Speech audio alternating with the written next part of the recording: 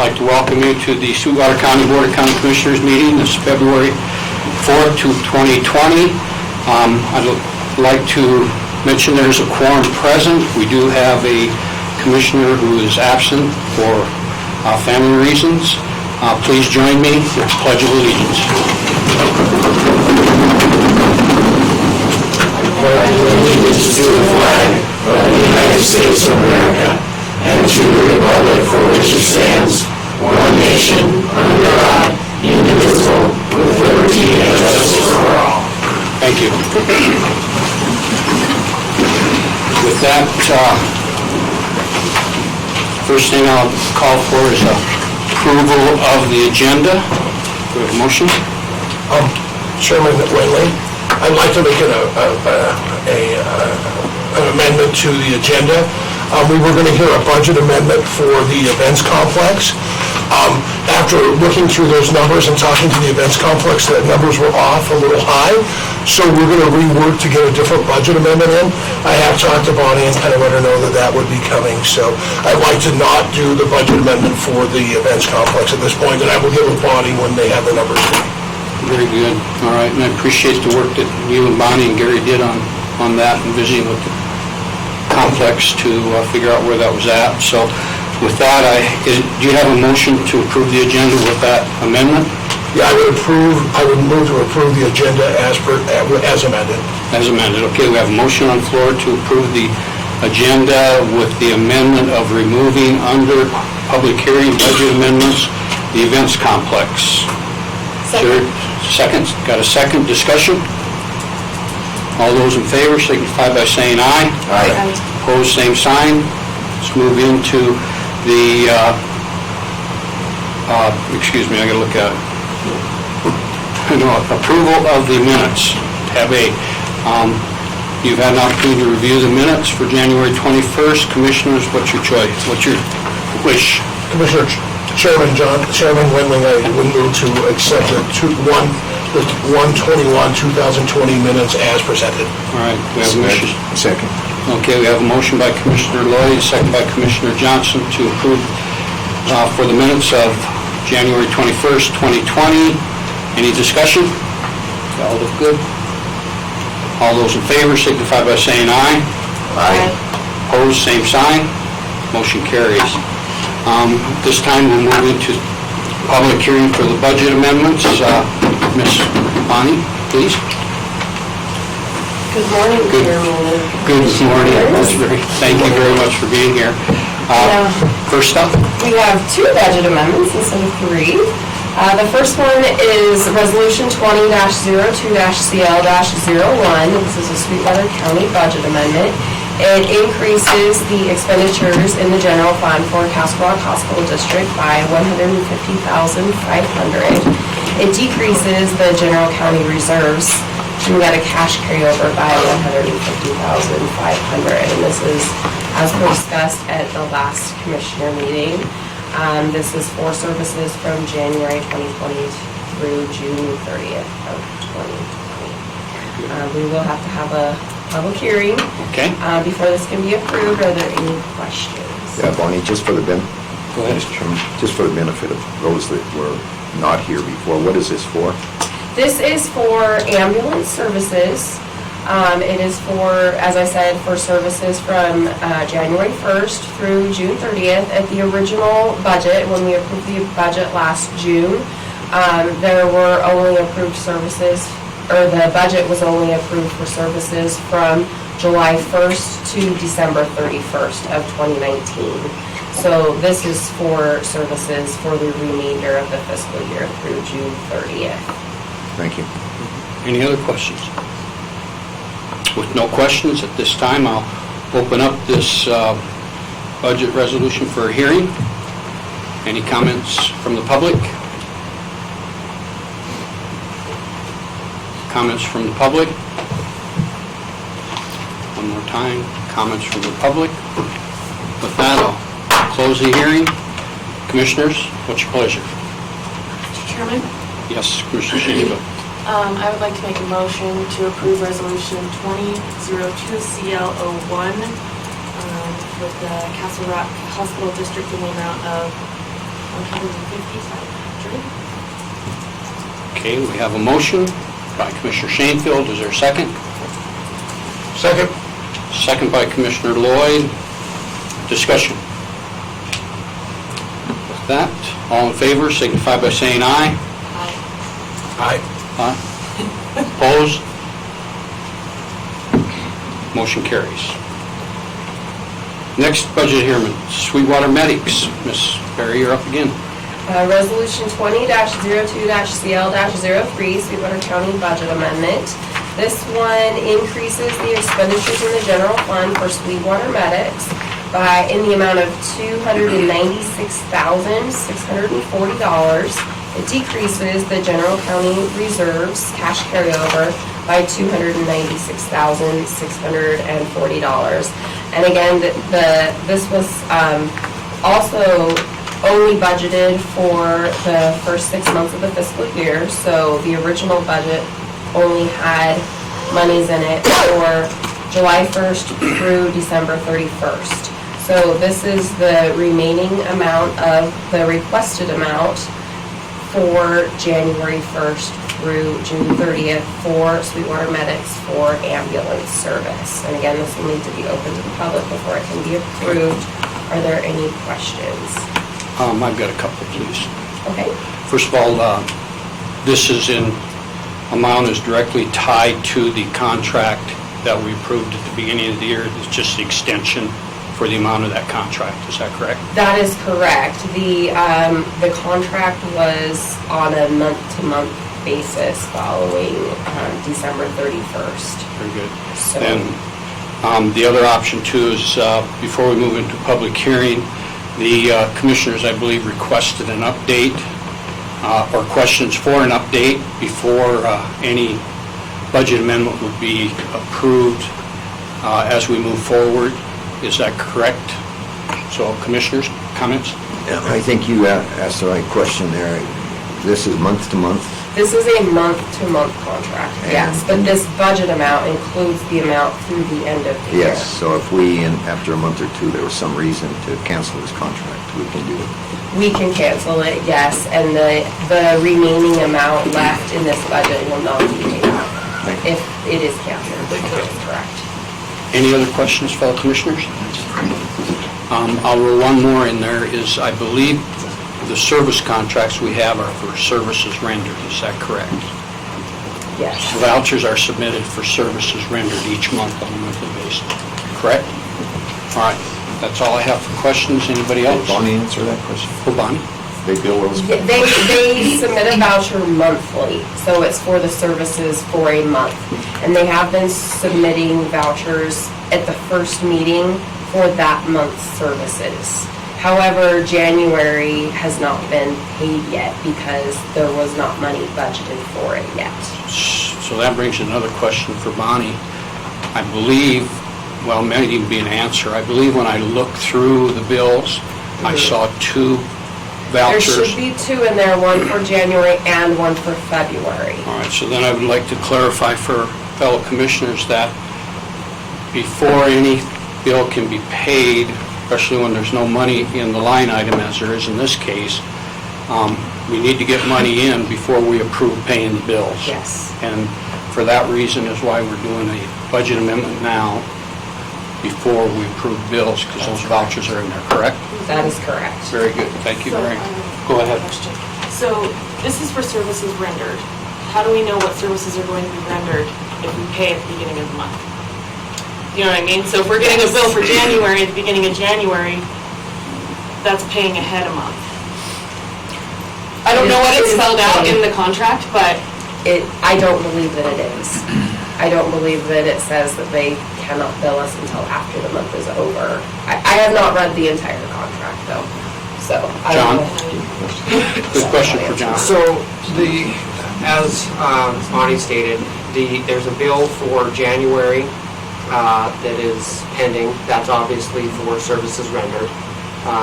And the applicable Wyoming statute identifies that the county has 45 days.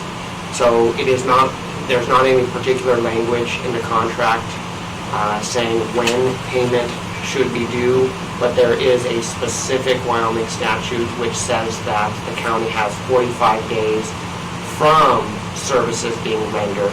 In other words, the payment for January is not due, but it would be, it's appropriate for the commission to consider paying that one since those are already rendered. As far as February, again, that is discretionary for the commission to decide that now or later. The time frame for that payment wouldn't be due for 45 days. I know that the Sweetwater Medics has expressed concerns on the timing. That would be for them to, that data would be for them to present to the commission. Otherwise, there's not a obligation for 45 days. Commissioner Johnson? We've been doing it this way so there's never been a problem with it. That's correct. Gaddy's never gone south on us. Only as far as Little Mountain, sir. Only as far as Little Mountain. Okay, is that all, Commissioner Johnson? Yeah. Commissioner Lloyd? Yeah, and I assume that we, Castle Rock does similar, provides the voucher for January about the same time as the Sweetwater Medics. Do we do the same for them? I did not look at theirs, I Okay. just looked at the Sweetwater Medics. I could look and get back to you on that. But this is historically, like Commissioner Johnson asked, how they've done it, and how we... This is how Sweetwater Medics has been doing it since the beginning of the fiscal year this year. I did not go back further than that. Okay. Other questions? Questions? All done? Okay, with that, I will open this budget hearing for public hearing, public comments. Public comments. Public comments. Close this hearing. Commissioners, what's your pleasure?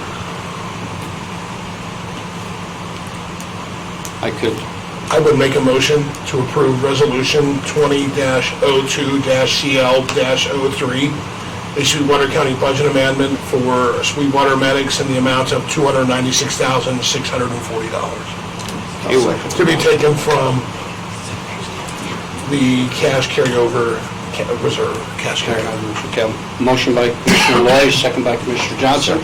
All those, any other discussion? All those in favor, please signify by saying aye. Aye. Opposed, same sign, motion carries. Okay, thank you, Bonnie. Thank you. So,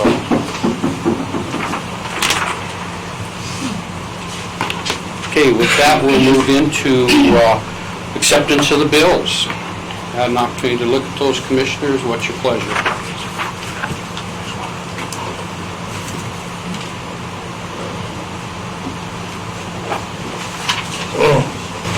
Don't want to pay him. Their silence is deafening. Did paychecks go out yet?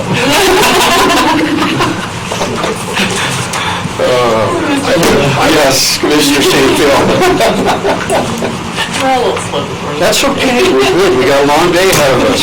Don't burn it all up now. I'd like to make a motion to approve the county vouchers and warrants, the EAL, the approval of bonds, and the aids and rebates as presented. Okay, we got a motion by Commissioner Shanefield to approve our bills as presented. There's a second? Second. Second by Commissioner Johnson. Any more discussion?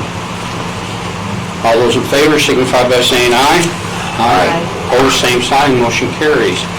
We will move into tab D now, which is public hearing for planning and zoning and certification of solar and public notification process to the 215 zoning regulations. Mr. Bingham, thank you for being here. Thank you, Mr. Chairman. So on December 17th, we held a public hearing. It was a notice of intent hearing. That's required by state law that we hold a notice of intent to change the regulations. With that is a 45-day comment period, and that 45-day comment period has lapsed. We have not received any public comments. And just a reminder as to what these amendments do. The first thing it does is if any conditional use permit hearing is within an MD1 or MD2, which means underground mining, that the applicant is required to notify all mineral right owners and provide that to the Department for the Planning and Zoning Commission and the Board of County Commissioners to show that they have notified those. This is in relationship to the solar farm that went in with mineral leases that were below it and the concerns that came up there. So this would now institute a notification process for that. What it does under the solar regulations is it requires two things. In the design criteria, it requires that the applicant incorporate all federal, state agency comments into their application, which was not required before. So concerns of Wyoming Game and Fish, they would be required to incorporate those comments in. And then what it also does, and then what it would do is, with that application process, the Board of County Commissioners of Planning and Zoning have the option to approve in whole, part, with conditions, and remand those back to the applicant for consultation with that governing agency to work those out. And then it also requires in the application that they shall incorporate all those items and comments from federal, state, and local agencies into their application. So, Mr. Chairman, I see these as good amendments, and I request a motion to certify and approve Resolution 2020-02 CC01. That's all I have, Mr. Chairman. Just before Commissioner Johnson wants to comment, but I'm going to ask this question. Would we go to a public hearing before we approve the resolution? We don't have to, but I would recommend that we do in case anybody has comments. Okay, thank you very much. Commissioner Johnson. Eric, if I'm going to put in a solar farm, and we have that language in there, who has the responsibility? It talks to where there's underground mining, obviously, and it's all 20. Sure. Who has the responsibility to determine whether who determines that it's in, for example, the snowman? Do you people tell the proponent that Yes. you have to do that? Yes, And how do you know that? through our zoning map. You know you have the appropriate maps to do that? Yep. Thank you. Thank you. Any other questions? I got a couple. I don't know how about, when you talked about the game and fish, Yes. they will meet and talk about with what hopefully we can possibly address proactively the situation with the antelope like occurred Yeah. with the raven. And that we would get input from them based on what they have that's scientific and well studied. Is that correct? That's correct. And part of the frustration from the last project was the applicant refused to go and meet with them early on, and that put everyone in a tough spot. They met with them after they had submitted the online application. So, another thing that's in here is that we want them to meet with these departments, such as Game and Fish, early on to identify these issues early on, so we can sit down and talk about them before and incorporate those into both their BLM, EA, and our application. So does this, because you answered the right question, I was hoping you'd say that they didn't, failed to meet ahead of time Right. proactively. So does this here help us in a situation to force them to meet before we approve the permitting? Yes. It does. We could say no permitting Until you meet with me. till you meet with them. The other thing I want to bring up too that I didn't bring up was there is a Senate file going forward right now that will be at this legislative session where solar farms will be required to go through the industrial siting process. So there'll be another added layer where also Game and Fish will also be able to comment, which is a good thing as I see it. And then we would also be entitled to impact fees because we saw a lot of impacts with this last. We had over 500 to 550 workers out there that impacted both Green River and Rock Springs. So I see that as a good thing. We might be coming back for another amendment because there are going to be some setback requirements that the state is looking at that are going to be more restrictive than ours. We're looking at a half mile from a road, which currently we don't have that type of restriction, but it all depends on what happens with that bill, you know. Okay, one other question. Sorry to take so much time, but right now, as we know it, there's already been public notice of a open house for the expansion out there on the Barge Road for solar farm. And I believe that's next week for the open house, and where public can look at this and can make comment about it, and that's why they're there, to learn more about it, so I encourage people to attend. As that project moves forward, I know it's early in the stages, but if all this occurs with our changes in our wording and that type of thing, the state was set back, as well as the industrial siting, could that project fall under all of that, or are we going to have to really be, or is it the project moving ahead? I guess I see a situation where we might be out there. Is it possible we could be out there on our own without? And Mark Cott is here, our public, he could probably inform us a little bit better as far as from the public land standpoint. I guess it's possible. I don't, Mark, maybe you can answer that better than I Please, could. Mark, introduce yourself, please. Okay, my name is Mark Cotta. I'm the Public Lands Planner for Sweetwater County. To answer your question, Mr. Chairman, it's all based on timing. I'm sure this application from Raven is coming post haste because they see the legislature working on industrial siting requirements, which are certainly more cumbersome than county requirements. So it's all a matter of timing, and what they have to do will depend on what is done when. All right, thank you. You answered my question. We'll have to, in my personal opinion, watch this very carefully and see what we can do to help out the parties that are involved. That's all the questions I have. So with regard to the proposed language amendments to Sweetwater County zoning resolution, amendments to solar energy systems, utility scale regulation, public hearing notifications, I'd like to open up to the public a public hearing at this time for comments with regard to the proposed language amendments. So, public hearing's open. Yes, if you have a comment, please stand, introduce yourself, and who you're representing, please. Michelle Irwin. I'm a citizen of Sweetwater County and representing myself in wildlife and multiple use in the county. I'm very much supportive of this change. I think it's a very good change. I would just like the P&Z and the commissioners to also think about all the multiple uses, not just mining and game and fish. There are projects that are going on up in Canada that are able to incorporate grazing. And I do recall that the last project that went in, Rock Springs Grazing Association also spoke out against that project. The fencing that goes on with that huge project also reduces that multiple use. So I would just encourage, as we go forward, to keep an open mind about how these projects are built. There are better ways than just building them in huge swaths like that Sweetwater solar project. So, thank you. Thank you. Other public comment?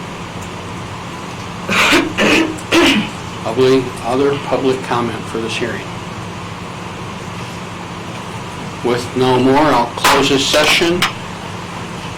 Commissioners, at this point in time, I would entertain a motion to approve Resolution 20-02-CC-01, which is the proposed language amendments to Sweetwater County zoning resolution amendments to solar energy system, utility scale regulations, public hearing notification process. Commissioners, what are... I have a question. Sure, go ahead. What about the certification area? You know what, you're exactly right. We need that in. Need that Yeah. first? You do that separately? We can do it, John, I believe we can do this at the same time to approve and certify, I think they can be done soon. same time, approve and certify a resolution. All right, so I'll entertain a motion to approve and certify the resolution 20-02-CC-01. So moved. So moved by Commissioner Johnson. Is there a second? Second. Second by Commissioner Lloyd. Any further discussion, Commissioners? All those in favor signify by saying aye. Aye. Aye. Motion carries. Thank you very much, Mr. Bingham. Thanks, sir. Thank you, Mr. Johnson, for that catch. Commissioner comments or reports. Commissioner Shanefield. First and foremost, the governor was here on Saturday. We had a great listening session. It was really an awesome turnout from our community as well. There were a lot of good comments made, and I appreciate everyone that came out. I also appreciate the governor and his interaction throughout the state on the migration corridor issues that we are all facing, and I'm looking forward to continuing to work together with him and our other counties to move forward resolving some of those issues. I also attended the Red Tie Gala. They did a fantastic job. It was a wonderful turnout. Everything was really, it was nice. It was a good event. So, I'm looking forward to the upcoming legislative session. I will be in Cheyenne next week, Monday through Friday. So if there's any concerns or updates on bills that are upcoming that the community would like to share, that I'm open to any of that. I have Bree Bossy here with the museum. So we had a meeting 2 weeks ago, almost, with the City of Green River and the museum to discuss the UP building and looking at funding to move forward with trying to get it in good condition that we could potentially use it for our museum. We're looking at around $10 million total to get the building to where it needs to be. There's been some basic improvements to keep the birds out and everything else, but $10 million is a conservative estimate to refurbish the depot. There's a couple of different grant areas that were discussed. Wyoming Business Council has the Community Development Block Grant, which they can fund up to $3.75 million. And they also have a Business Ready Community Grant, which would fund up to $3 million. Those would have to be applied for at different time frames in the process, which is concerning to me. And that also leaves, additional funds that would need to be found to move forward with up to $10 million. We had a discussion. I requested that we do a little bit more research around finding some additional funds, potentially some additional grant funding that would fit that need. And I wanted to bring it up in this meeting to see what the appetite was for support of moving forward with that, both financially and in partnership. A few concerns I had would be that if we, going to put funding into a building that we're not going to have ownership in, we would have to have some long-term agreements with the city, and how that would benefit the county and benefit our museum. And then, there's also the potential of trading property or other items that could go into that. So I wanted to bring that up and get some ideas. I also had Bree come, so if there are any questions. This transition is going to be a long-term, if it happens, obviously, if we're looking at multiple grant applications plus refurbishing a building, we're looking at 5 to 10 years, I would assume, so. Are there any questions? Commissioner Johnson. I think the project's a good project. I think we're in an environment, though, we've got to be careful with commitments we make with funding. City of Green River, are they behind this, has there been support from the mayor and council? Yes, the mayor and the city administrator were at the meeting, and more questions now? Yeah, was there as well. And they're going to put up $5 million or so? Yeah, that's what I said, committed. No, and that's kind of where we're at, is just trying to figure out who's willing to contribute what. They are supportive of it, obviously, they want that building to be refurbished, and they think it would be a great benefit to the city of Green River and to the county and to our community as a whole, so we just need to figure out how to do that. Well, I think money's the issue, and I think we're looking for grants that would help on that, with the road issue at this point. It's a great project. It would be great for the city of Wyoming.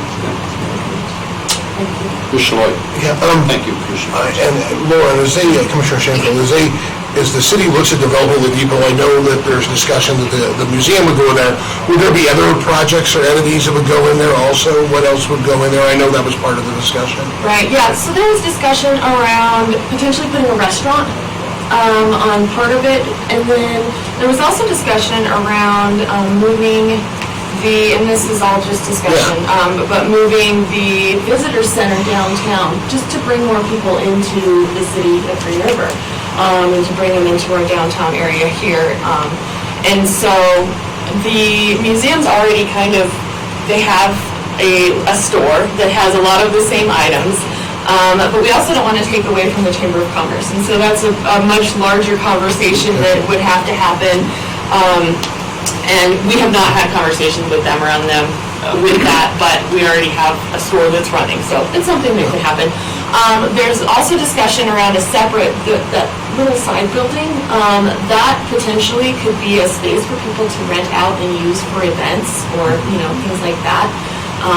And then we can also have that lawn area is really a cool area as well, so that was brought up in discussion as well. Just from a personal note, I was honored to sit on the museum board for a point of time, and the work they do down there is phenomenal. And I think looking at new space and what it could create for quality of life downtown is really strong. But I will side with Commissioner Johnson, and we are kind of going into some economic uncertainty, and I think really making sure we're exploring grants and other options and other partnerships. And this may be an option where we start to talk about, community partners, how do we pull these things together, and because I just think it's a good project, but we also have to be guarded financially as we go through the next few years with some of the forecasts we're seeing, so. Yeah, I think it's a great project, and I think everything the previous commissioner said fits the bill. The other thing I'd just like to comment on is as we move forward, we all continually remind people that we're not going to get the help from the state that we've had in the past. In fact, if the trend continues, we're going to get less and we're going to be burdened with more. And I really, in my mind, beginning to think more and more of, I use the word regionalization of services. How can the county partner with cities and make things happen that allows the entities to get a bigger bang, not only bigger bang for the buck, but also more so that if we're working together to provide regionalization, then I really truly believe we're operating more efficiently and we'll have some dollars hopefully to move into other areas that need some help. So I applaud the museum and the direction they're choosing to go, and you're involved, and I think there'll come a time when this commission will want to sit down with the City of Green Rivers Council and talk about the long term, talk about the implications as we get closer, but I think everybody's supportive. On behalf of the museum, they're getting recognition regionally, nationally.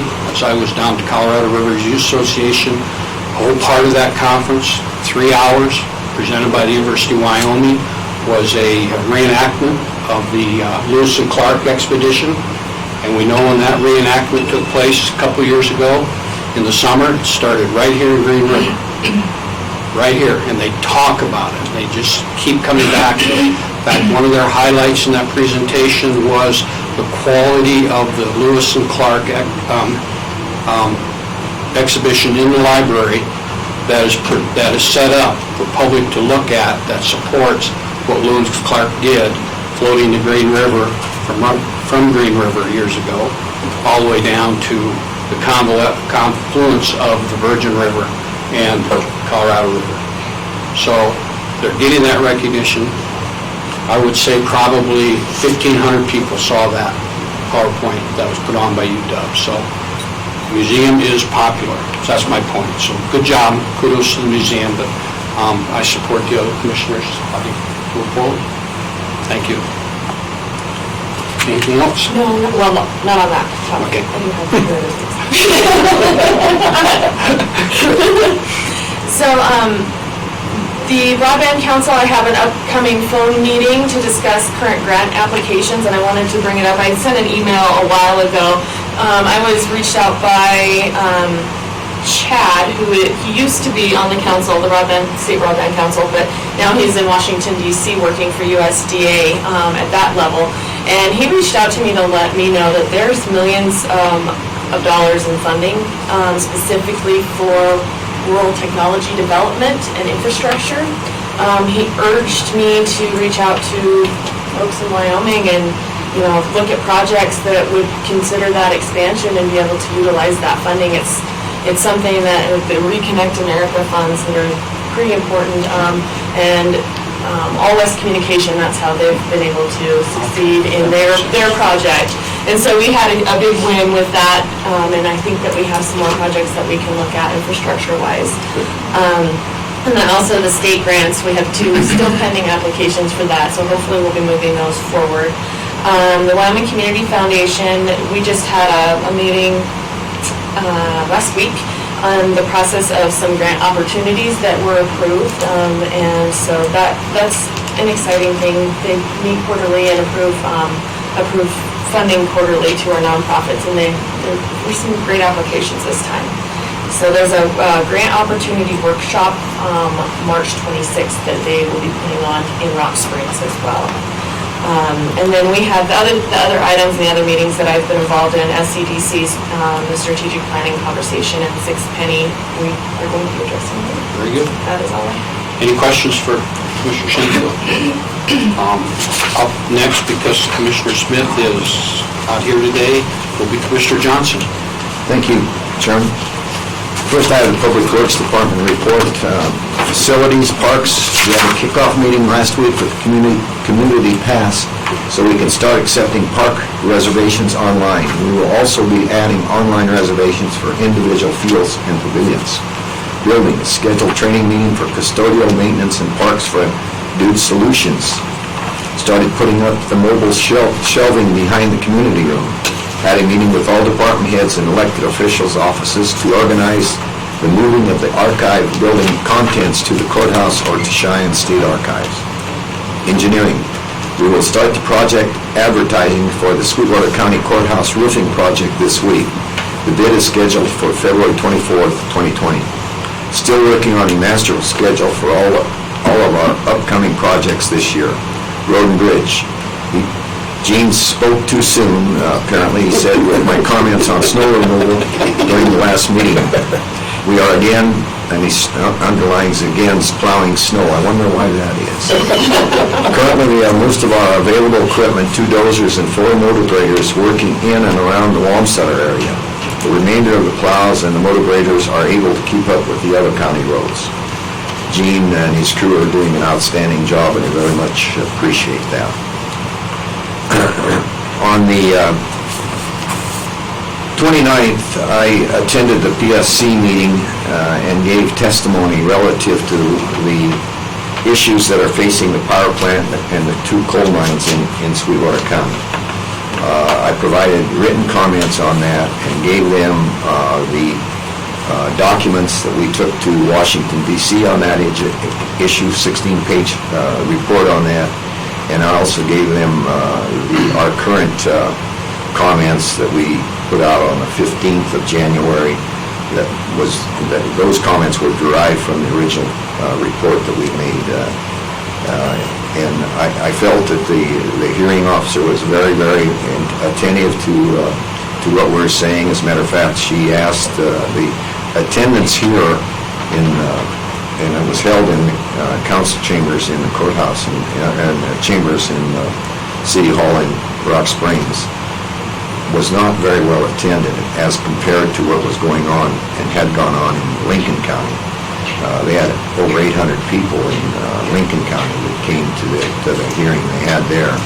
And she asked me to take a straw poll to find out if they would be better off to have come in the evening and she indicated that they would be willing to come back again, and I indicated to her that, yes, I think it would be good for her to come back, for the council to come back again, and she indicated that they were.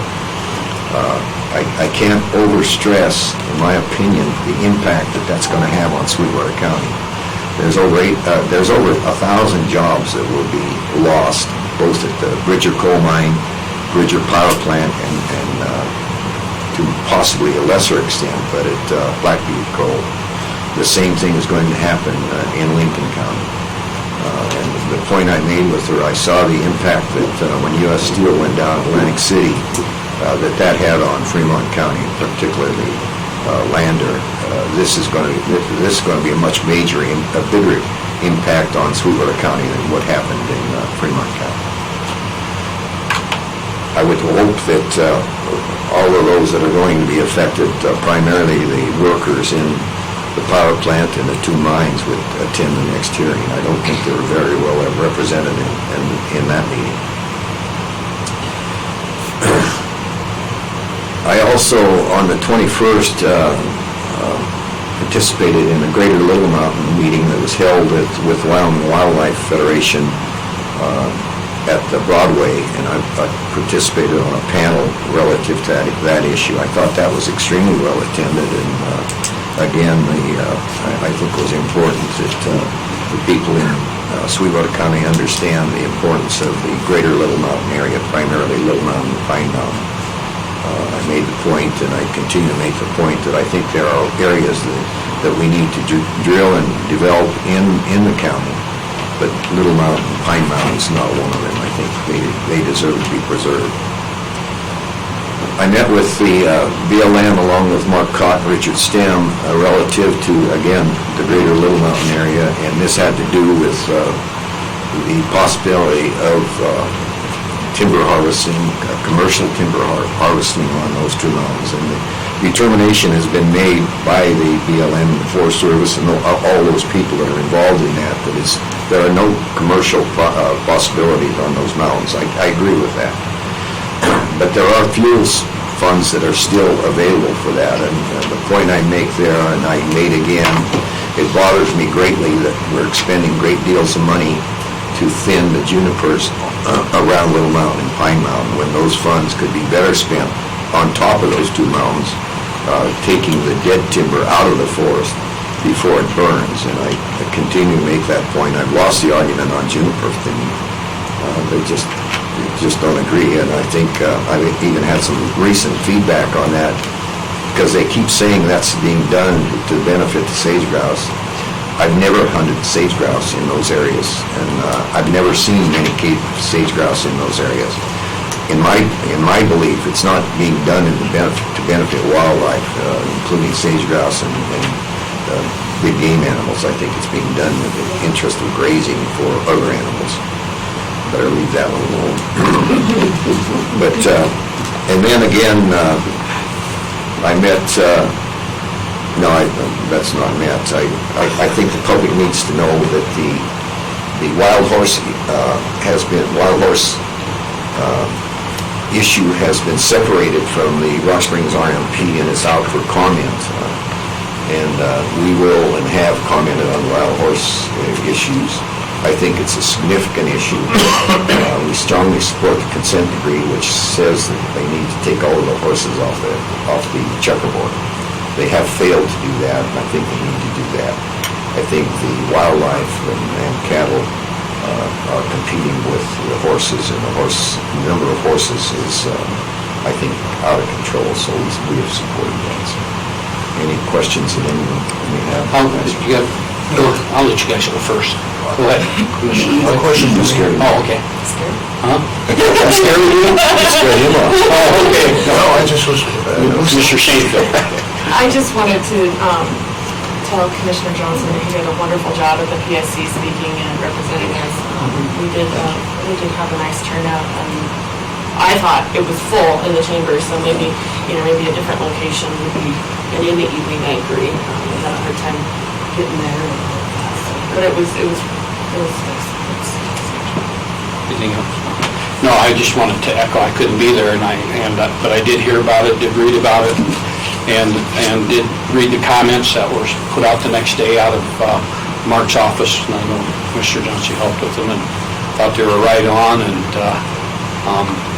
had heard that it, went well, just attendance numbers could have been better, so I thank both of you for being there. The other thing is, I'd like to thank you both, Commissioner Johnson and Commissioner Shane, for being there Saturday at the listening session. I think that's another area that was well attended for such little notice, and I think comments that represented the commission that Commissioner Johnson put out there were right on, and at the same token, I believe what everybody else was saying was right on as well. So I mean, it was a good session, and I appreciate everyone that was there. But going back to one thing, Commissioner Johnson, and this is my lack of understanding, when you said they separated the wild horses out of the RMP, It's going to be addressed separately. addressed separately, they can do that? Yes. Apparently they can, because they did. Yeah, so can they do that with other topics if they wanted to?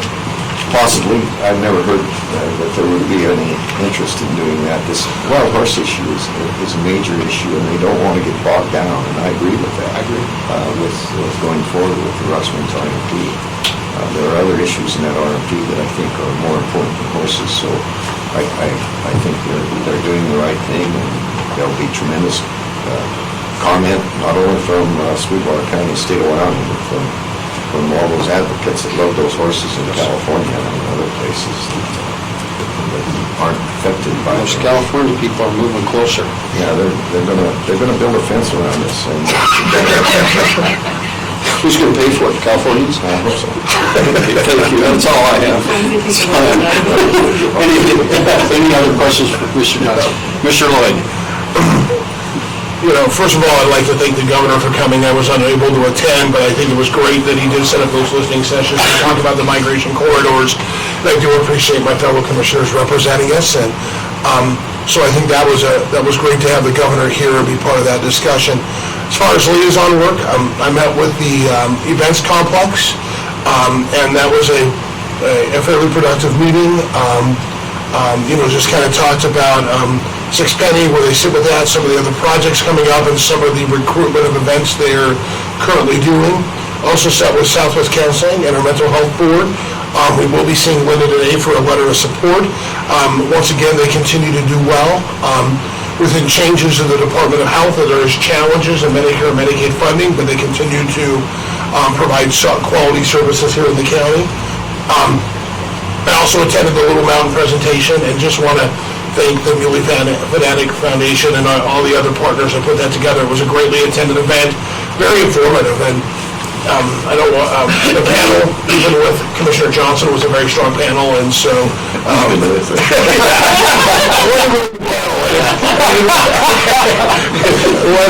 but it was very strong, and it was great to listen to, and I think there was some really good information. And what I liked about the panel too was really the diversity of the panel, and I think that created great discussion and knowledge for me. I think it was a well-attended event, and I really appreciated the opportunity to learn a little more.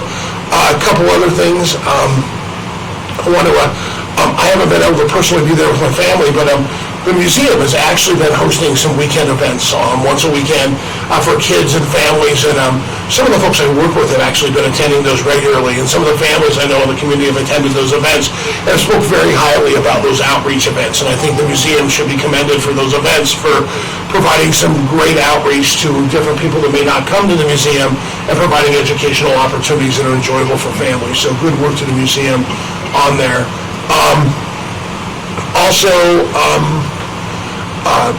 As Lauren, looking forward to legislative session, we'll be there next week. I'm not as dedicated as Lauren, I'll only be there 3 days next week, but the following week the next couple of weeks as the session goes through, I'll be there 1 to 2 days a week, also representing the commission and also personal responsibilities. Outside of that, spent a lot of time just meeting with constituents. I had a chance to meet with Craig Root in their expansion. Also, various MDs really regarding most of the meetings I had in the last couple of weeks, centered around Six Penny, which we'll be talking about today if anyone didn't know. And then also economic development and diversity, specifically with the SEDC. Spent a lot of time. Also met with multiple department heads and elected officials just regarding different issues throughout the county. With that being said, I really look forward to the Six Penny discussion today and hope we have some resolution to be able to move forward and get closer on this process. I think there's a lot of miseducation out there and misnomers of really what the Six Penny does and how it works. And honestly, I think because in this process the last 6 months, there's been a lot of negative feed. And one of the bad things about social media is, man, it doesn't take much to start a wildfire. And so I think we're already kind of behind the 8 ball in some of that, and I really think whatever entities end up on the ballot have to do a lot of positive marketing and showing the goodness that comes from the Six Penny, and I think it's going to be really good to get that process moving forward. I think that's all I have, except for just one kudos. I want to, this kind of a personal kudo, but I think it's well-deserved. I want to congratulate the Green River High School wrestling team for winning the Ron-Thon. The first time since 2016 and only the second time since 2003 Green River's won that, and I think that's a huge accomplishment for that team. So congratulations to them. And that's all I have. Any questions? Can I follow up on something I failed to say? Because Roy reminded me this. The library system did a tremendous job of putting that thing together very quickly for the governor. And they never would have known that was done so quickly and done so well. So I want to recognize the library system. Then the other thing I want to make sure the public understands, I gave the governor public comments on migration corridors, but this commission has made for close to 8 to 10 years. We've been talking about, the minute they start talking about migration corridors, this commission's made comments and prior commissions have made comments on that, and we gave those in writing to the governor. Thank you. Okay, anything else? I guess I'm up next. Yes, thank you for mentioning the library, because just to know what the calendar looked like, as I was driving back home a week ago Sunday in the afternoon on I-15 and got a call from WCCA and said, the governor wants a listening session in Rock Springs at this time on this day, 7 days later. You need to help us find a venue. You need to help us get it set up. So from that moment on, the library jumped right in, Jason Grubb and his staff, and we all saw the end result of that. And I, too, want to extend kudos, thank you, to the library staff, to Jason Grubb, for making that such a quality event in such a short amount of time. So with that, I'll leave it right there. First of all, I would like to say that we all received an email from our county attorney, and what he's asking for is the State of Wyoming Court Security Commission requires that each court jurisdiction maintain a local security committee to meet twice a year. The committee is to entail a circuit court judge, a district judge, and a representative from the sheriff's office, county attorney, and a representative from the Board of County Commissioners. The county commissioner's former representative is no longer on the board, so we'll need to replace that. Since that email went out, Commissioner Lloyd, you did show some interest, and my question is, anybody else? Okay, all right. So with that, what I can do is, if there's some ways down the line that Roy can't be there, maybe you can step in and help out. But I'd like to, at this point in time, appoint Commissioner Lloyd as the Commissioner's representative to the Court Security System Committee. So moved. I got a motion, got a second.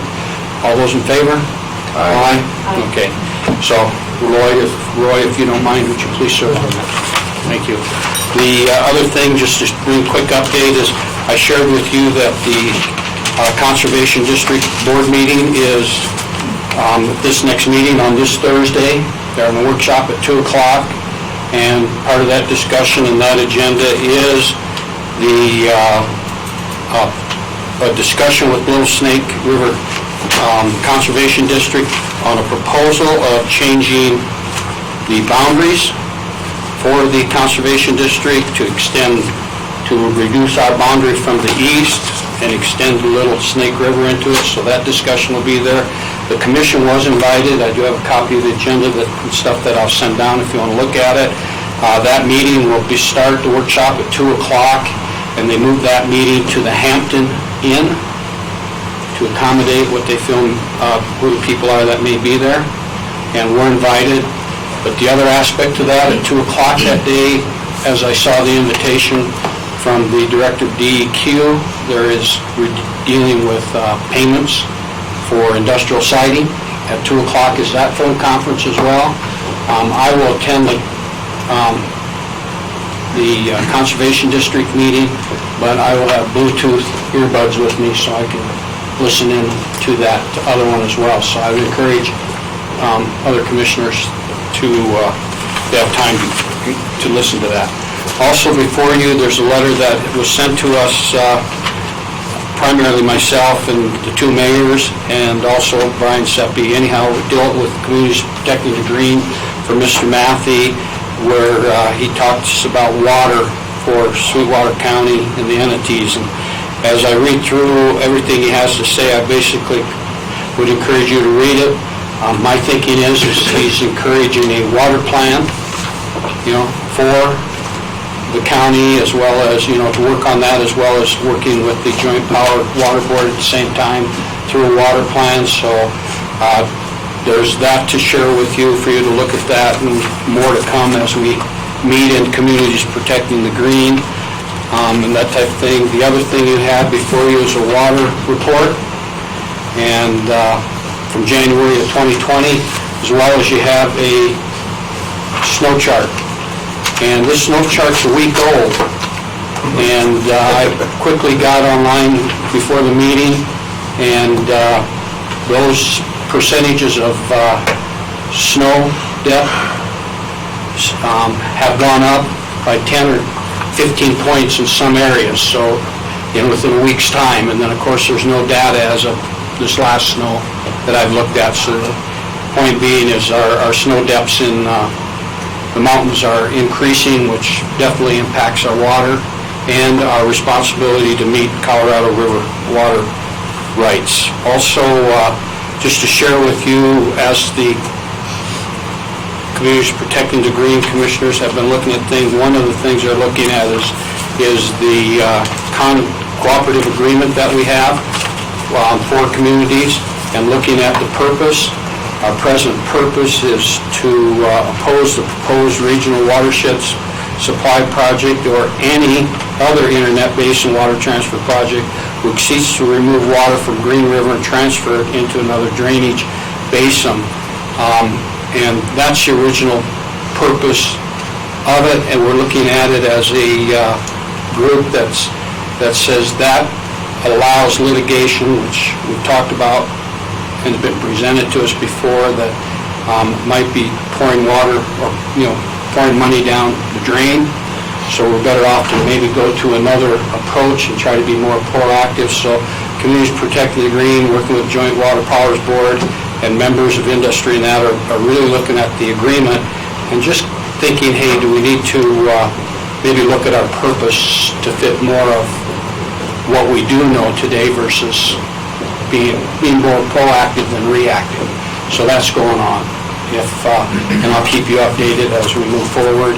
I will make sure that we each get a copy of the contract here in the next future to see exactly what it says. Then the last thing I have before you is legislative bills, handouts. There's two of them. One of them, the first of all, is the Priorities 2020 legislation with the bills. I'll just share with you, that's updated as of yesterday. There may be more this next week, but when we go into the WCCA for positions on bills during the conference, this is basically the sheet they'll use. This is basically what will be presented on Wednesday morning. The Bill Review Committee will meet and go over these, and as you can see, the one blank spot is position of WCCA. And that won't be filled in at the Bill Reading Committee, but we will vote on it as a group in the commissioners' meeting, And then when that is done that Thursday night when we meet with legislators, we'll have that completed and they look for that when we give it to them so that they can know where we stand, and it does help with the bill process. The second thing handout, I got this off yesterday. When we got this request a week ago, Mr. Slaughter was out of town. Condolences to Rob and his family for what you guys went through, and hope everything moves forward for you in a positive manner. But Rob wasn't here, so I notified WCC and said, hey, we wouldn't have any data because Rob was gone, but you could see this is ad valorem data that's being requested by the legislature, which has a lot to do with the bill that's moving forward, which in turn impacts industries, oil, gas, mineral extraction industries that pay ad valorem as far as them catching up on that 18-month grace, I believe it is, that's normally given to them on paying their ad valorem taxes to catch it up, which when you look at this data, you can see the delinquencies amount of millions of dollars and they're not lost. And to keep in mind that millions of dollars in ad valorem impact schools dramatically to a high percentage of that money. And we'll go back to what Commissioner Johnson has always said, where's education in all of this picture? Because they're the ones that stand to lose the most of anybody in ad valorem situations. But again, too, the scary part of it is, I'll say this, is if the legislature, it's not if, it's when they occur to decide to catch up that 18 months, I hope they're respectful to our industries and allow them some time.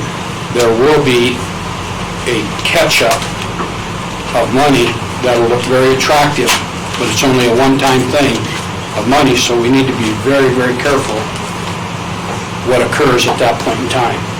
More to come, that type of situation. So with that, I'll conclude my report and answer any questions if I can. Go ahead, Mr. Johnson. Some of the things that you go to. First of all, I strongly think on the communities protecting the green, the primary purpose of that was to oppose any trans-basin transfer of water from this basin to the east. And I think that any modification of that agreement should surely protect that language.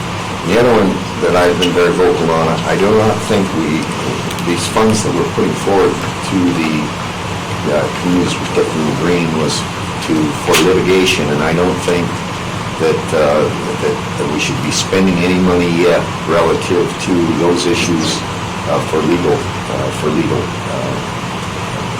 expenditures.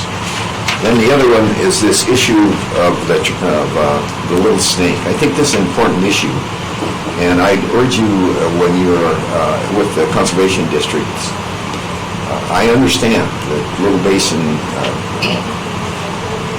they've been a very strong advocate of various issues, and they have more money. But anytime you're providing something to provide those entities with funds, where are they coming from? And I think that we need to look at that very carefully before we support that. Mm-hmm. Okay. Can I answer? Yes, please. Okay. Two things. First of all, I totally agree with the litigation part on the communities protecting the green. I think it's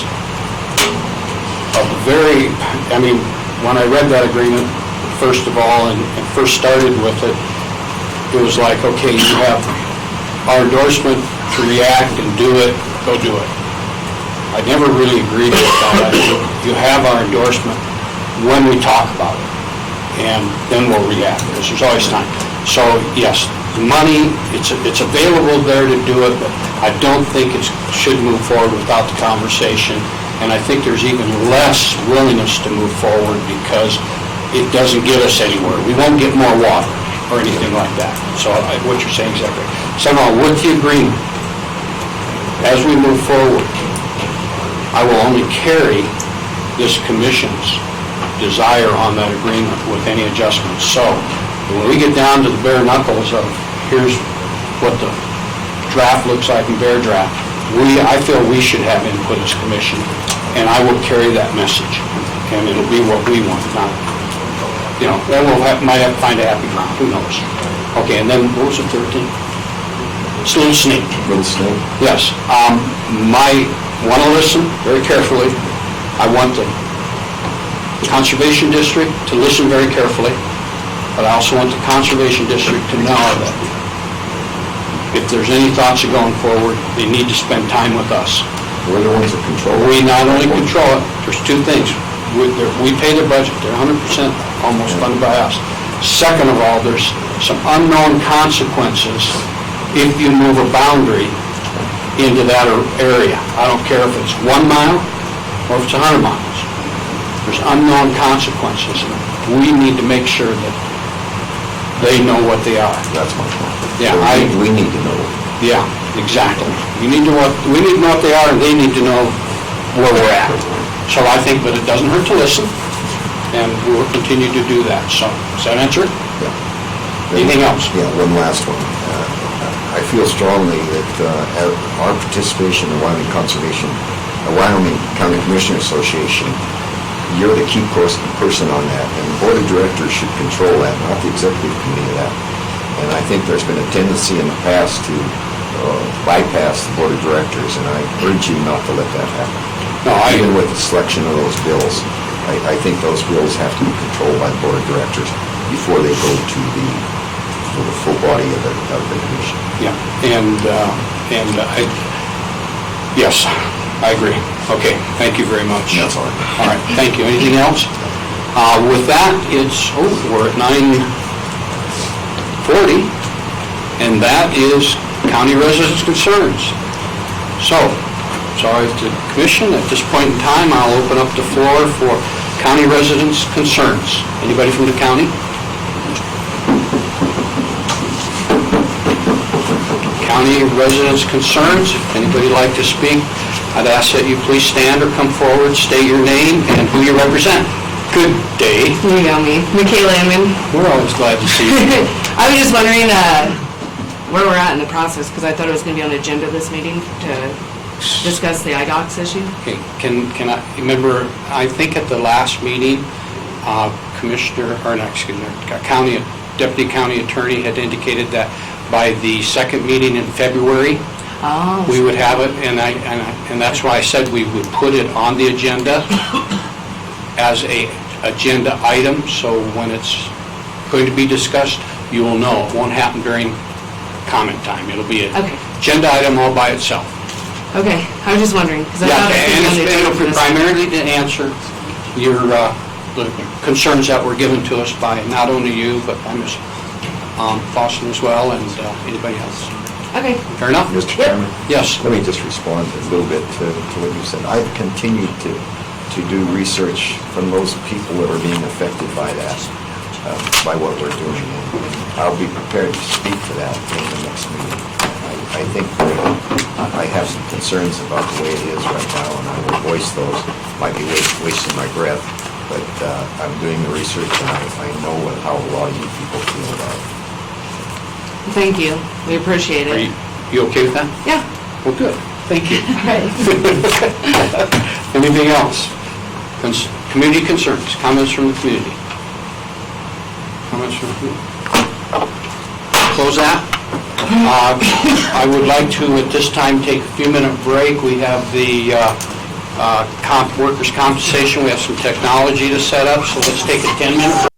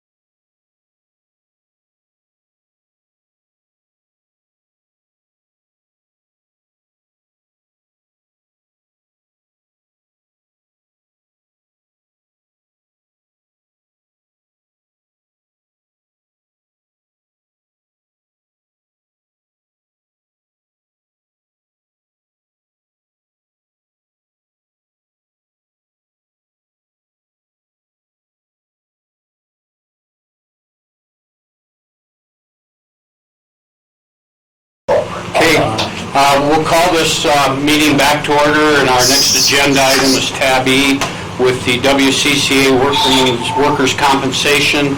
And with us by video is Mr. Troy Thompson, who's the president of the Wyoming County Commissioner Association. That's a gentleman in the tie. And the other gentleman to his left is Jeremiah Ryman, and he is the executive director for Wyoming County Commissioner Association. Gentlemen, in our audience, we have our HR person also sitting in the front row, Mr. Gary McLean. So you don't see him in the picture, I believe, but he will be part of this conversation. So as we move forward, it's to talk about the workers' compensation. We've had presentations and that type of thing, so it's just basically to refresh the commissioners and answer any of their questions and that type of thing. And if it's the commissioner's desire to move forward, it is an action item, depending on the commissioners sitting at this table as a desire. So with that, I'll open the floor. Jeremiah, Troy, either one of you want to go first? Well, good morning, Mr. Chairman, members of the commission. Please accept our regrets for the fact that we couldn't be there in chambers with you. It certainly was our preference to do that, and we attempted to last night, but the roads were closed. So with that, we were happy to make just a few comments about the county employer group, and I want to make sure that you can still hear me. Yes. Yes. Okay. Well, great. I will go through a few things, and if there's anything you want to ask a question about, feel free to stop me, or I'll take those comments at the end as well. First, in terms of the county employer group, about 5 years ago, the WCCA, working with its membership, was able to secure a change in Wyoming statute. As you may know, the Wyoming workers' comp system is a monopoly system. That's not unique to Wyoming. There are a number of states that have monopoly systems. A number of them operate private entities, or allow private entities to offer insurance. But about 5 years ago, we did secure a change in statute which allows for county governments, and county governments alone, to establish a consolidated system. It's really a paragraph in Wyoming statute, and it is referenced in the resolution that is before you. Since that time, the association has been working to develop out what we call the CEG, or the County Employer Group. And the reason that we do that is sort of threefold.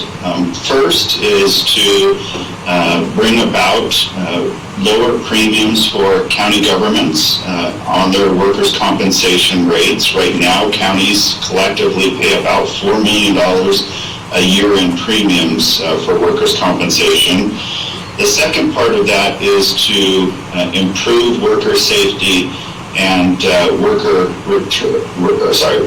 to work rates for employees.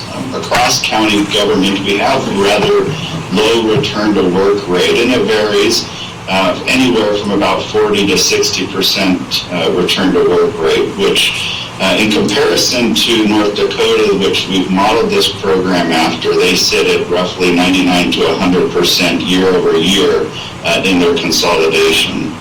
The third element, and I don't shy away from it, is that this is a means that we can raise revenue for, one, the county employer group as a whole and the operational elements of it, but two, depending on how the Board of Governors that's set up under this program decides to use that funding, it can be used to perhaps reduce your premiums, reduce your dues to the WCCA, and other things of that nature. So let me just talk quickly about a consolidated state versus an unconsolidated state. We currently exist, of course, in the unconsolidated arena, which means that each county operates independently in some ways, but is considered an independent entity by the Department of Workforce Services. There are two parts to workers' compensation premiums. The first part is what's called the EMR, or the employer modification rating.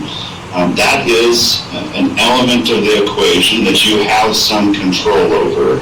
You could put in place safety programs, achieve better workplace safety and return to work rates, and be recognized by the Department of Workforce Services and bring that number down. A number of counties have done that, and they should be complimented for that. The other part of the workers' compensation premium is what's called the base rate. That is a collective factor. So what are all of the counties as employers?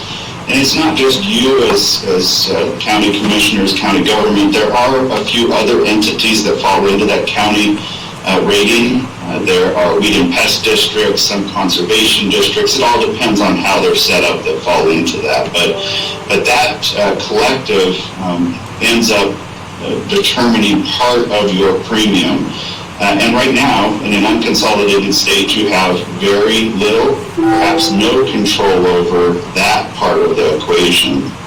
Now, in a consolidated state, you would have the ability to work with one another, to put in place collective safety programs, to achieve discounts on your premiums, all which ultimately help create a system where we're reducing both the EMR and the base rate, which creates better premiums for each and every one of those county employee or county workers' compensation rates. I wanted to just talk about quickly who controls the county employer group if we get this stood up. And if you refer to the agreement document, in that we set up what is referred there as a board of directors. That board of directors is made up of 5 county commissioners that are selected from within the system. Those 5 county commissioners, 2 of them are from a county with greater than 10,000 in population, 2 come from counties with less than 10,000 in population, and the 5th one comes from one of those 2 areas, but they flip. So at one point in time it will be a county less than 10,000, and at the next it will be above 10,000. So in fact, the WCCA has no control over things within the system and how the revenues and other things are controlled. There's been some question about, do counties have some control in a consolidated system? And the answer is absolutely yes. We're not here to replace the work that your HR departments are doing and the efforts that they've been making in an EMR. You even have the ability to say no to certain provisions of the program. I will say, though, that depending on how the program is set up, but if we look at the North Dakota model as one to emulate, they do have provisions in their program where they give premium rate discounts for those high-performing counties and those that are working within the system. And they also provide penalties for those counties that aren't operating towards the collective good. So those are certainly some things that could be a part of a program, but yes, each county will have some control over its program. The next question I wanted to answer is, will my premium go up? And what I can offer you today is that on day 1, the dollar amount that you submit to the WCCA will be no different than what you would have submitted to the Department of Workforce Services. We're going to calculate rates the exact same way for a variety of reasons. In fact, we've talked to them about them operating the calculations. I don't think that's going to happen, but we're going to adopt their calculation system initially. So at least on day 1, your premium will not go up. Now, certainly depending on how the system operates, premiums could go up. But I think more likely, based on the track record of other states that I've researched, and the work that we expect to happen within the consolidation with an administrator of this program, with a safety manager working with your staff, that we will in fact see continued decreases in premiums and revenues increasing within the system. I just wanted to touch quickly on where does the operational money or revenue come from in order to operate the system. As I mentioned earlier, counties pay in about $4 million a year to the Department of Workforce Services. If we establish this county employer group, all of you as county employers will, instead of sending your check to the state, will submit that to the county employer group. The Department of Workforce Services, in turn, as we establish this program, is going to give the new county employer group a 10% safety discount. In doing so, that actually frees up about $280,000 that becomes capital that can be used for establishing the program, operating it through the first year, and then still having a surplus that can be determined by that board of directors. So in essence, the $4 million that you're going to send us, the check we're going to send to the Department of Workforce Services, is going to be $280,000 less than that total, if that makes some sense. Quickly, I just wanted to touch on withdrawal. There have been some counties that have been concerned, if we don't like the program, can we get out? And the answer is yes. There is a provision in the agreement that provides with a 90-day notice, you can get out of the county employer group. There is the potential that you would be subject to a $1,000 penalty, but that's up to the board of directors. It's not an absolute. And you would be responsible, of course, for the obligations that the county employer group had made on your behalf. So if we paid your workers' compensation premiums for a period, you would still be responsible for those costs if you decided to withdraw. I wanted to touch on who's in and who's out. That's been a question. And it's changed just a little bit this morning. So I can tell you that 15 counties have now signed the resolution. Those 15 counties are Lincoln, Sublette, Teton, Park, Fremont, Hot Springs, Washakie, Sheridan, Campbell, Weston, Converse, Niobrara, Carbon, Albany, and Laramie. I have been advised by 2 counties, not that they've taken official action, but informally they've decided they will not join the county employer group. Those 2 counties are Bighorn and Goshen. We have an agreement that following session, depending on how decisions go today, that I will sit down with them in their chambers and hopefully be able to move them into the system. We've had a question in the past about do we have to have all or nothing? In North Dakota, when they established their program, they had a statutory requirement to have all 53 counties join, which they were able to achieve 20 years ago and establish their program. There is not a similar provision in Wyoming state statute. I will tell you that the Department of Workforce Services has indicated to us that they prefer, and they haven't told me they're going to mandate it, but they prefer to have all 23 counties engaged because it does create some issue within their system. The last thing I wanted to mention on this piece is that the Department of Workforce Services looks at this in terms of tiers by counties. So Tier 1 counties are those with $10 million or more in payroll. Tier 2 are those with 5 to 10, and Tier 3 are those less than 5. Department of Workforce Services has advised me that all Tier 1 counties have to be in the program. And I don't say this to guilt trip you, but Sweetwater County happens to be one of those Tier 1 counties. And so we need you in order to move forward. Right now, the only Tier 1 counties that have not committed are Sweetwater and Natrona. Natrona is considering the resolution, as are all of the other counties that I didn't mention are considering the resolution today, so we should have some determination on that. Why is today important in terms of the resolution? It's somewhat of an artificial deadline that I've established, but I've established it for two reasons. One, if we are to go operational on July 1st, we need to have an administrator of this program in place fairly soon so that they can begin standing up the necessary components of this program and preparing to move it forward, working with your staff. So I need approval at the soonest possible time. The second part of it is that state statute. There is a requirement of the Department of Workforce Services to produce rules and regulations.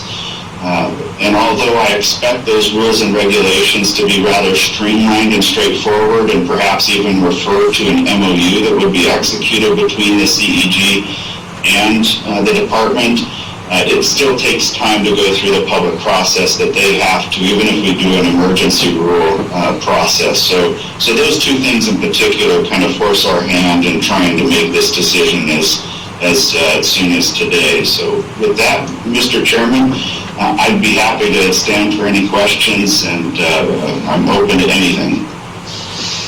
Thank you, Jeremiah. Questions? Commissioner Johnson. Jeremiah, there's an option to opt out at some future date. Is there an option to opt in at some future date?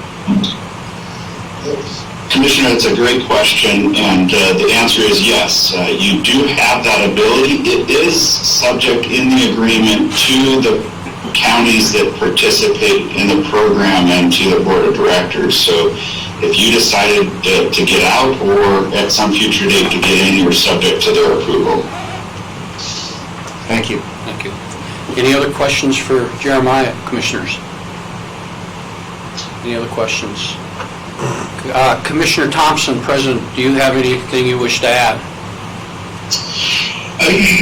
My thoughts on this, when we worked through this in Laramie County, we had a lot of questions, and our attorney had a lot of questions, and our HR director had a lot of questions, and, we struggled working through this process, made a lot of phone calls to the folks in North Dakota, and we decided to move forward with this, but it wasn't without a lot of discussion, and I think in talking to the folks in North Dakota and how great of a program it has been for them. I think that was kind of the determining factor for us, and that's how all of this started. I think we were in D.C. 5 or 6 years ago, and Pete was talking to the North Dakota folks, and they were talking about how this program has evolved. And there's a handful of states that are doing this, but I think North Dakota is the one that we modeled this after because it seems like they've had such great success doing it, and obviously they're a similar type of state as we are. But I would gladly, answer any question. If you guys have questions specific to how Laramie County did it, I would gladly answer those. Any questions for Troy? No. Thank you, Troy. We've had discussion here. I don't know any commissioner could put any level they want on it that's sitting at this table, but we've included discussion with our attorney and our HR, and they've visited with us in the times we've had those discussions. Our HR person is here right now, Gary McLean, and Gary, any questions that you may have for them, or? Thank you, Mr. Chairman. No, this process started back with Pete Obermueller a number of years ago. There were a number of presentations, and I applaud JR for bringing this to Mr. Ryman, bringing this to a discussion, because I think this went round and round and round. I think it's time for everybody to kind of make a decision and either do it or not. I don't think there's anything more to be discussed. As I've told the board, from our standpoint internally, our goals are the same, is try to continue to improve safety and improve costs. Whether that's in the system or not makes no difference to us. The only thing I'd point out, there are a number of programs through the Wyoming Association of Risk Management, through Workers' Comp, the current Workers' Comp program, and through the local government liability pools that are also provide programs for safe workplace programs, things to reduce your risk that can dovetail with these programs also. And many of the counties, including ours, participate in those in various levels and utilize those to different degrees. Okay, thank you. Jeremiah or Troy, any questions for Gary? No, Mr. Chairman, I've had a great conversation here previously, so, yeah. Good to go. Mr. Chairman, Yes. so we talked about that as well, because we are, again, Laramie County is a member of WARM, and we talked about those programs and how that would affect us in this program, and my understanding is that it won't, it'll actually enhance that. Again, that's through our conversations with our county attorney and the folks at at WARM. Very good, thank you. Commissioners, questions? Not a question. I just want to make sure that Jeremiah and Troy know that we previously have made a decision not to join. And are you aware of that, Jeremiah and Troy?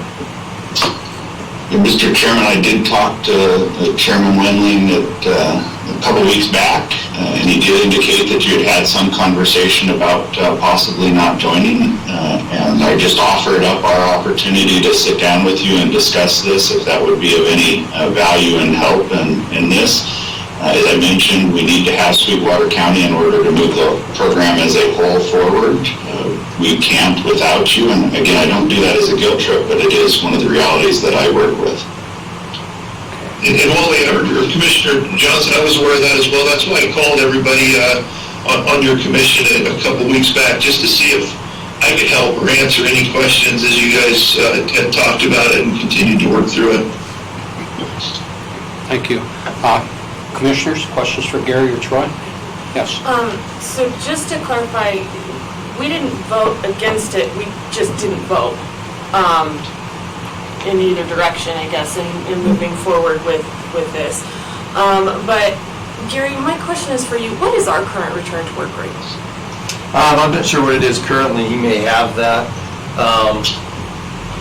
Obviously it's like a lot of it, it's up and down over time, but there's opportunity, as he pointed out, to improve that. There's no doubt about it. The state's very poor as a whole in that regard.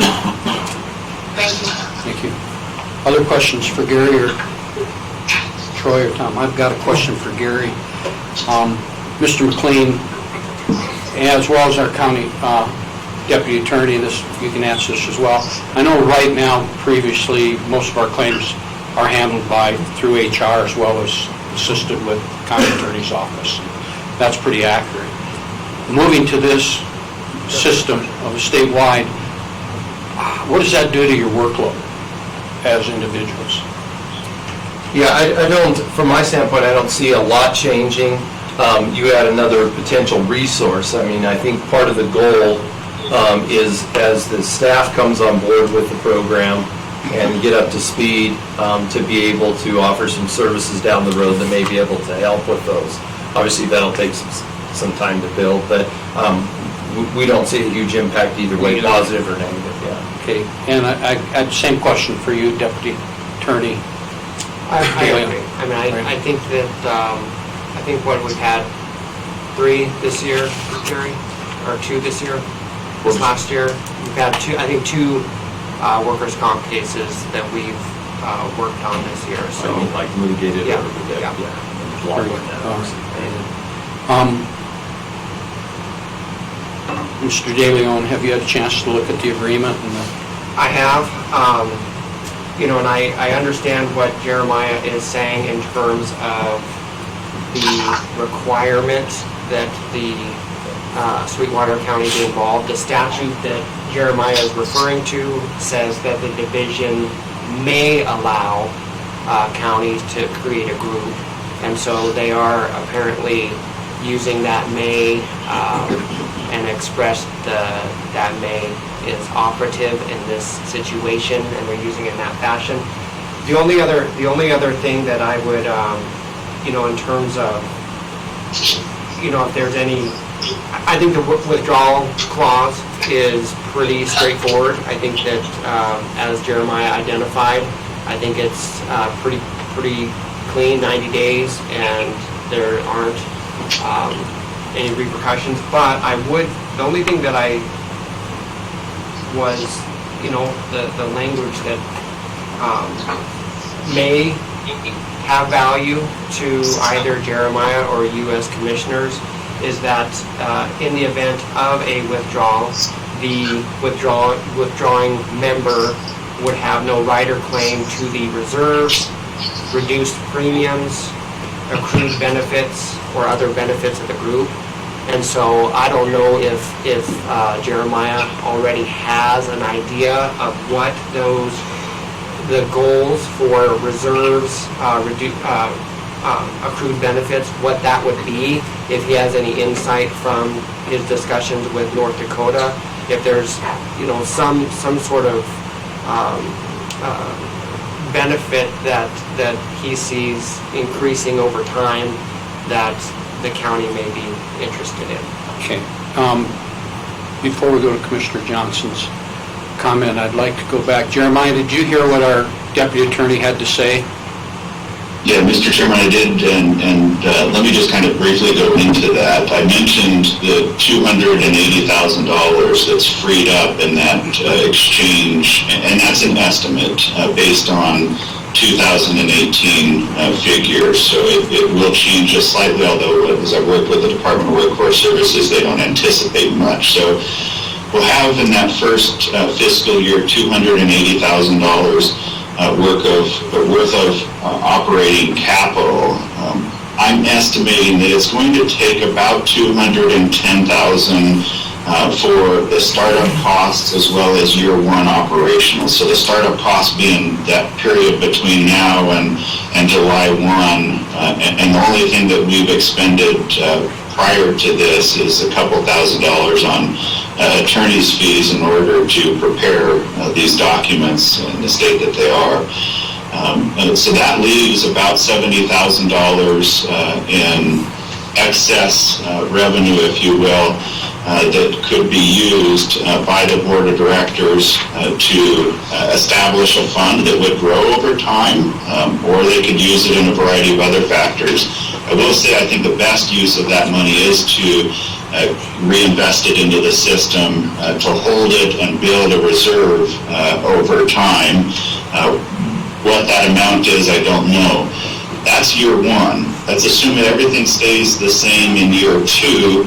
We take off about $70,000 worth of startup costs, and now we have about $140,000 in year two, year three, and so on, assuming that everything goes the same.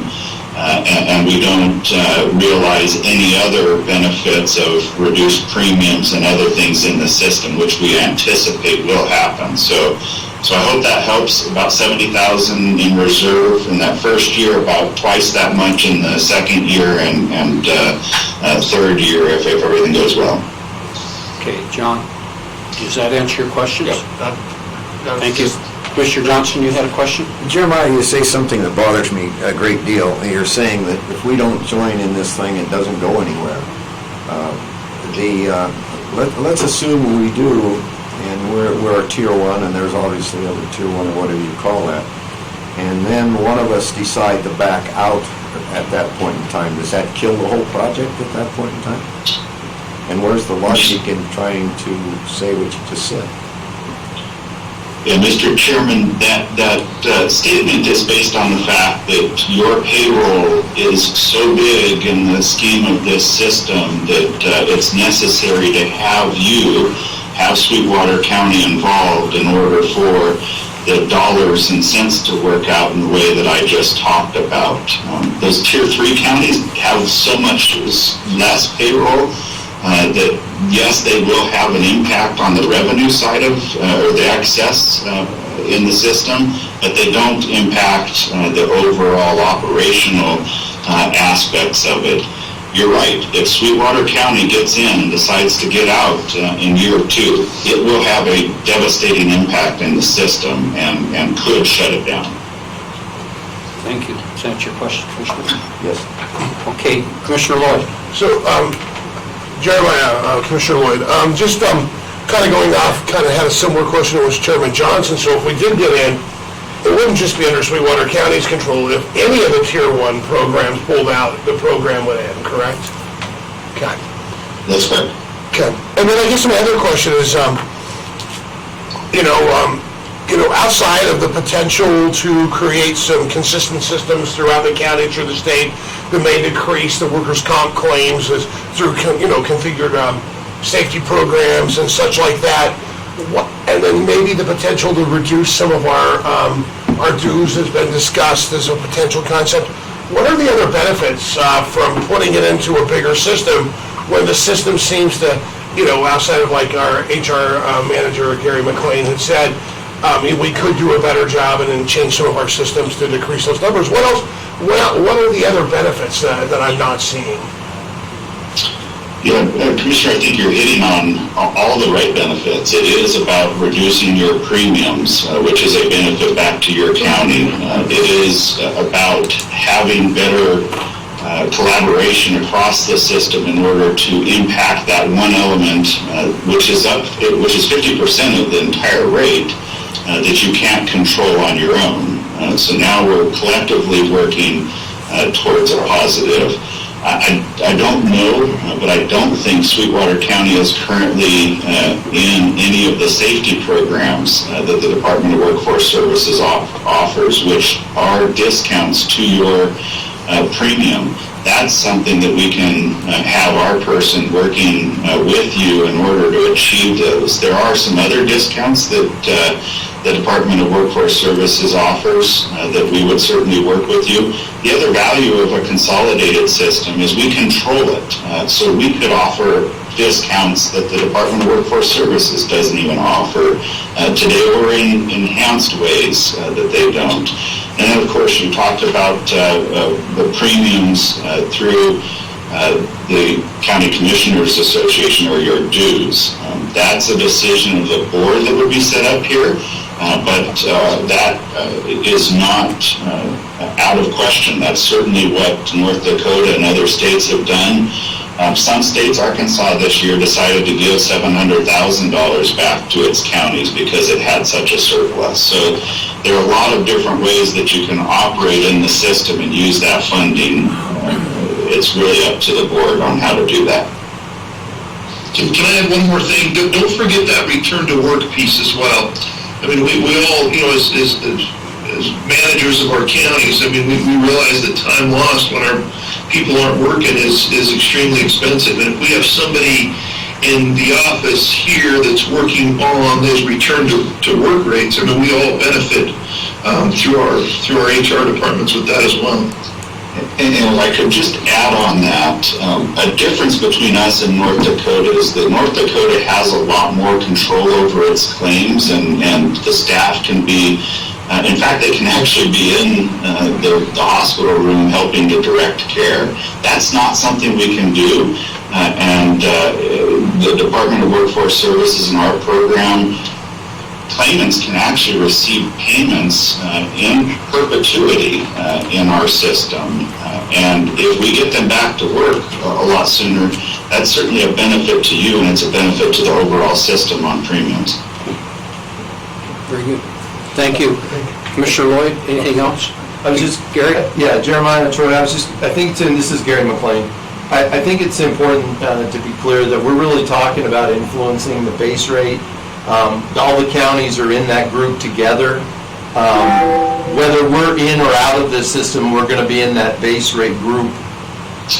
And so what they're trying to say, overall is the EMR portion we can influence with whatever programs and discounts we can get there. But everybody's in the same pot with respect to the base rate calculation. We can only affect that if everybody affects that. That's the bottom line. Thank you, Gary. Other questions? Questions? I'll even, attorney, you've been involved in this conversation, Mr. De Leon, Deputy Attorney. Is there anything you're seeing that we need to do? The only other thing, Commissioner Johnson, as far as termination, I think that, just to be clear, the language used is that the group would be terminated by 60% of the participating agencies. So the crippling effect would be financial, but it requires 60% of the participating agencies to actually terminate the group. other than financially. So just clarifying that point. Thank you. Any other questions, Commissioners? Troy, Jeremiah, anything else you'd like to add? No, the only thing other thing I wanted to mention that just came to my head is that we've been talking about the 23 counties. There are about 80 additional county entities that can come into the consolidation. I have not focused on those initially. In fact, the agreement sets it up that it will be the 23 counties initially, and then it will be a decision of the board of directors on whether we bring those other entities in. So those other entities certainly could make the system more financially viable and increase the potential, and really are important if we want to get at that base rate. So, yes, there's some pressure on the 23 counties in the startup, but there are other opportunities for us to expand. Thank you. Thank you. Go ahead, I have a Mr. question Wright. for Gary. Gary, Jeremiah had indicated that we're not in any of those discount programs. Is that a true statement? And I guess, No. why aren't we? Yeah, so we are in the drug and alcohol, the safety side of that, which is what he alluded to. There's a variety of discount programs. Has been one that we've been trying to get into for a long time, but as you know, that requires participation from elected officials, every department. In that respect, we're treated as a whole. We can't pick and choose. You have to have an organization do that. And as we've discussed before, we've had periods where there was flat no participation in that at all. Very good. So that's better today, by the way. It's better today. Okay, thank you. Good. All right, any other questions? So, Go ahead, Mr.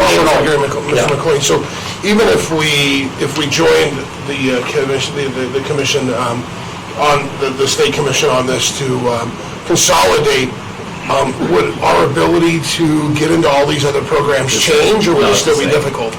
It's the same. Okay. And I guess then it would just be up for us as a commission to decide how important it is to get into these discounts and create requirements and rules or whatever to get there if that's what we want. And running a business, I don't know why we wouldn't want to have those things in place for those discounts. So, I don't know. So if in that matter, would that then assist in making the process be possibly more successful, if having the consolidation or the collaboration?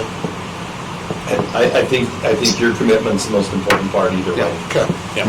And I'll resort back to what you were saying. We've got some policy, if we want to move into making requirements for the safety aspect of it. That's policy questions for us as a board to establish policy and expectations, which I think can come down the road. The more I listen and hear things, that's on us. We can help there. That's my opinion. So, other questions? Commissioner Shanefield, any more? Mr. Johnson? Well, I think that they need us to move forward, but I Yes. don't know whether they need to be here to see how we handle that. We can tell them immediately after it. I don't see any reason to have them here for the remainder of this discussion. Commissioners, thoughts on that? I don't think it matters either way. No. Roy?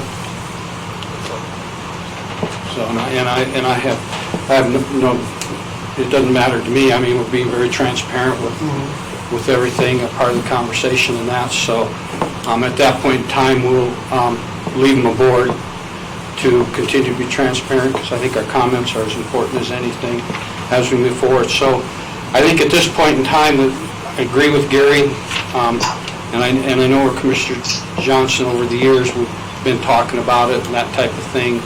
And I brought to Gary several times, and Gary's saying, hey, not the exact words, but it's time to quit kicking the can down the road.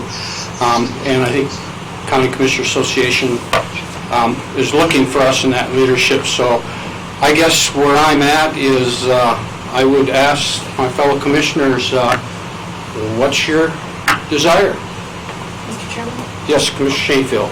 I would like to make a motion that we approve buying into the WCCA County Employers Group Workers' Compensation Agreement, and that we readdress it on an annual basis or as anything comes up. I believe that we have the opportunity to have some additional discounts and to really focus on our safety, and I would like to support this effort moving forward. Okay, we have a motion to join the County Commissioners Association, County Employers Group, with the caveat that we address it every year, which is our responsibility to make sure that we're getting what we get, I believe. Is there a second? I'll second that. I have a second by Commissioner Lloyd. Discussion, Commissioners. Commissioner Johnson. One of the things, it's very obvious that here again, Wyoming County Commissioners Association needs our money. And I don't fault them for that. That's obviously their prerogative. But I do feel we're creating another bureaucracy in Cheyenne that we don't need. I think that we've done it very effectively in the past with Gary and our attorney counseling him. And I don't see any need for us to join this, even though it's going to cause a hardship for Wyoming County Commissioners Association. Very good. Point well taken. Thank you, Commissioner Johnson. Other comments? So there would be no additional cost to us outside of what we're already paying, just to clarify. Did you hear that, Jeremiah? No additional cost? Would you repeat? Commissioner Lloyd, will you repeat that? There's no additional cost to what we're currently paying if we get into this program, correct?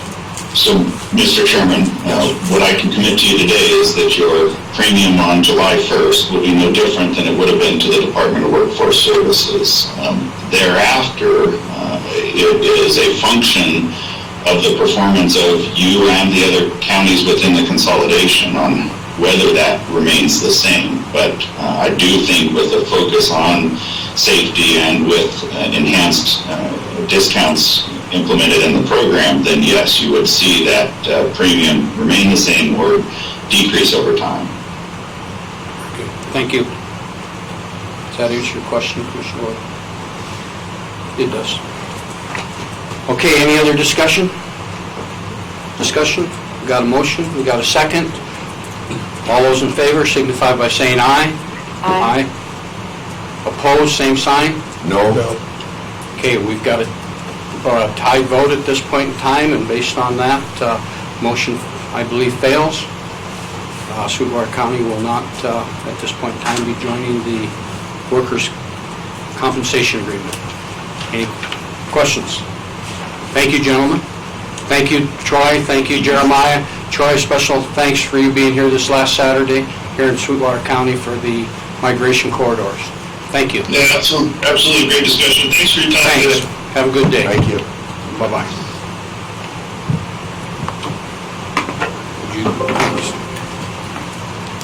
Okay, going on. Our next agenda item, tab F, approval of the fiscal year 2019 volunteer fire assistance grant agreement certification. And presenting that will be Ms. Marshall and Mr. Bornasian. Please come up.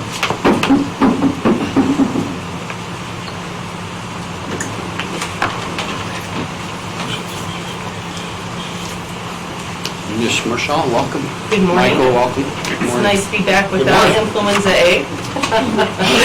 Yeah. So anyhow, we'll be going from, no longer contagious. So anyhow, I'll be covering the next two agenda items, just to be clear. So this first one, Sweetwater County was awarded $10,000 in federal volunteer fire assistance funding, or VFA, from the Wyoming Office of State Lands, State Forestry. This grant requires a match of 50% and expires this year on April 30th. So just to be clear, the purpose of this funding is to support local fire departments that serve rural areas with a population of 10,000 or fewer inhabitants to prevent and suppress rural fires and enhance detection capabilities. So Sweetwater County is proposing to use this money to purchase allowable equipment, portable radios and pagers that will improve the communication capability for the firefighters to suppress those fires. So as you can see in the budget, total budget is $20,000. $10,000 would be grant award, $10,000 in cash match. So the actual cash match was included in the fiscal year 2020 grant projects budget as a specific project. and so it will not require a budget amendment if approved by you. Also, this equipment was not included in the fire department's fiscal year 2020 budget as well. With that, I'm happy to answer any of the grant questions, or Mike Bernasian, our fire wardens here for the project. Okay, commissioners, questions? Mike, you're going to use this to buy radios? Yes, radios. Every time you come before us, we're buying radios. How many radios do we need? I'm not saying that we need the money, but why radios? Well, there's a couple of reasons. The current radios we have were permanently donated to us from Wyoming State Forestry Division year after I got here, 2016. Those radios were Motorola's. The brand that Motorola makes, the specific make, I should say, model, is no longer supported for any technology backup or programming. So in my budget, every year, I ask to replace 2 radios to try and keep the cost down in capital in my budget. But we're talking about 14 radios that we're trying to replace. So that are dual band, wireless compatible, but still can also work on the analog side, our traditional side, which is where I think we need and do a lot of our work when we're out in the county. But they are also able to function on the Wyoming side. Therefore, they're a little more costly. But the brand radio we're using is not Motorola that we're replacing with. It's a different brand, and it's BK. So they're less money than Motorola. So we're getting a better bang for our dollar. So instead of trying to buy these 2 at a time every year on my budget, we usually get this grant. We've been very fortunate to get this grant the last couple of years. So I earmarked it this year for that to happen. So that means in your budget, you will not be requesting any radios. That's correct. That's correct. My anticipation is, wait a minute. yes, sir. You will reduce your budget Because of this.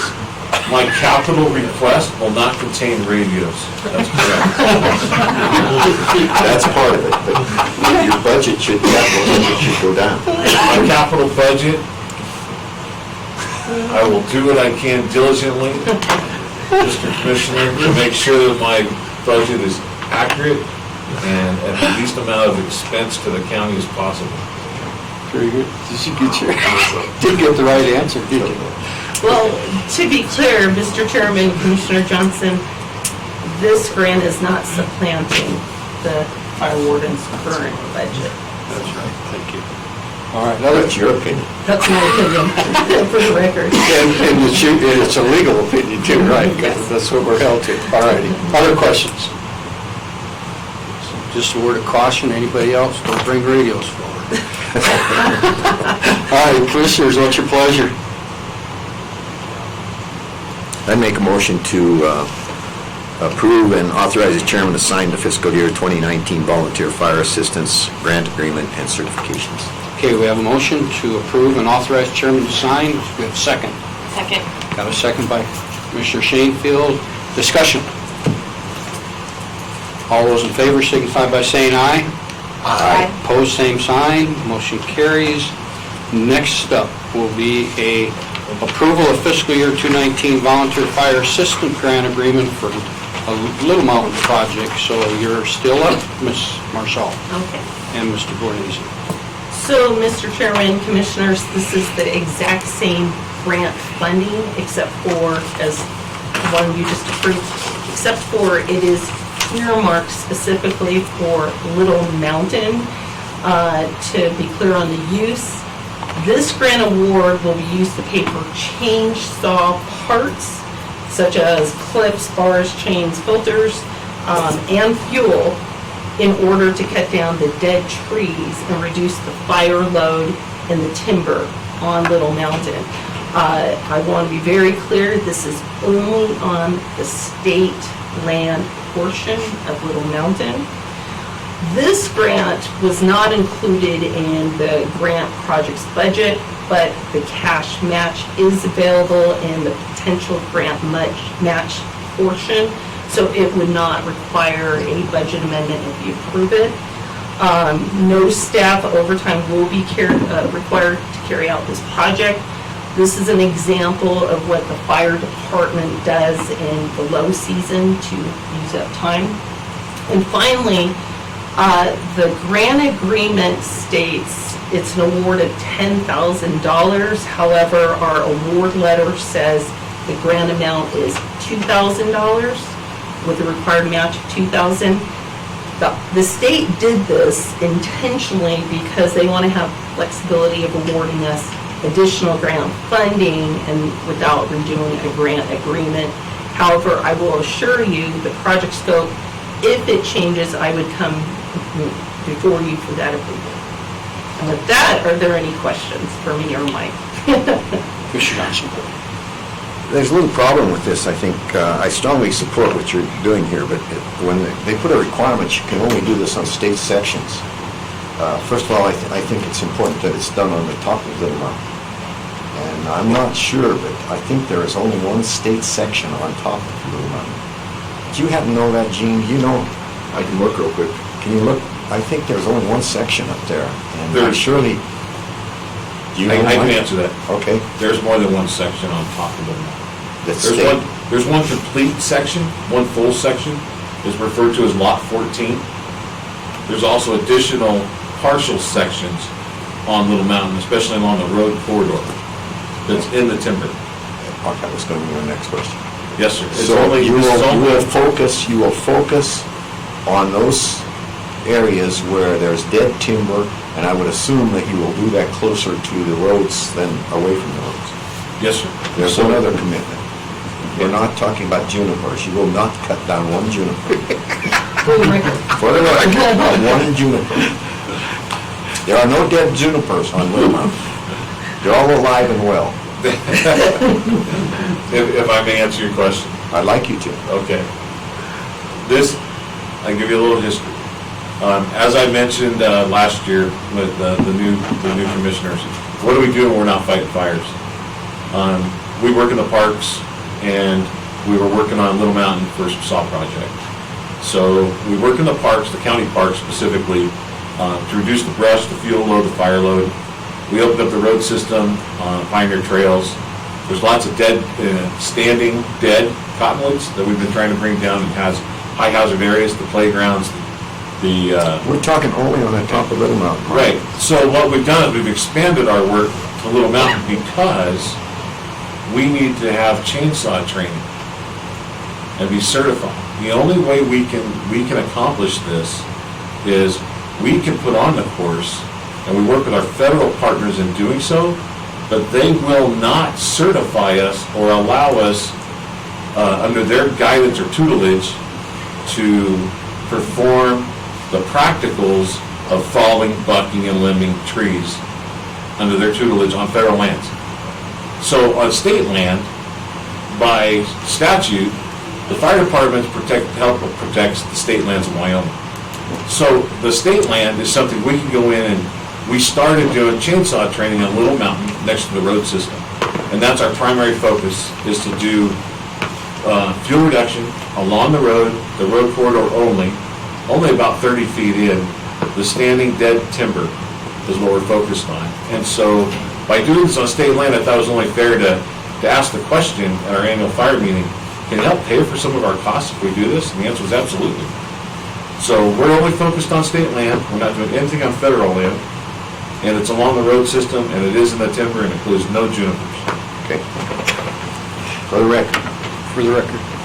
We got that, no junipers. No junipers. All right, we're counting on you. So, all right. Other questions? None? Anything? Commissioners, what's your pleasure? I make a motion to approve and authorize the chairman to sign the fiscal year 2019 I got the wrong, no, I got the right. Yes. Volunteer Fire Assistance Grant Agreement for the Little Mountain Project. There you go. Okay, we got a motion to approve and authorize signature. Second, Commissioner Lloyd. Any other discussion? All those in favor signify by saying aye. Aye. Opposed, same sign, motion carries. All right, next up. Thank you. Thank you. Thanks, Christina. Thanks, Mike. Thank you, Christina. Thanks, Mike. Okay, next up is, Mike, I think you're still up for state forestry, aren't you? I thought you were going to dismiss me. No. I had to get back to the tab. Okay, Mr. Bornasian, tab H, request from Wyoming State Forestry Division to join the emergency fire suppression account.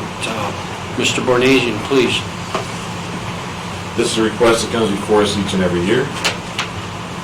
The state has established an emergency fire suppression account to assist the counties in costs of major wildland fires in the state of Wyoming. We are one of only two, I believe. Campbell County may have got in last year. I never did confirm that. Yes, there. So I believe we're the only one county that's not in the suppression account.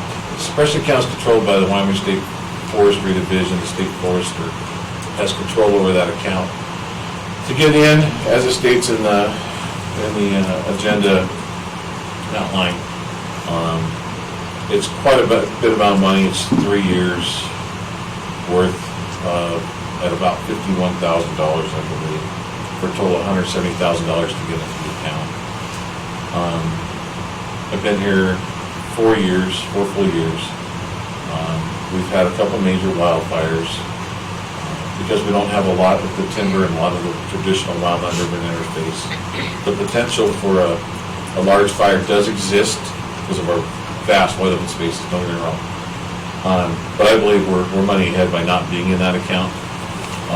I also know that the state has taken money from the suppression account and used it for bark beetle projects in other counties through conservation district coordination, which that money was not originally earmarked for.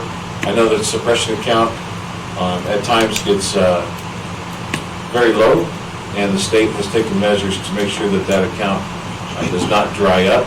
But in a bad fire season, we could be challenged with other counties and perhaps not receive our full request. You also have to meet certain parameters for an EFSA fire. So it is, again, my recommendation to this board that the way we sit now, I don't believe we need to be in the emergency fire suppression account. Thank you. Questions? Comment, I agree with Mike 100% on this. And I'll follow up and say I also agree, just for the public's information, the 2021 base premium for 2019 is $57,138. But in order to get into the account, we would have to pay 2 years of the base premium, or 3 years total, which would come to $171,416 for us to join. So those are the dollar figures, and is due by July 15th of 2020. So, Commissioners, there is a spot that needs to be signed if the county does not desire to participate. So what's your pleasures? Commissioners? Mr. Chairman, Commissioner Johnson? I make a motion that we do not join the Wyoming State Forestry Division relative to the issue described by Mr. Bernasian, and authorize the chairman to sign the document as indicating our desire not to participate. Okay, we have a motion to not participate, authorize the chairman to sign. Is there a second? Second. Second by Commissioner Shanefield. Discussion. All those in favor signify by saying aye. Aye. Same sign, opposed, motion carries. Okay, we go into our next agenda item. Thank you, Mike. Have a good one. Appreciate it. It is the Fort Payment Processing Agreement implementing credit card machines at the Sheriff's Office, and I believe we have our sheriff here to talk with us. Good morning, Sheriff. We'd like to implement credit card machine at the Sheriff's Office for payment of any kind of fee for the process, civil processes that we deal with. We run into an issue of people coming in without correct change, having to go to Cool Jacks to get correct change if possible, not back to town. It would just make the process more efficient, much like they've done in the treasurer's office. Okay. Good. And the contract has been looked over by the county treasurer. That was my question. So, Commissioners, any questions? Just clarification, there's no issue with how this flows into the general fund, or has this been all worked out with the treasurer and the clerk? We've contacted them, and they work in the same manner. I think it's going to be it. Very good. Other questions? There's no other questions. Commissioners, what's your pleasure? Mr. Chairman? Yes, Commissioner Shanefield. Does this need a chairman to sign, or is it just approval? No, it's just, no, it doesn't, it's a motion. I would like to make a motion to approve the sheriff's office moving forward with the payment processing agreement for the credit card machines at the sheriff's office in the detention center. Okay, we have a motion to approve the port payment processing agreement and for the implementing credit machines at the sheriff's detention center. Is there a second? Second. Second by Commissioner Lloyd. Any further discussion? All those in favor signify by saying aye. Aye. Opposed, same sign, motion carries. Okay, next up, Sheriff, update pre-employment agreement. This was brought to your attention earlier in the year.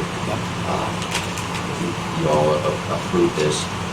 Unfortunately, there was a communication error somewhere, and what was approved was the initial draft and not the actual contract that we needed, and the breakdown of the monetary value for if there's a patrol employee or a detention employee. The amount's significant, and it's something that we need to implement if that person does not stay in that contractual basis for 2 years. Questions, commissioners? Just a comment.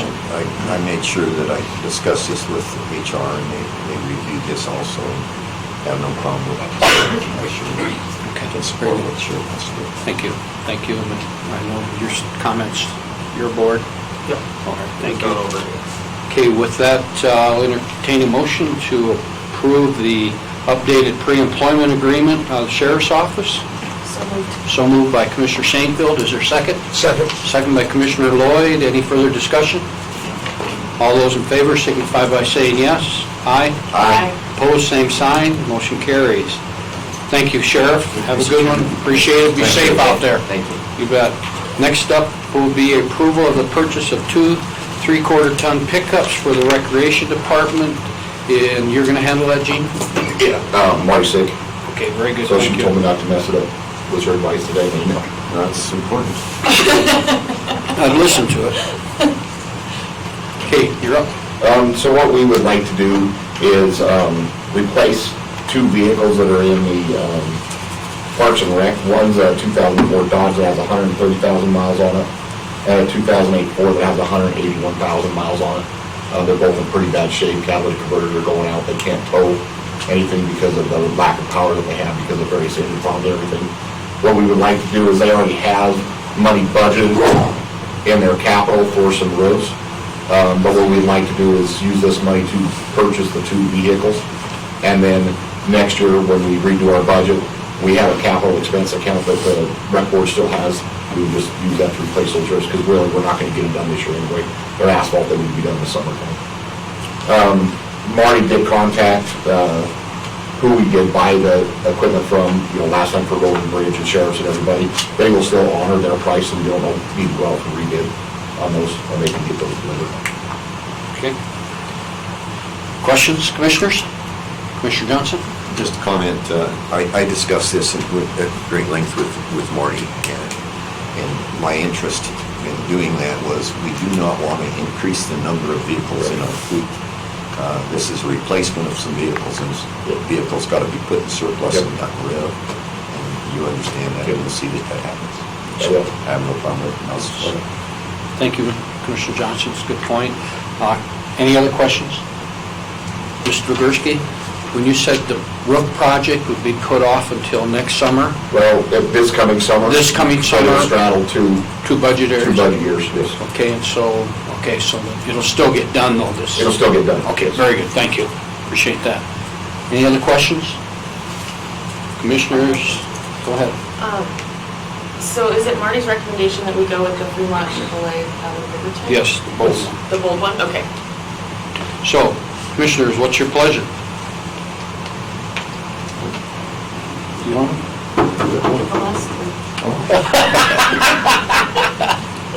I make the motion that we approve the request to replace 2 vehicles in the rec department as outlined by Mr. Gursky, who is the responsible head for that purchase. Very good. We have and authorize any documents require signature signed by the chairman. Okay, we have a motion to approve the purchase of the 2 3/4 ton pickups. Is there a second? Second by Commissioner Shanefield.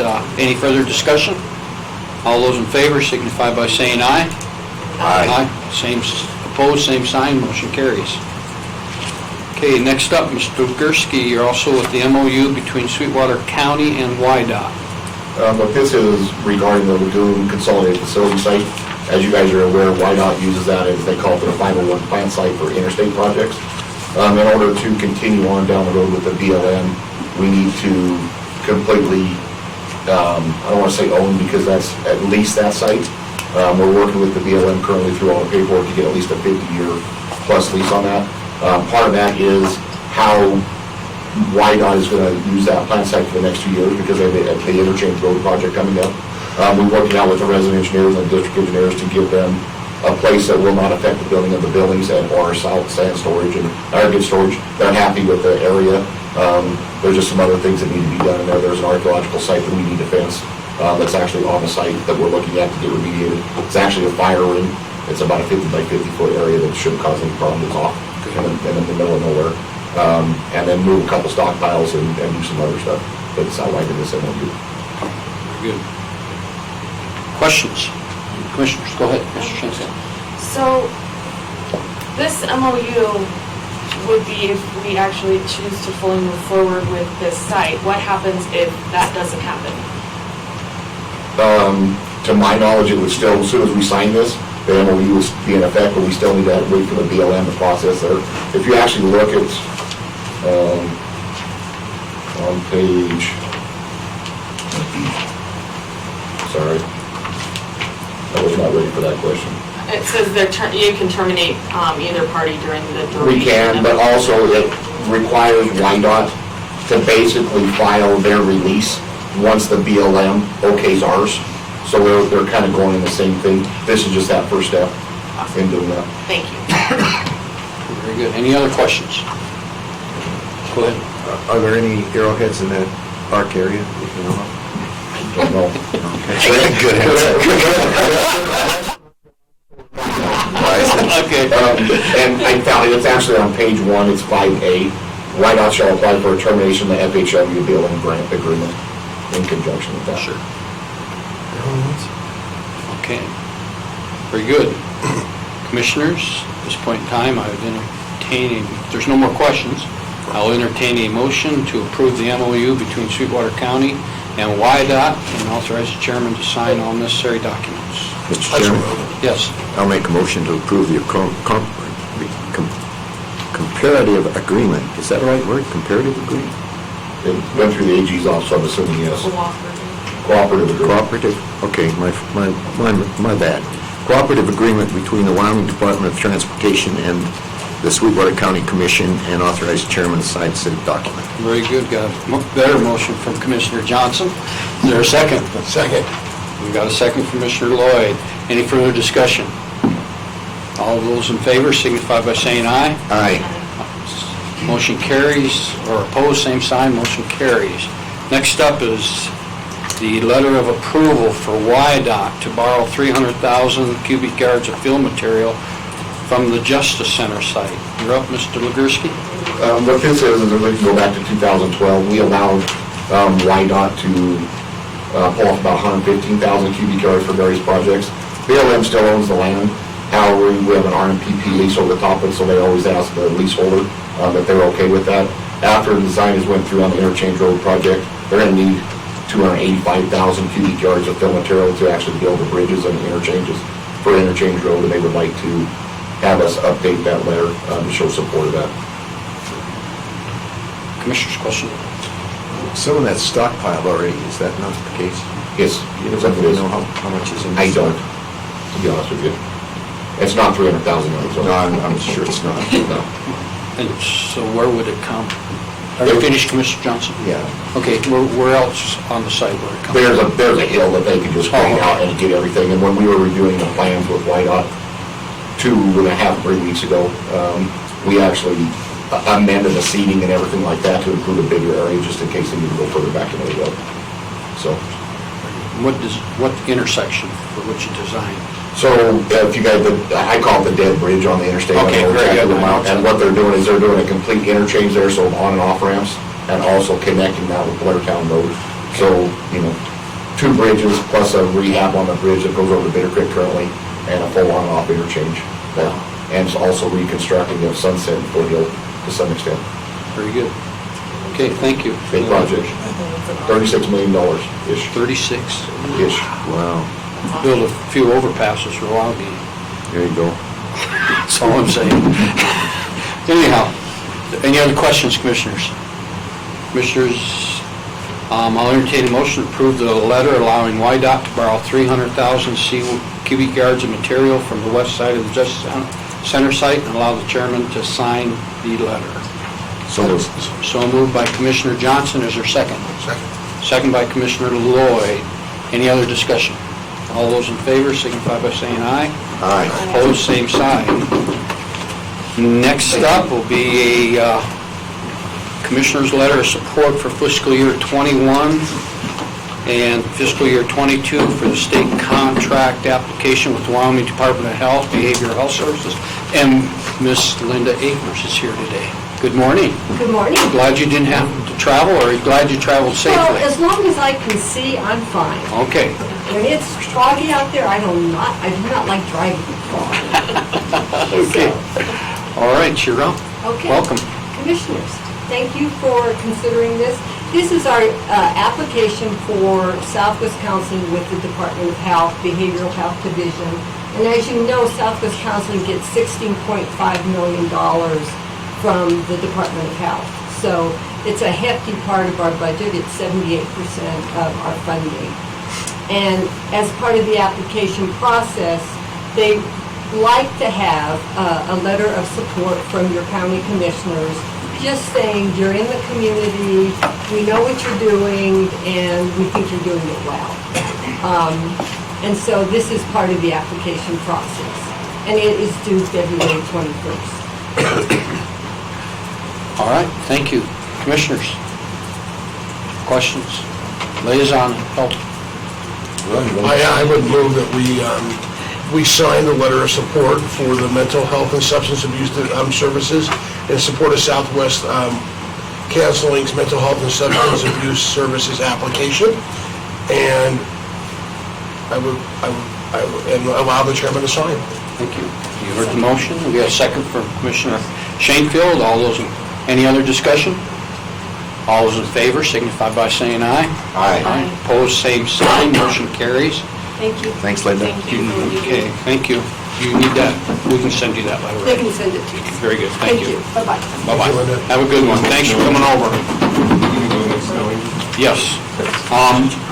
We'll have the water infrastructure improvement with Mr. Jasperson next, but we're going to take a few minutes break.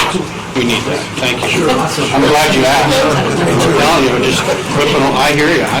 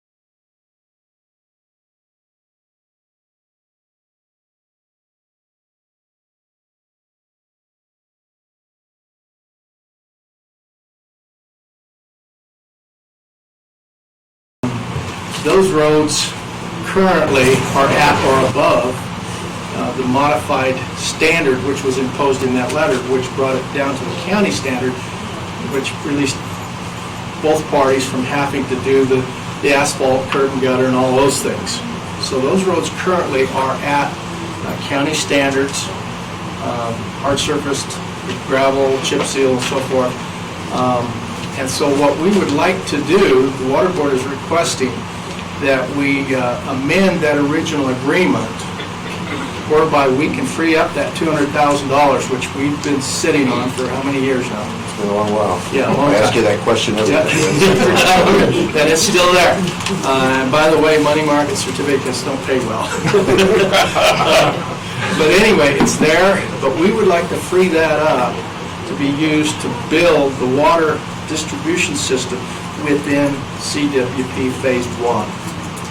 That would include the mains, the distribution mains, which would also connect to the newly constructed mains that Love's Truck Stop is going to have to construct. So that whole area there would be all tied together and would be served with water. But in order to do that, we need to what do you call it, modify or amend that original agreement, because obviously it's not within our authority to do anything but build roads with that money. In your packet, there is a diagram showing the project along with the projected engineering costs of that project, and you can see that it's very close. There's going to be some additional overrun costs. Those costs will be recaptured through main connection fees on those properties. So, and any excess monies that is collected during this process will be put back into an infrastructure reserve account that the district will then use to perpetuate the development of more distribution lines elsewhere in the district. So it's a win-win for everybody out there. There are copies of the original agreement with the county, as well as a letter written by the commission in 2003 that kind of spells out their overview or their opinion of what they perceive to happen in the covered wagon area. So I think we're on pretty solid ground with this proposal. In the back of your packet, there are letters from each, or agreements from each and every property owner within Covered Wagon Park Phase 1, indicating their agreement with this proposal. They are all in agreement with it. So I don't see where there could possibly be any repercussions from amending that to free up that money to be used on water development. Very good. Questions? All right, is that anything more? That's really all I got to say. Questions, commissioners? The connection fee, main connection fees, what are those going to look like for those businesses and those people? Recently, in order to finance the project that we just completed, the main transportation line, we levied a special improvement district assessment against all the lands within the district. That was broken into two parts. There was an acreage fee, which covered every square foot of ground, or not every, there's one or two exclusions from that, but it covered all the properties within the district. Then there was another fee which related specifically to those properties that had connections to the system. Because these properties are not currently connected to the system, they would become subject to an equivalent fee in the form of a connection fee, so that they don't escape the special improvement district fees that were charged that all of the other residents, all the other landowners are currently paying. Your question? Mr. Johnson? One of the reasons why Mountain Water and Sewer has been very, very successful is they required that not only a tap fee, they required the right to tap. And one of the things they've done, Cale, is that it is high enough, it's made them, they're the best financed water and sewer district in the county because of the way they handle that. So are you sure your fees are adequate? We believe that they are, because that square footage, the assessment that went out on a square footage basis was essentially that. It was a right to tap fee.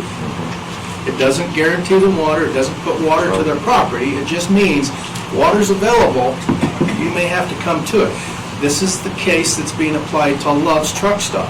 The water's on the other side of the highway. So if they want it, it's there, they have the right to access it, but they have to pay for that right when they tap that line. Exactly. When they tap that line. When they That's make not a right application, when they make application to the district for a service connection, the district will apply 2 fees. The first is that fee, which is a main tap fee, which is in lieu of, which is the right to tap, right to service fee. The second is the connection fee, which is the cost of physically installing pipe, meters, bolt, and all of those things, contractor costs and so forth, to make the connection. Okay, next question. You list the property owners here and with these letters. Did you do any research to make sure those people own those lots? Yeah. How do you know they own those? We got their signatures. I see that. So I assume they own it, and I think maybe you might be in on one, aren't you? No, that's why I'm asking the question. According to county records. And I want to records. pursue that, by the way. I will pursue that, so. Okay. I think that according to county records, these are current owners. And you've done that research? We've done that research. You didn't rely on those people telling you that? I don't believe so, no. No, I think these are all current numbers.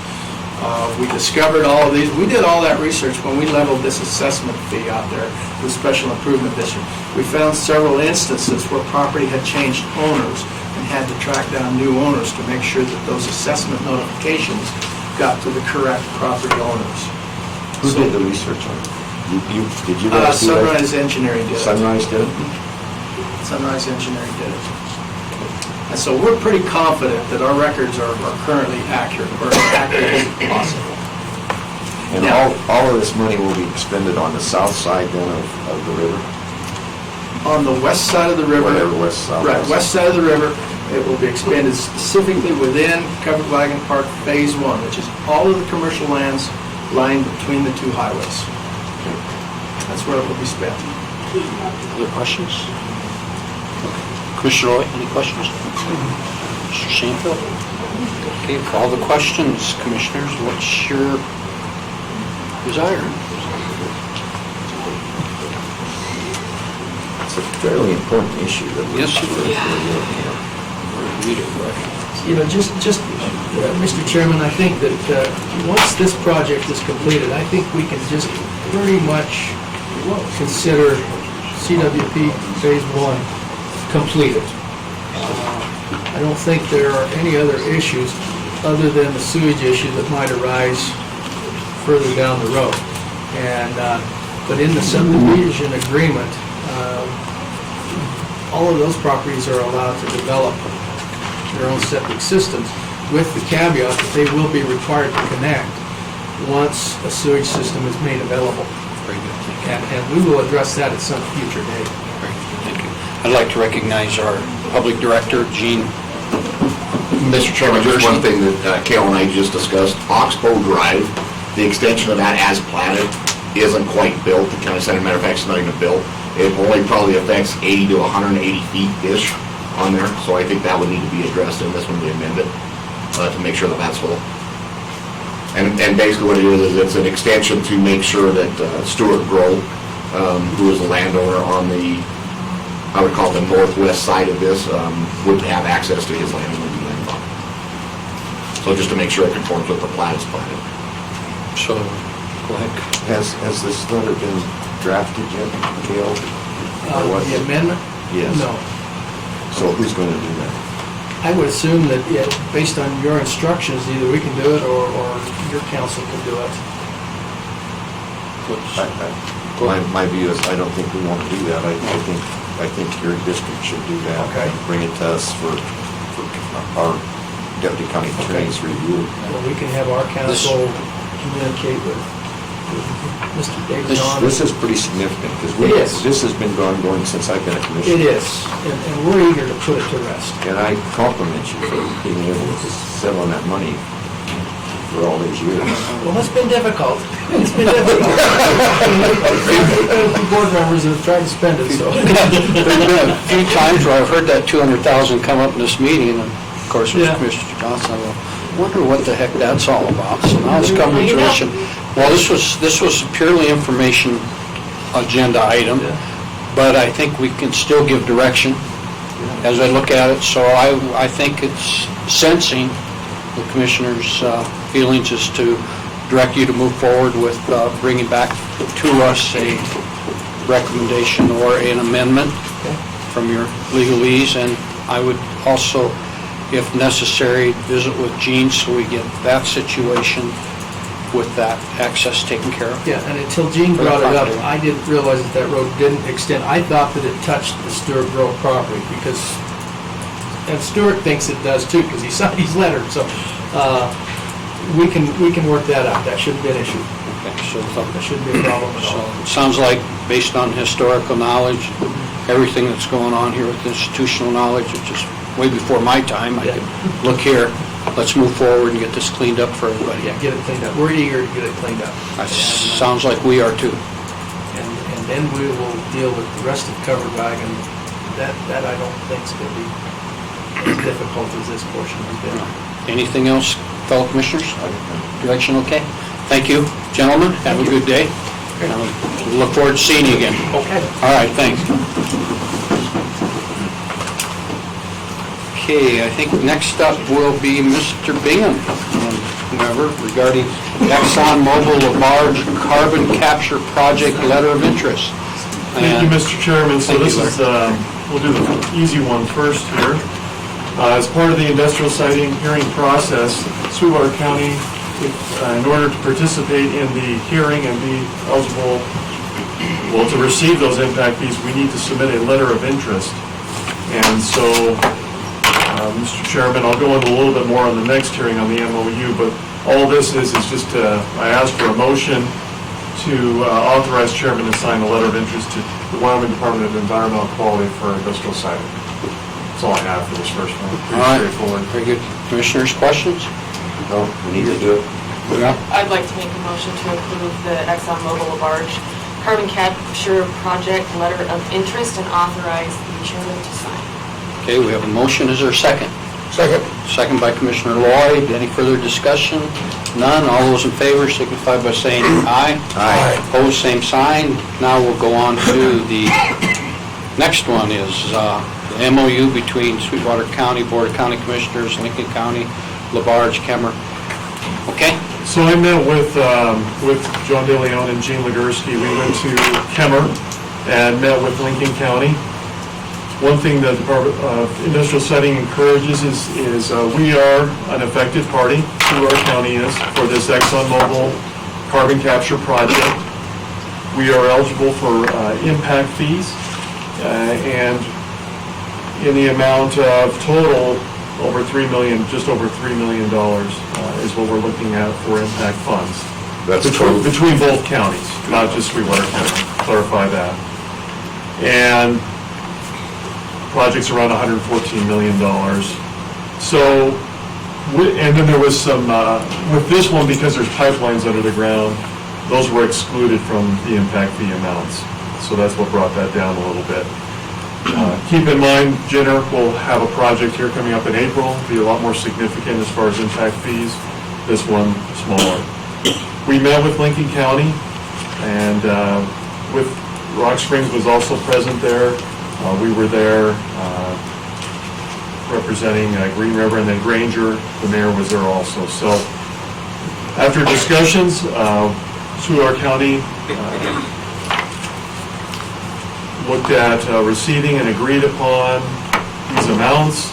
Of course, I don't have the authority, the commissioners have the authority to approve these amounts. From Sweetwater County, we're looking over $1.5 million coming back to Sweetwater County. The amounts that we're looking at for Sweetwater County entities, such as the Sheriff's Department and the Fire Department, we are looking at $903,348. Rock Springs is requesting $328,561. Green River, $160,685. And then the town of Granger is coming in at $122,762 for a total amount of $1,515,356 total. This MOU,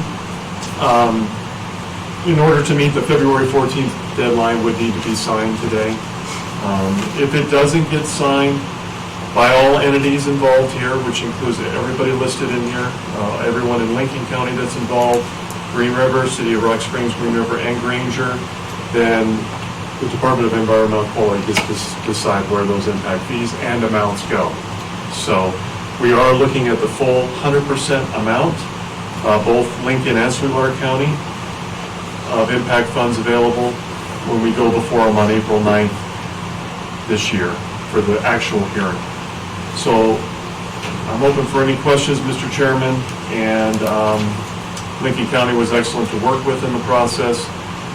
Apologize for how long they're new at this process and getting these documents in. That's why we didn't receive them until, especially this chart, until yesterday. But these are the amounts we did verify. These were the amounts that were agreed upon based on that meeting. Very good. That we went to. So that's all I have, Mr. Chairman. Thank you, Mr. Bingham. Question? First of all, I compliment you and your team that went over to Lincoln County. They're easy to deal with. This project is in Lincoln County. Yes. And to split that roughly 50-50. Yeah, it's close. I think that's their request, so I think that's great. The timetable on this, how are you going to get all these signatures? Everybody's hearing these today, so. And they all know this? They all know this. And you'll see that they're all done? Yep. And send in? Yep. It's quite a task in itself. Well, you got 4, 3, hopefully one will get done this morning. Yeah, I can only count for Sweetwater. Yeah. You know, yes. Okay, other questions? Let me finish that. And they've all agreed to those Yes. Amounts? Yes, they have. Good job. Okay, other questions?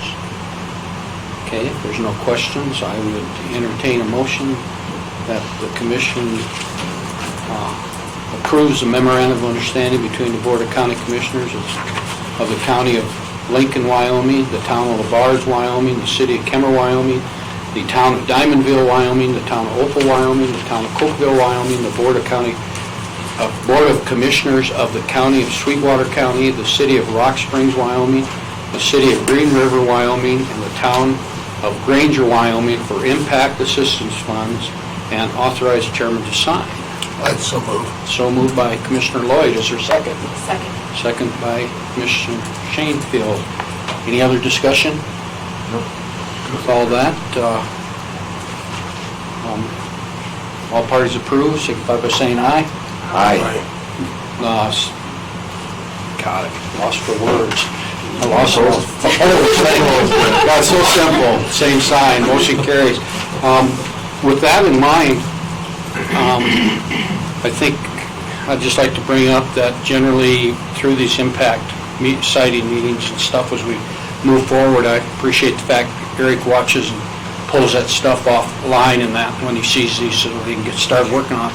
I think it'd be a good time to have a lead commissioner working with the group, and if it's all right with commissioners, I'd like to ask Commissioner Johnson to, strong relations with Lincoln County and that other side, and can kind of be there to assist, or better yet, lead with the siting group, because we generally have had a commissioner lead on these industrial sightings, and this time I'd like to ask Mr. Johnson if you'd like to take the lead. Sure, they have to do that.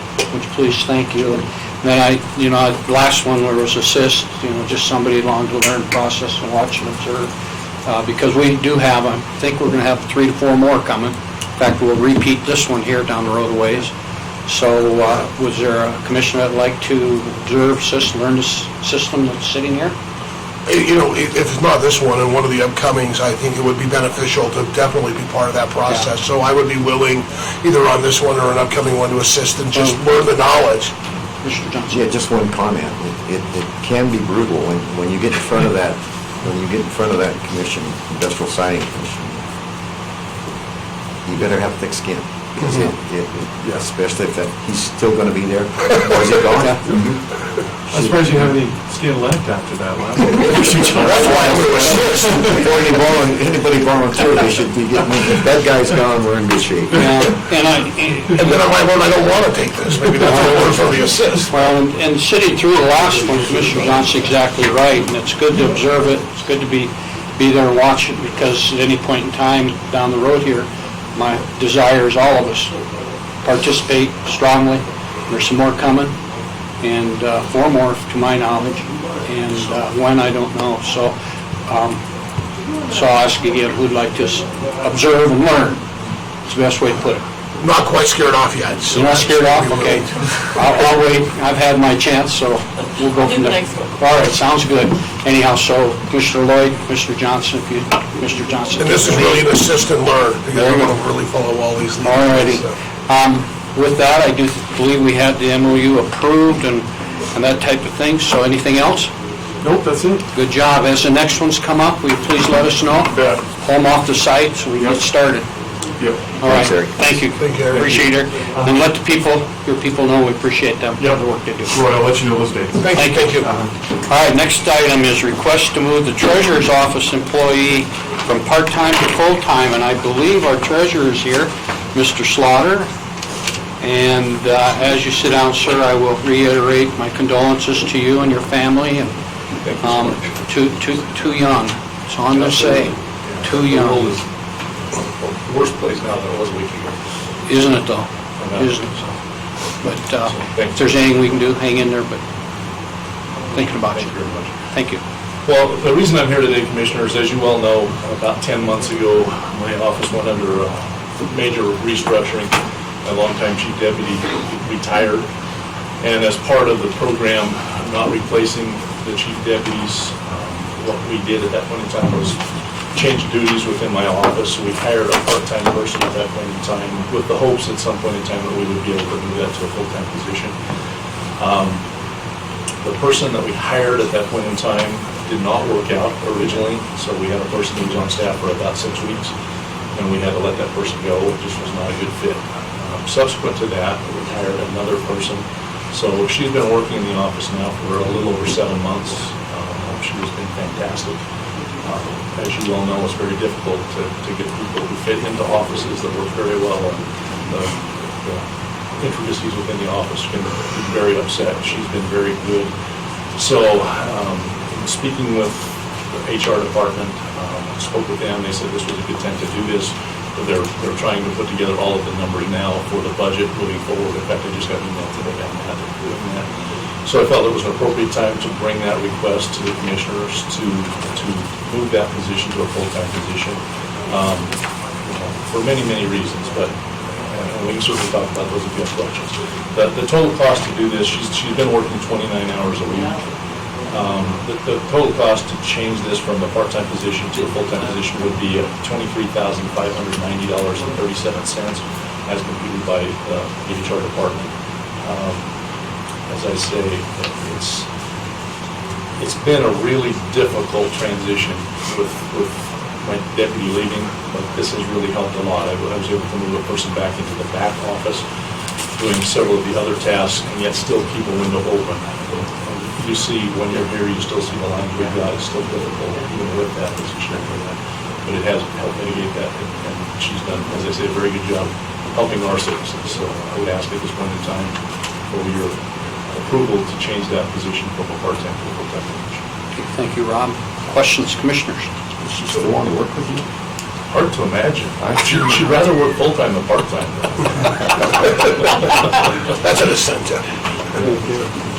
Rob, so this would be an increase to your annual budget, but your current budget would handle that with that opening? And actually, my current budget will not. It will not. We have an amendment for the next 4 months or 5 months to address that. And all of this is the change in insurance, basically, is what the cost of plus the additional revenue. Thank you. Commissioners, other questions?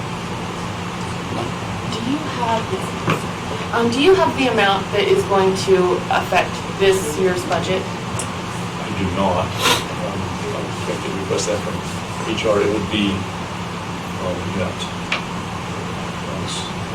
it would be a little over $11,000 if my math is correct. Thank you. Thank you. Any other questions? Mr. Johnson? Are we approving this now, or are you going to go forward with budget amendment, or how would you like to handle that? If the position is approved, I would go forward with the budget amendment to move this at that time. We would get the information from HR at that point in time, what the cost would be, and then Come back with the budget amendments. My question would be is, you're talking about your payroll budget and that type of thing.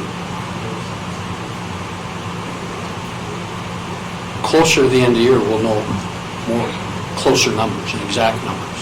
Sure, and we can come up with the exact number. And within my overall budget, there may be some, and there's not much, but there may be some money in that budget to address a part of this. Yeah. So it would be less than what that amount is. Yeah, you know, sometimes I'd like to think, maybe I'm thinking something else, but I'd like to think we've waited till that time, and then Bonnie's brought some budget amendment forward pending on moving money within departments and that to those budget areas. Yeah, and we could certainly do that. I have not done an analysis of what my budget is at this point, but I can certainly do that too.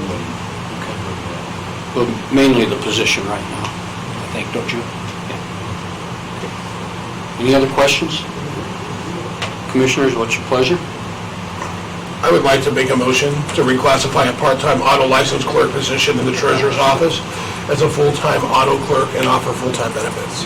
Okay, we have a motion. Is there a second? Second. Got a second. Any further discussion? All those in favor signify by saying aye. Aye. Opposed, same sign. Motion carries. Very good. Yeah, we'll expect you, talk with Bonnie and see what Yeah, I'll things get look with like. Bonnie, I'll get with Gary, and, well, actually, I'll probably get with Brenda. I won't get with Gary. Better luck. That's All right. Be nice. All right. Thank you, Rob. We appreciate it. All right, our next thing is revenue update with Mr. Slaughter, Mr. Davis, and No, we got one more in between. Do we? Yep. Oh, we do, bonding. Very good. Thank you. I missed it. All right.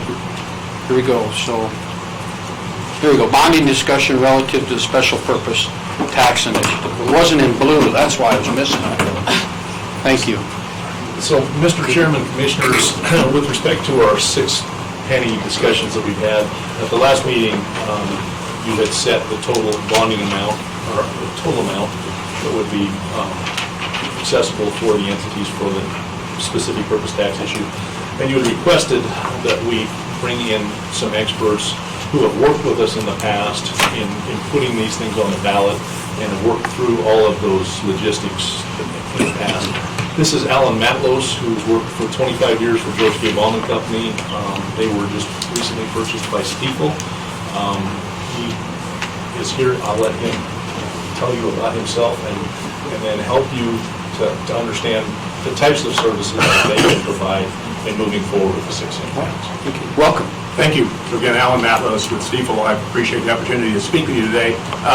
So just my story, as the treasurer said, I was with George K. Baum for 25 years. So to go back, I worked with Mary Keating for 20-some of those years, and then with Joan Evans. And we started with Chuck Utes. I don't know if anybody knew Chuck Utes. That was in the early 80s when he started. So I kind of go back a ways. I do a lot of county work. I've worked with several counties in Wyoming. We just worked on the Carbon County election this afternoon. Now that it's beautiful and sunny, I've no problem going to Winter County for a meeting with them this afternoon. They're thinking about a project. Also Campbell County, Converse County, a few other counties. I am based in Denver. One of the things that happened with this purchase is of the public finance operations by Stiefel Nicholas of George K. Baum is they're moving people around. So the decision was made to not retain the Cheyenne office. So you got me, and you can not like me, that's fine, but that's what you got. Better than this. Yeah, that's right. I do a ton of county work. I have 2 county elections in Colorado for similar projects. It's a little different in Colorado, but it's a similar thing. Sales tax, pick the project kind of thing. It's very similar. A couple of those, I've worked with about 35 counties of the 64 in Colorado in the last almost 30 years that I've been doing this. So hopefully I can speak county a little bit.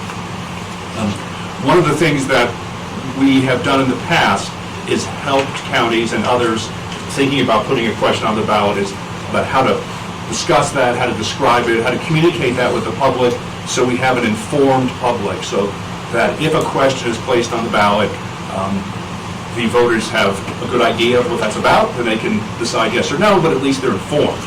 You might have heard there's going to be a few things on the ballot in November. I don't know about what, but there's some questions on the ballot, and people may be otherwise engaged thinking about things other than a 6-penny tax in Sweetwater County. So we want to make sure that they're aware if this is on the ballot, of what it's about and what it does and what the projects are and things like that. So we have a process. Historically, the way we've done it is that we had a separate group within the prior George K. Baum that did that, and we had a separate agreement for what we call public policy services. So that has changed a little bit with the new ownership. So now we have an outside consultant that I've engaged with. There's a few, but there's one that I've spoken with. They're ready to help if they want to be helped, called TurnCorp, and they do community outreach and stuff like that. So if that's a service.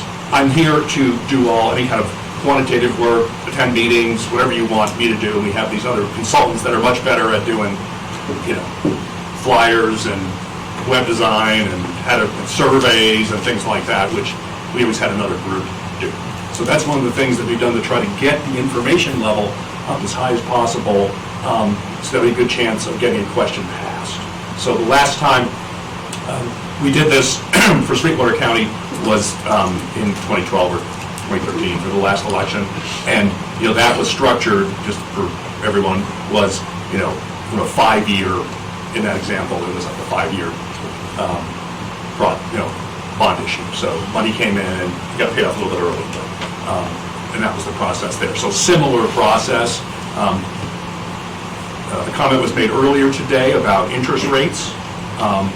Just like they're low for investing your money, they're also low for borrowing. Crazy low is the official term that we're using now in the business, and that's a technical term, but ridiculously low. So if a similar approach was taken to what happened in 2013, I would think an interest rate you could expect today would be 1.5% or something. So you don't pay a lot of interest, both because the interest rate is low and because it's a short period of time, right? So the interest is not a big factor, but it does help a little bit to get that paid off. I understand that continued discussions are occurring about the projects and getting them to the right number and the right combination. So whatever we can do to prepare financing plans or something, we can help with that. So I can stop there if I can answer questions or provide more information. I can talk forever, so you just have to tell me when I need to stop talking.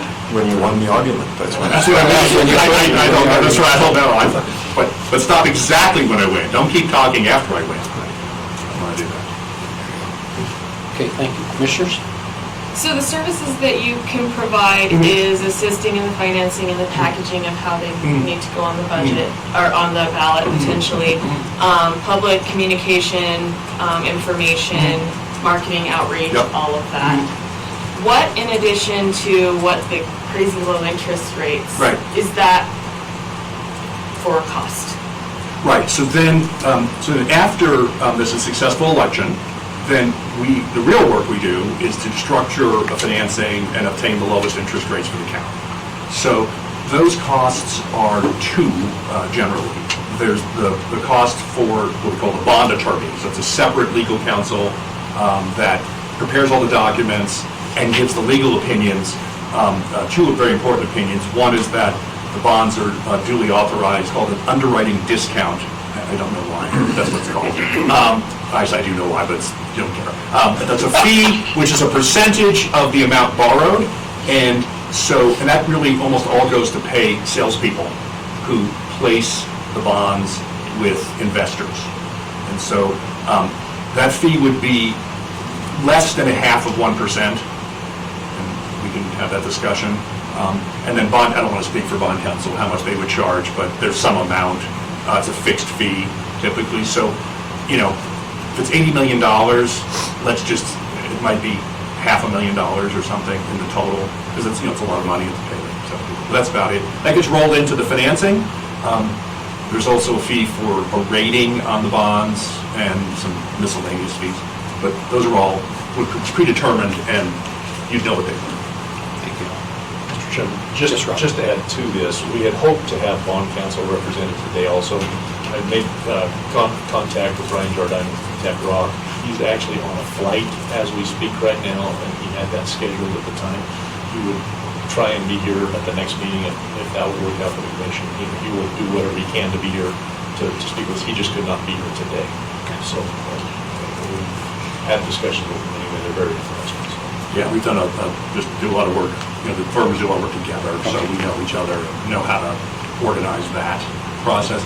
No, except for this public policy part, which I said is a third-party thing. Everything else is subject to a successful election and the actual issuance of bonds. There's no fees before that. Okay, so the fee is after. Yep. After. And success. And success. Yeah, and then, so we do all the work, at risk, I guess you call it, but just our time, right, to try to make sure that we do the best job possible so that we could get paid a fee. So that's the idea. Very good. Good incentive. Other questions? Commissioner Johnson? Yeah, a couple things you said that are extremely important. First of all, we've used your firms before, and I think it's critical to the success of this project. And the two parts of that I believe are extremely important is the way it's put on that ballot. You need to work, and in case you don't know, Lauren is handling that for the commission. Correct. She's the lead on that for us. And the way it's put on the ballot is extremely important. And then the follow-up of selling those projects to the public is also equally important. And you have the expertise to do that. I think the financing of it is secondary to that. The thing you said also that's extremely important is you've got tremendous incentive to sell these projects. So I think that we've used them before. It's worked out extremely well before, so I strongly support this moving forward. Thank you, sir. Any other questions from the commission? All righty.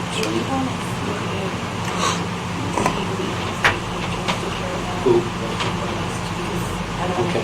I'm just thinking, Yeah. he's here. I know. He's been helpful with that. Mr. West, Keaton West is here, and he's a councilman from Rock Springs. Is there any questions you may have, or something that we need to have our... Mr. Chairman, Commissioners, I don't. I think one important part is, and on the last one, not all of the amount was bonded. So, I don't know if that raises any questions on your guys' end, but from Rock Springs' point, Go ahead. I don't have any questions.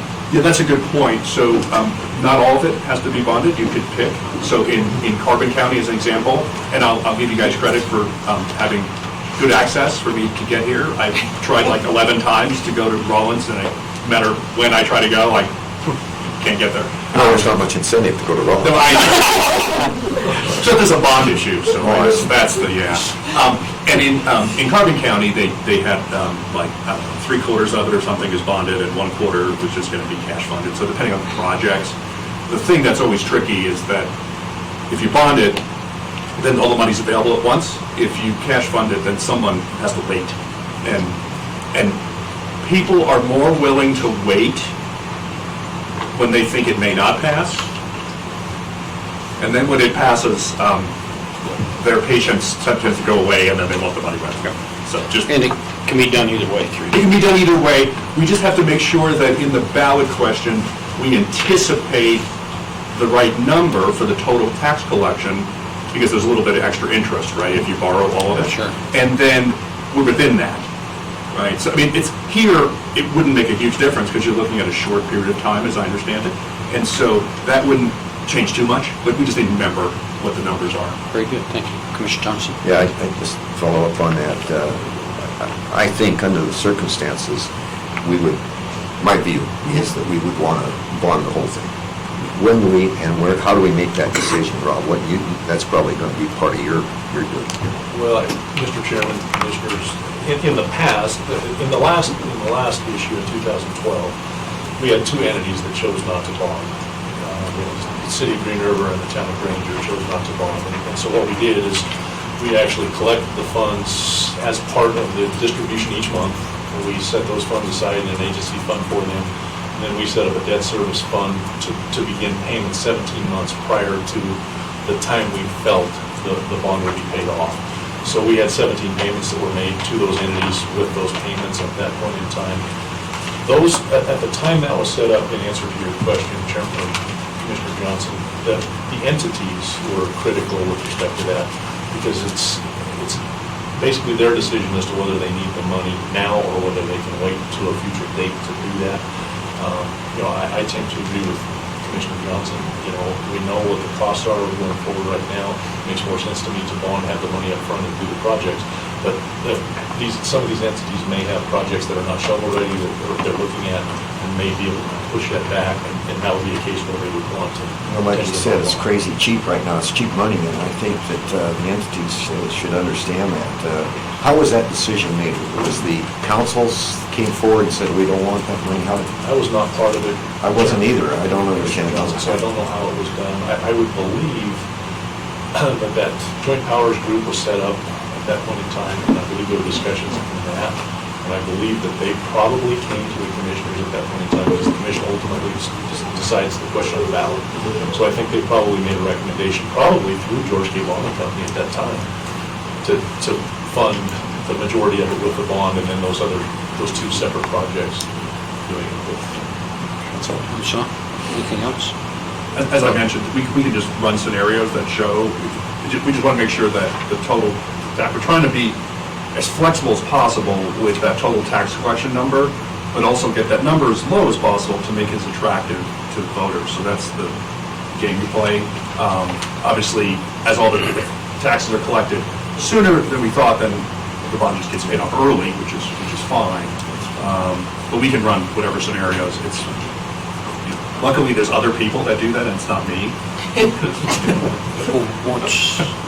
Anything else, commissioners?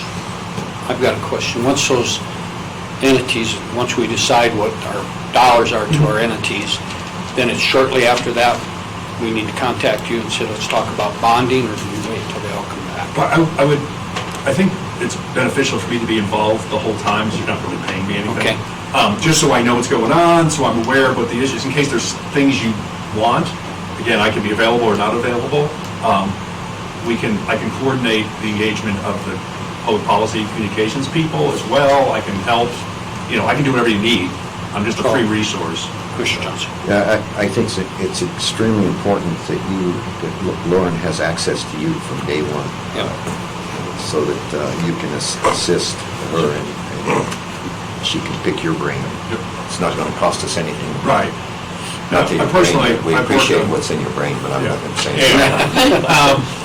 Personally, I've worked on over 100 elections of similar type in various states, so, I think I generally know the steps.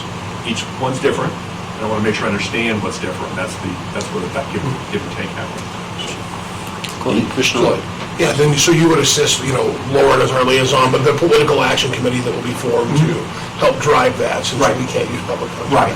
So we would help, I could help that group, and that's where this other group comes in and is available, right? So that what we try to do is keep the messaging the same, so that there's a message before an election is placed on the ballot, and then that message can continue uninterrupted if there is a political action committee that is formed that would like to promote an election. Other questions? Very good. I don't think at this time, other than any motion, but otherwise stand ready. One thing, thank you so much. One thing I'll mention is I will, if that's agreement. I will prepare, we have new rules, I know, hard to believe, there are new rules coming down from the federal government that require me to have some sort of engagement And we can do what's called a preliminary, which doesn't have any, it just says you're engaged, but you're not getting paid anything, just so I have that in writing, so I can do some of this work. Otherwise, it puts me, it's more complicated, but I just have to have something, so I will send a form, you look at it, make comments, whatever you want to do, but it's pretty straightforward. It doesn't have any fees associated with it. If then the election passes and we want to move forward, then we'll send a regular engagement for underwriting at that time. How, and you'll, go ahead. I still want something. Yeah, just get the form to us, because I could see us real, within a meeting or two. No, and we want to be able to not have any delay in getting information back. So it's not, again, there's no cost to it, so usually people aren't too upset about it since we're not paying anything for it. Anything else, commissioners? No? I would say let's move forward. Thank you very With much. you. Thank you. Look forward to hearing more. Absolutely. Thank you. Look forward to working with you. Thank you so much. Okay, our next on is a revenue update, and I had asked that Mr. Davis and Mr. Slaughter, Mr. Davis, our assessor, Mr. Slaughter, our treasurer, as well as our bookkeeper, Ms. Bonnie Berry, be here, so we can talk about starting to get ready for budgeting. But always at this point in time, it's kind of nice to get the feeling of what the knowledge is out there for where we're at with revenue and that type of thing. Gentlemen, thank you for being here, and I'll turn the floor over to Mr. Davis. Good afternoon. Good afternoon, it is. What you have there in front of you is the best information we have as far as valuation for minerals at this point in our process. So, if you're not aware, when minerals are severed from the ground, the producer actually has to pay a severance tax to the Department of Revenue. And in theory, that value will be the same as what it is on a property tax bill roughly 18 months later, as Commissioner Wendling talked about this morning. So what we do is use the severance tax amounts as really good estimates for the ad valorem amounts that are going to come out on the tax bill.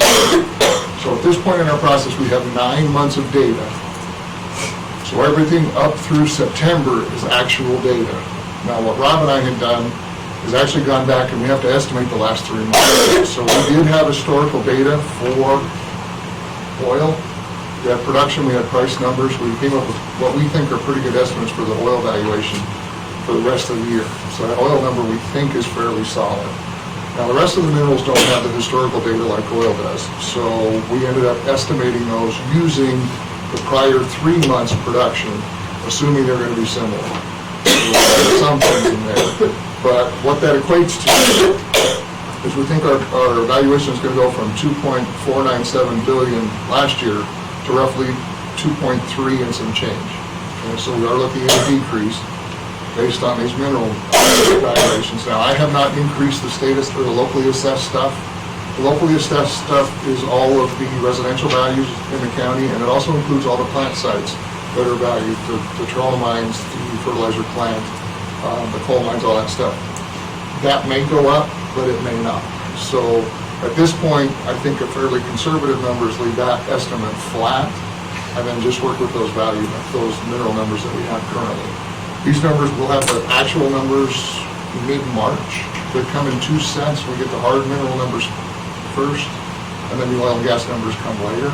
So in probably mid-March, first part of April, we'll have better information for the valuation of the minerals. And at that point, our industrial appraisers will be out doing some site inspections, that kind of stuff on our plant sites, and we may have an idea of what those amounts are going to be. But again, the best information available is what you have in front of you right now.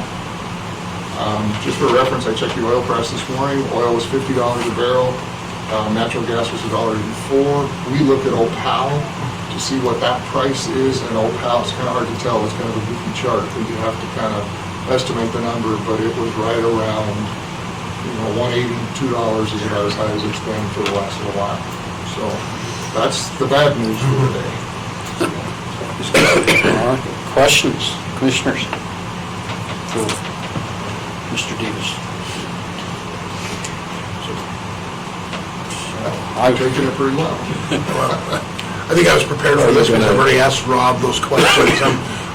Just a question then. So Rob and any of them, so if we have that estimate evaluation, what's the guess on what we're going to see less for our budget? It's in the middle of the sheet there. The value change of 178 million equates to just over 2 million as far as the 12-month is concerned. I remember that was the number we had talked about. Yeah, when we originally started talking about this roughly April of last year, we were anticipating probably $100 to $150 million decrease in value at that time. We remember those discussions. What I had hoped, and one of the problems that we've got with this, I had a site that I used for the last 20 years. I tracked the daily price of oil or of gas at Opal. And in October of 2018, they took that site down, and there isn't another site that we can find that we can get that daily price data. So I would typically have my numbers for those last 3 months, and I'd be very confident with what those numbers are, but we don't have access to that. So that's the reason we've gone through and tried to forecast this way. I think from the conversations that Dave and I have, I think probably the way I would look at it, if I were a commissioner at this point in time, is we're probably going to be looking at somewhere between $150 and $200 million decrease. I'd be 95 or 99% sure we're going to fall somewhere in that range. We're going to have roughly $2 million less to work with in the budget for next year. I'm very confident with respect to those numbers. So it's once again, it's something we knew we were going to see a decrease. It's a little bit worse than what we anticipated. I was really kind of hoping the last 3 months we were going to see a slight pickup, because the prior year prices were really low, and they've stayed that low. So it looks like we're going to see roughly the same thing through that time. That was the reason I hoped we were going to see it shift back maybe closer to 150, but it doesn't look like that's going to take place. And historically, in the winter months, the natural gas price does tend to go up a little bit. For whatever reason, it has not done it this year. So we're all kind of scratching our head a little bit. It's going up right now. I looked this morning, and I really thought it was going Well, to. there's probably a lag there. Okay. Other questions for our assessor. Again, just try to look at historically with our commission, and Commissioner Johnson, you help me out too, please, but we're moving into our budget time of the year. We need to plan on working on the budget, and just at this point in time, the other thing you're going to get hit with as you go out and do your liaison work, as those entities start working on their budgets, they're going to start asking you, what can we plan on for budgets? And I think it's better to have this information to answer that, and we always hope it's going to be better than that. Could very well be, that type of thing. But we've got to have this information to generate with them, as well as we plan our budgeting with Ms. Berry, our scheduling back of how we want to work with the entities and how we want to do budget work this year.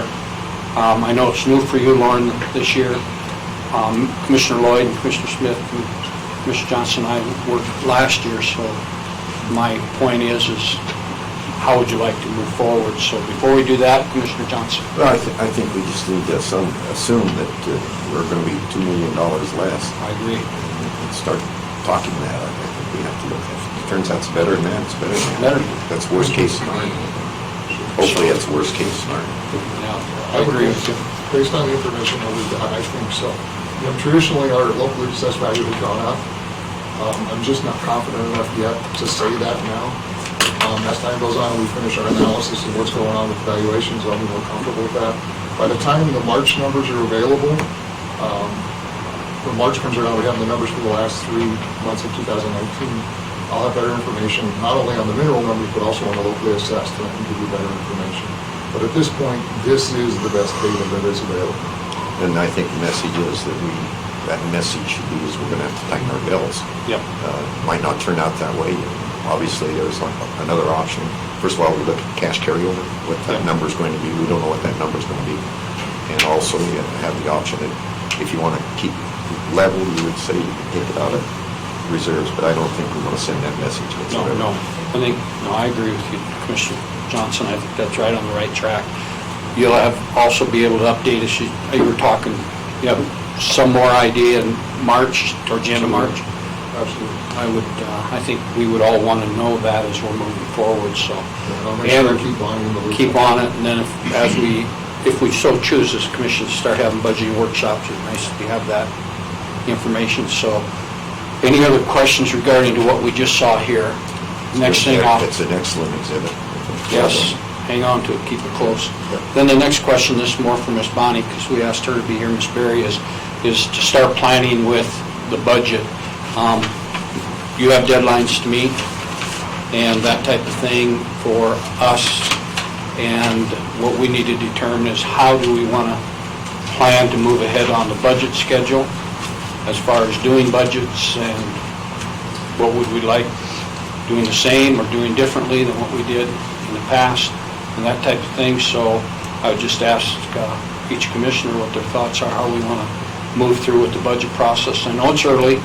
It doesn't hurt to talk about ideas right now, so Bonnie can get an idea of what we're talking about and maybe bring us back somewhat would be a schedule. So Mr. Lloyd, I know you're busy writing, but I'm going to start with you. Just thinking numbers. I know. Forget the numbers now. How are we going to get to them? I don't know. I think as far as the budget process goes, I think we need to be a little more surgical this year than we were last year. I think that's a couple of things I learned from last year's takeaways. I'd like to see us also give ourselves more time in the budget process. I personally felt crammed, and sometimes I felt like we made $47.1 million worth of decisions in about 1 to 2 meetings, and I had 2 meetings, 2.5 meetings, and I'd like to see us take some more time. I'd even like to consider an approach where maybe the first time we hear from just the core government folks, and then the second meeting, maybe we focus on hearing from component agencies, and the third meeting or workshop, we would focus on everyone else, the community agencies we support through grants. That's kind of what I'd like to see, just to be able to see a bigger picture of the piece. And I think as we go into budget session too, we should have some just philosophical discussions of where we all like to see us, where we end up in the budget. And so we have a guiding point, but I also know coming up on the agenda, we have a discussion about strategic planning, and I don't think we're going to be far enough along in that project and in strategic planning to be able to put that in effect. But I'd like to have a strategic planning process put in place by next year, so when we come to the budget session, we have direction based upon what the plans are and our strategic planning and what our goals and end games are. And I think that's where I'd like to see us eventually. And I'd like to be able to work, and I think we can work with Bonnie a little bit, I know when we had our meeting where there was the 3 of us, Doc on the phone and Bonnie in the audience, Bonnie had some ideas of some things, if I remember right, of how we could change the information that was coming in from the entities for their requests, and I think we can look at those changes too. Very good. Thank you. Mr. Johnson. Well, I think there's 2 issues. Timetable, I think if you want to move it up, that's fine. Bonnie's done that in the past. I think we rely on her to do that for us. And as far as the projects, I think, again, you have to look at it, because what we're going to end up doing is looking at it and cutting. So it's a question where you're going to cut. You'll know better when we start cutting as to how much we have to cut. So I think Bonnie's done a great job since she's been here. It's been so much better than it's been in the past. You're exactly right. So, anything else, commissioners, on that one, other than Lauren, you're up next, Commissioner? Since I haven't been involved on this side of the budget process, I agree both with what Commissioner Lloyd and Commissioner Johnson has said. I do think that it would be good to look at the component agencies and what they are turning in. I know when I was at the YWC, and I don't want to make it difficult for them, but it was an easy process. It was the most easy grant writing process that we went through was the county. And I want to make sure that everything that we're funding eventually fits into the strategic plan of the county and moving forward everything that we need as far as economic development, as far as what our community needs are. And I think that that's something that I will have to get with Bonnie with and pick her brain and get some ideas and that. Okay, very good. Okay, with that, I've heard everybody, and I'm pretty much in agreement. More time. Again, the philosophy, I think it's a good conversation, just for the reason you said, not because of you were with Boys and Girls Club, it's with all the component agencies. And I think even a good example that I learned in the last meeting with the budget shop with an entity was how is it necessary for the county to say, yes, we'll help fund you, but, you know, how are we expecting those funds to be spent rather than here they go in any direction? So I think that's a piece that we need to talk about, and that type of thing. So with that, Bonnie, I would suggest looking at your calendar or our timetable we need to follow and allow us I'm going to use the word, because I can't think of a better one, work sessions, to meet with, start out with philosophy, you know, where we're going to go talk about the money and that type of thing with input. Then also starting with the core government, be that the elected officials' budgets, then department chairs, and then component units, and then the outside agencies. Who am I missing, commissioners? That would be the three entities. Three of them, and I would, you know, take a look at it if we really want to drill down in it. Is that a word that I'm hearing from most of us? Let's drill down in a little bit. I would suggest at least one work session for each of those groups.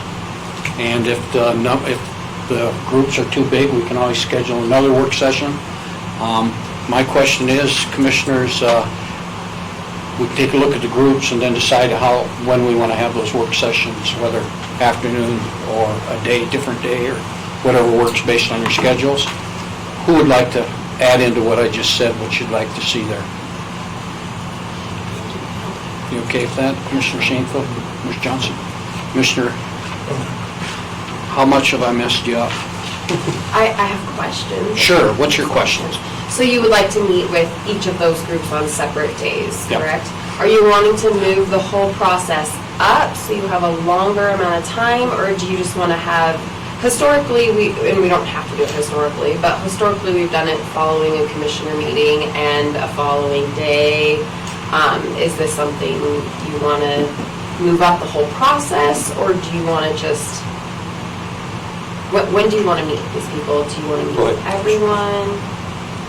As for timing, I think it should be on the same week, same day if we can, in the afternoon, and the following day, so that we do it on, the way I look at it, once we start this thing, we should stay with it that week. Yep. Okay, so meet with all of them in the same week?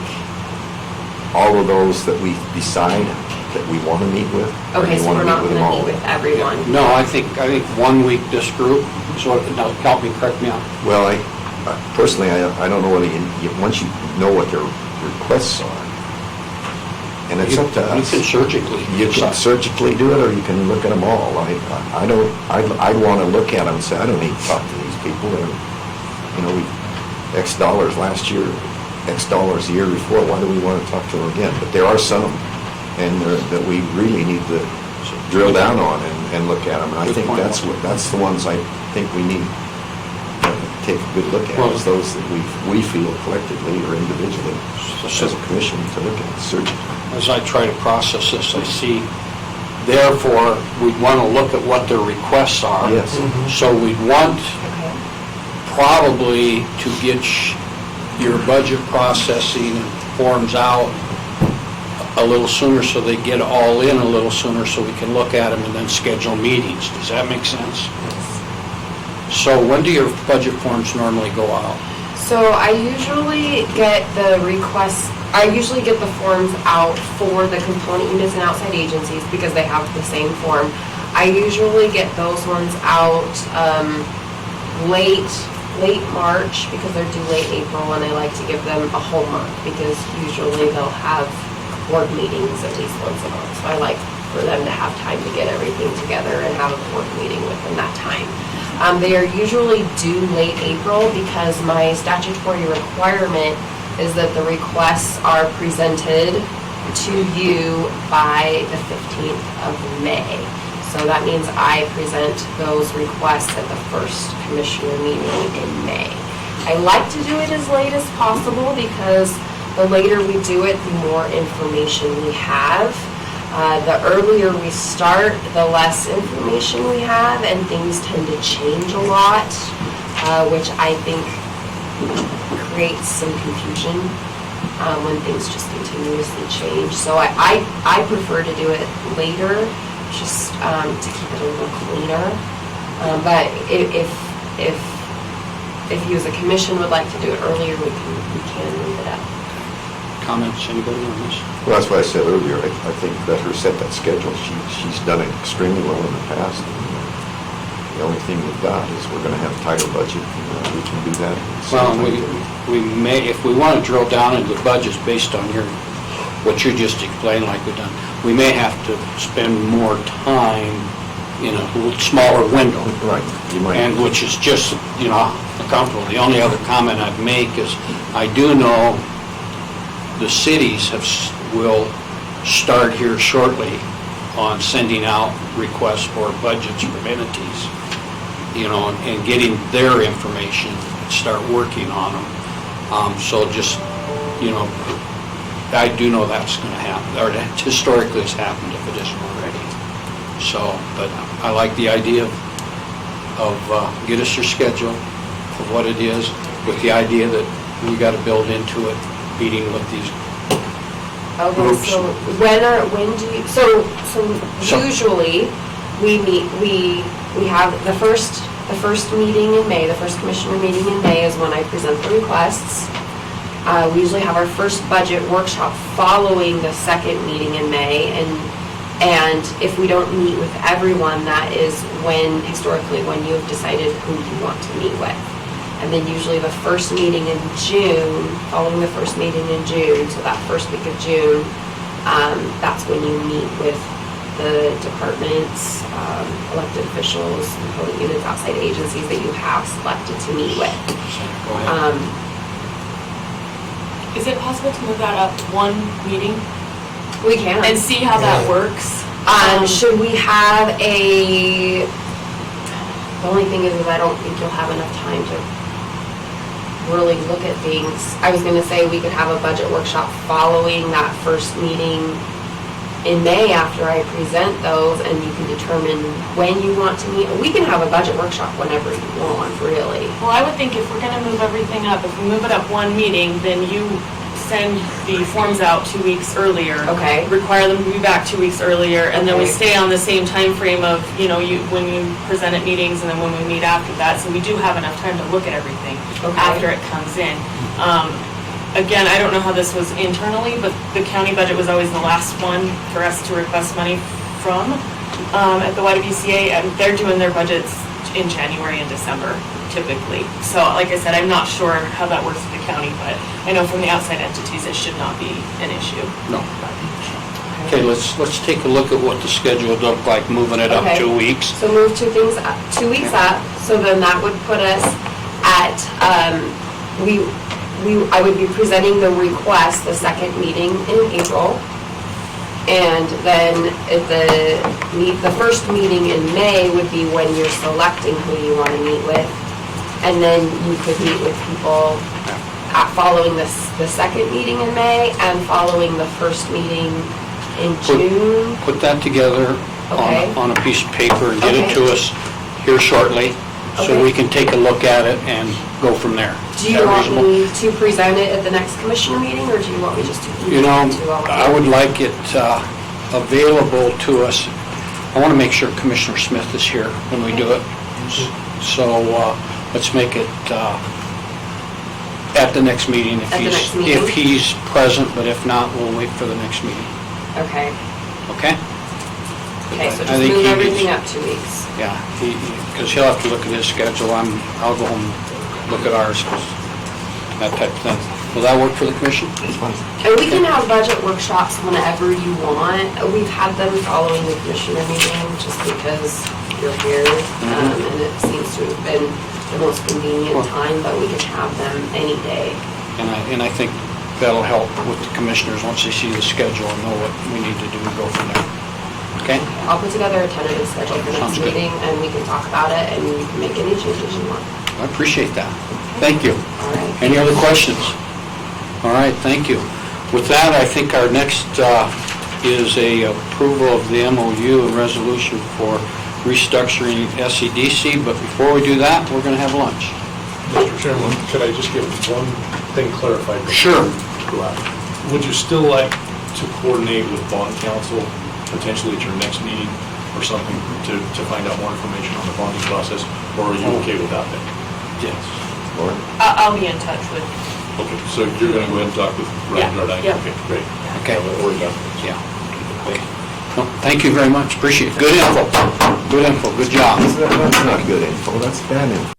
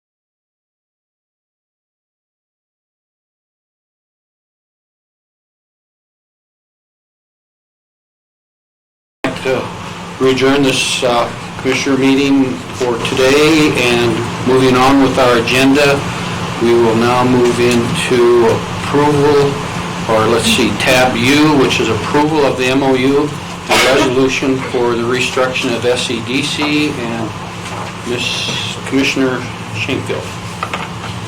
So in review of the transitioning SEDC out of the Chamber of Commerce, there were many discussions and concerns not only around the costs, but the resources that would be available for Kayla if it went 100% standalone.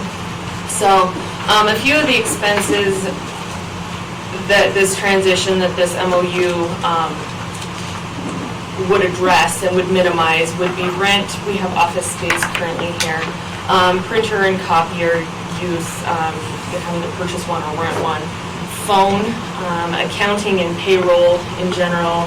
The benefits for her, it's really hard to find insurance, health insurance benefits when it's one person in a nonprofit company. A lot of money. And it's very expensive, and they're not good quality benefits anyway. Kayla currently does not have a retirement plan through her employer, and so this would provide her with that benefit. It also will allow for the assistance of support from Eric and from Christina, access to the GIS mapping system and other things that we have here at the county that our employees have worked very hard on and have built relationships over years. Kayla currently works very closely with Eric anyway, and so that it would be great to have them working together in the same office. The cities have agreed to continue their current funding at $30,000 each, so this would leave us still in the same place financially. And with that, they would continue as the board is currently set up as a planning committee, similar to what planning and zoning has. They would be a part of the strategic planning, bring forward projects, that they saw viable, and continue to be a part of that conversation. I believe that this transition would also assist in financial planning and budgeting for this program specifically. Currently, we're paying, is it quarterly? It's every 6 months, I don't remember. Quarterly to the Chamber of Commerce, and it's just going into their general fund. So they actually had to pull invoices to see what costs were associated with economic development. And I think to get our biggest bang for our buck, we have to know where our money's going and where we can utilize our budget and, where we can save money and get the most for our money. And in order to do that, we have to have it together in a budget. This has received unanimous support from everybody on the SEDC board, and both city councils approved a resolution approving this transition at their last board meetings, so 2 weeks ago. And I think that in general, everyone on the board wants SEDC to succeed and felt that this is the best option right now. And then if we look forward and see that it needs to be a different transition in the future, then I think everybody's open to doing that. But we want to give Kayla the most resources possible to do the most work and surround her with people that are very good at their job and give her the support she needs to do what she needs to do. So with that, I will turn it over to Gary and Eric. And then if there's any questions too for Kayla, she's prepared to answer those around what this change would look like for the budget and for the position, and then also what Eric's plans are and thoughts are around everything. So. Okay, very good, thank you. Can I ask a question before you get into it? Have the cities of Green River and Rock Springs agreed to that? This isn't signing. Have they agreed? Other than the board, have the cities agreed to and signed off on it through their council? The cities have not signed off on the MOU. I suggested it come to the commission first. The cities have reviewed and approved and had a lot of input even before it came to our deputy county attorney on the MOU, and through their resolutions, that was their support in saying we will sign an MOU. We want to move forward with this. So. Okay. Any other questions? Anything? Okay, back to Mr. McLean, I think. Sure. I think what you have in the packet, what we did, just so that everybody had, is Mr. Schoenfeld demonstrated or communicated. We took the same rate of pay to get started as she's at now, applied our benefits. I think you've reviewed a summary of those. The total cost of employment is about $66,528. That's of health insurance, retirement, LTD, workers' comp, FICA, all of those things.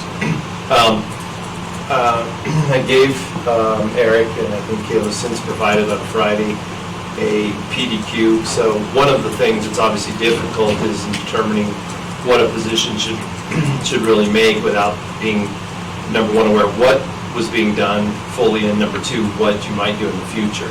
So my recommendation would be we start, if the board so desires, at what we have right now, and then either in 6 months or a year or whatever in the budget, we revisit that position to see if that's exactly what we're going to do, because I think there'll be some changes and some things will be the same, and not knowing and revisit that. So, be that as it may, I think the other thing, if the board's so inclined, we have one of the points that I think needs to be resolved if we're going to do this. The county, as you know, we have a mixture of employment. We have contract employees, we have for-cause employees, we have at-will employees. To the extent that this position is funded and dependent upon continued support and funding from those other agencies, I think it really needs to be linked to that. In other words, I would recommend this probably be in an at-will position, in case those funding levels change. But that's a point that needs to be resolved if the board's going to move forward with this. This would be a new employment, so essentially, if we approve this, then I would put together a letter. There's a few things that we would have to do, pre-employment drug and alcohol testing, some things like that have to be post-offer. But so I put that together, give that out, decide on the start date and some things like that. Good. Thank you. Go ahead, questions? Yeah, good questions. This assumption's been made already that this employees, we're going to incur an additional employee in the county. And I agree with you, at will. Anybody that comes to work for the county is on a probation, has a probationary period. What are your thoughts on that, really? So, under an at-will environment, the probationary period is kind of irrelevant because your whole employment is probationary. So, where we use a probationary period for most of the employees that are for a cause, they would have a 6 to 12 month probationary period. Law enforcement's a year, and so that's sort of the legal aspect of it. The practical aspect of it is it's really the supervisor's responsibility to provide continual feedback to the employee to see if they're meeting whatever expectations they've set forth or not continuously. So in this particular case, especially because of the funding, I recommend the position be at will, which really means that the employment relationship can be ended by either party at any time, not otherwise protected by law. So that's sort of like the ultimate probationary period, I guess. Other questions? I've got others, but I'll wait till Eric's done. Okay, very good. Anything else for Gary? Okay, Eric? Boy.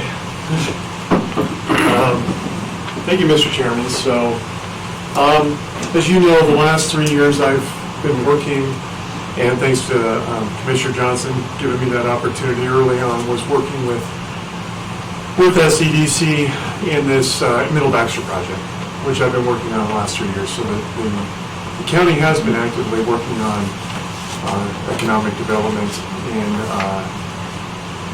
the Middle Baxter project for the last, I think it's been 3 years now. It's been going on, somewhere roughly around there. It's something that I've enjoyed doing and working with, and seen some opportunities. And I guess my vision of this, if the commissioners decide this is what we want to do and moving forward, is kind of taking a community development slant to this economic development. I guess I'd like to maybe talk a little bit about the elephant in the room is previous economic development forces in the past. I don't want to get into beating those up and expressing where they went wrong and things like that. We don't have that anymore. But what I see, and where I've seen economic development thrive in the county, is through infrastructure projects. Commissioner Shanefield has talked about broadband. Broadband, as we know, is an issue in Wyoming with businesses coming in. I think there's all these grants that are available and pursuing that as a part of the role of this, of here at the county. Whether there's opportunities in water and sewer, take for instance Jamestown with the sewer project there, if there's ways of helping there where you can see economic development opportunities. North of Rock Springs, as Commissioner Johnson knows, all that spread of infrastructure, water up through there. Once that went through, what did we see that came through? We saw subdivisions come through, right? And so, and as amazing as we've seen here, where water has gone out to west of Green River, we've seen where Love's Truck Stop is going in now. Whether that's what everybody wants or not, we do see things as a result of those things happening. And so I see opportunities with this role coming over here of offering grant support. As we know, Christina is a one-person show in the grant. I see this person being able to support grants and writing, or whether that's going out and doing legwork and such. But I know she needs that help if we are going to pursue additional opportunities. She's got her hands full with all the grants that she's pursuing on just in the county now. And she's been a tremendous help to even just with me and all the grant opportunities that we've had, whether it's at the rec board or here at the county. Another thing that I see as important is skilled workforce has been an issue in Sweetwater County. Working with the college, I see that as an important role in aligning programs with them and seeing what their needs are. Of course, there are business leads that come in. I talked to Kayla about that, how many we see a year, 5 to 6, somewhere around there. There's another one that just came in this week. Continually supporting that and following up with those.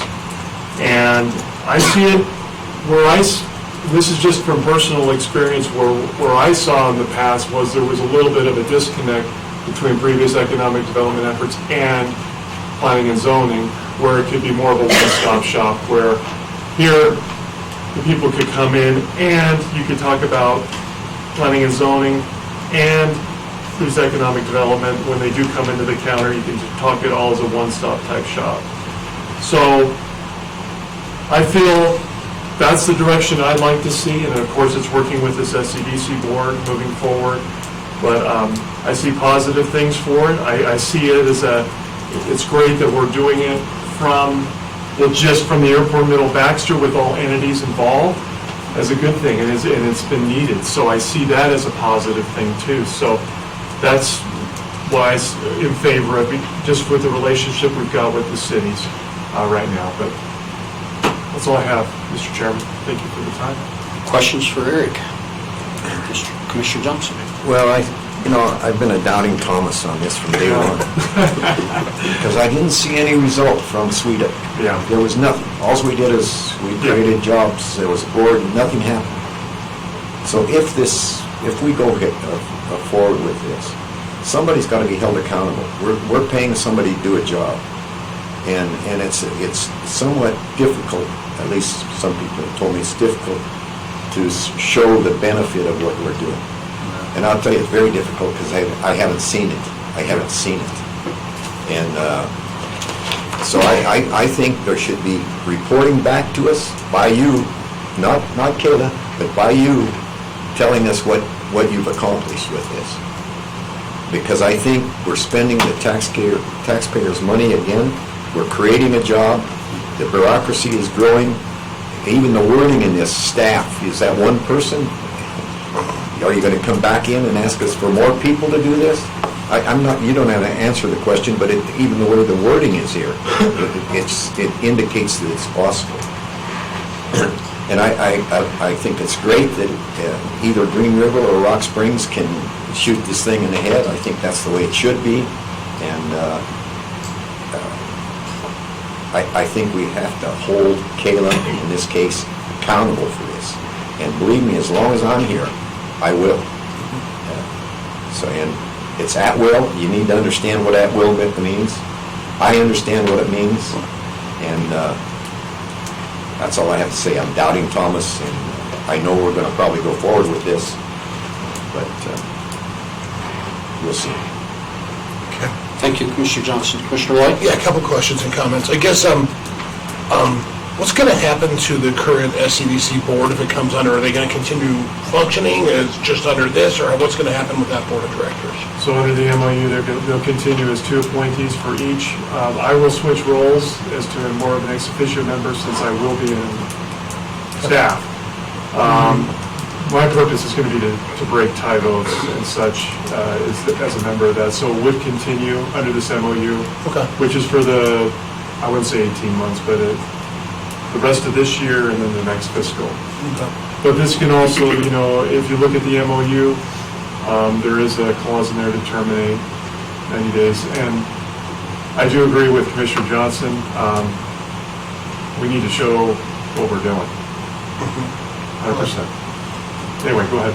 Yeah, a couple other questions and some comments. And I'll just jump a quick comment is I had to agree with Commissioner Johnson in the way that this is huge. I mean, this is a huge undertaking, and I kind of look at this undertaking as a low-risk, high-reward situation because we are being funded by, you know, this position. We're really going to be getting an employee without having to increase what we're putting into it because of the continued memorandum. But I think this position has to have production. This position has to have tangible wins and tangible growth. And if not, I believe we go under fire as a commission for going this direction, and Eric goes under fire for pushing this direction. And really, with everything we're looking at in our current economic downturn, this is one of the most important things we have going as our development. And so there's a lot of pressure in that for everyone to succeed. And so I guess I just reiterate, you know, what Commissioner Johnson said is we have a lot of eyes on this to make sure we have successes. And I'll definitely be right there with Commissioner Johnson, keeping an eye on this. You talked about the city support. Chamber's good with this, Rick. I haven't had a chance to talk to Rick. And did they support this move too, the Chamber board? Yeah, I can speak to that. Yes, I've actually spoken with a few of the Chamber board members and Rick. They are in support of that. Rick has been to a lot of these meetings.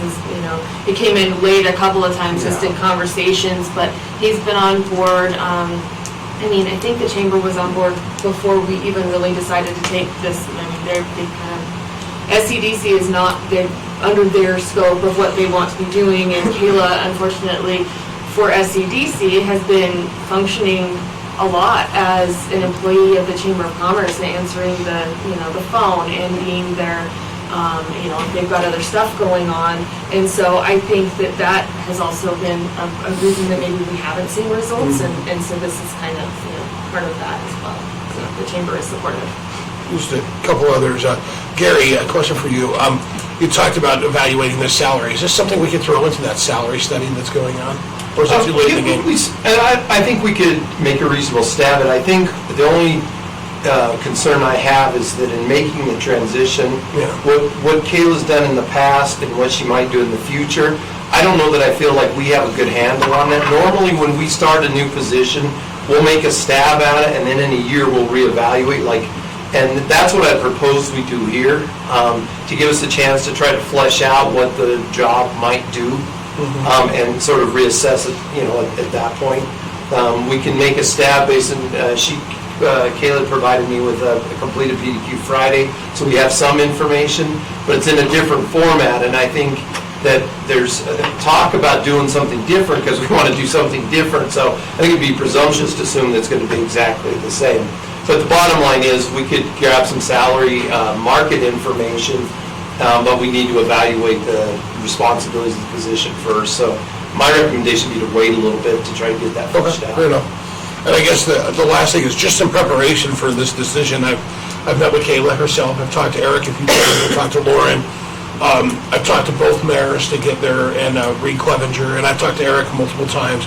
Also even reached out to Dave Hanks to get some opinions and thoughts, and I'll be honest, I think it's worth a shot from my perspective, just because I believe at this point it's a funded position. It isn't going to cost us anything more than we're already involved, but if that funding does pull away, we have to look at it differently. But I think one of the hard parts, I think, in this decision, and just being transparent and honest, is for me has been, is Kayla the right person for that position? And I'm just going to say that talking to Eric, I believe he feels it will it will work and it will go. And I trust Eric a lot in his judgment and his leadership, and for that I think I'll support those things. So. Thank you, Commissioner Lloyd. Any other commissioners? So I just wanted to point out that in the MOU, it does talk about the advisory board, and that our next step, if this moves forward as the advisory board, is to sit down and make some strategic planning, some strategic goals, and to look at some shorter-term wins and then some longer-term plans for the future. It also talks about quarterly reports from Eric to the board.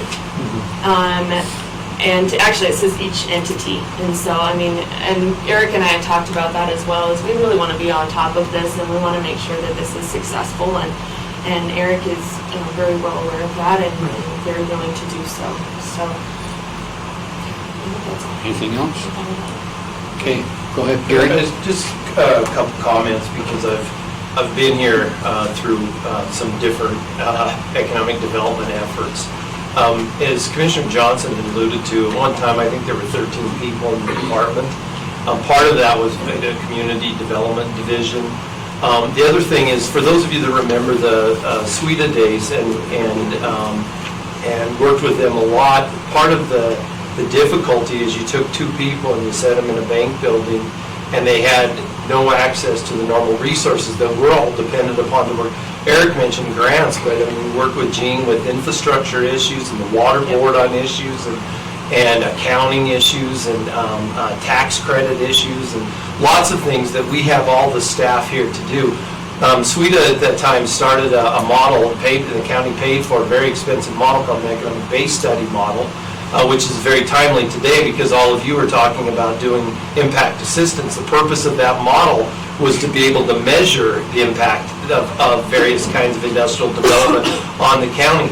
The problem was when they gave it to Sweetwater, they had nobody who had either the technical skills or the background to maintain, and all that money went to waste. So, part of, although it may not be the ideal structure that it came to, part of this issue came from that is saying, if we just keep repeating that, there's no reason we're not going to get the same result. And there are other resources. Right now, Eric and Gene and other people that are involved have very good relationships with technical people at the city and at the state and other places to support that effort. And so that was really the idea. I don't know Kayla at all. I've only met her once, so I don't, and that's not the issue. The issue is really about saying, in the past, if you asked why economic development failed, because they didn't have the resources to pull off the things that they need. Did a good job of reaching out and contacting businesses and those things, but if you can't implement, you don't have the people in, then that's all for naught. Right now, there's a pretty strong team, and I think just as I alluded to with the Veteran Services Program, the goal of those kinds of program was to say, let's get boots on the ground, people doing work, and keep the administrative costs as low as possible instead of going out and hiring legal counsel again, doing payroll stuff again, having another audit again, or accounting people again, hiring technical consultants. We've got a lot of those, or most of those resources internally. That's where the idea really started, was from that, because it was clear with the Sweetwater and the Southwest Wyoming, they had the same problem, and they leaned heavily, if Mark Hopper here, he'd tell you, because he was heavily involved in that on staff, even at that time, to even minimally function. So that was kind of the origins of that. Thank you, Gary. Other questions? I've got one or two, maybe a little bit. I think everything, all the other questions everybody says is very true, and I think somebody in the Green River Council, when we started SCDC, back when Dave Hanks was there, says, what's the difference between what was and what this is? And the answer was, SCDC at that time had a plan. Sweden did not, to do something. Now we come to full-born of where are we from SCDC to now, and I think it's really accountability.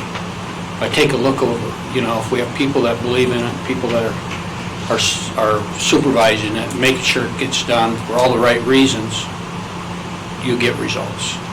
So this is the difference of it. The other thing I want to ask is on the job description,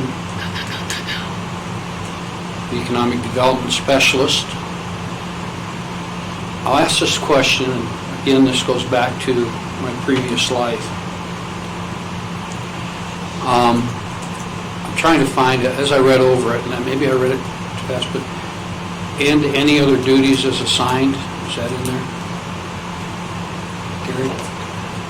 I know this is a draft, but would it be in a draft? I don't see it in there. Is it a possibility to put that in there?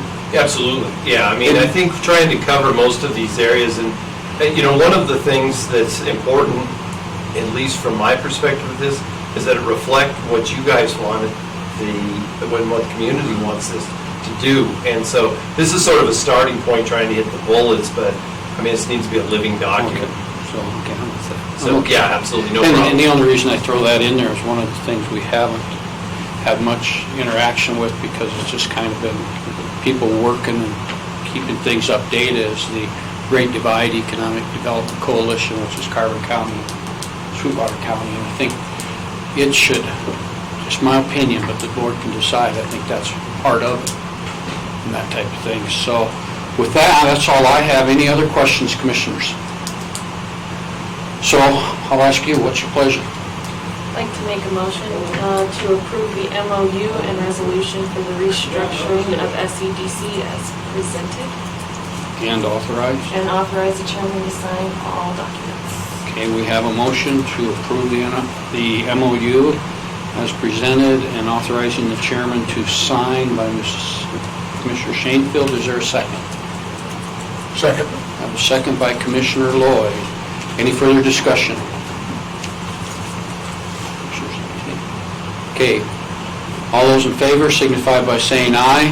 Aye. Opposed, same sign? No. You want that registered? Yes. No.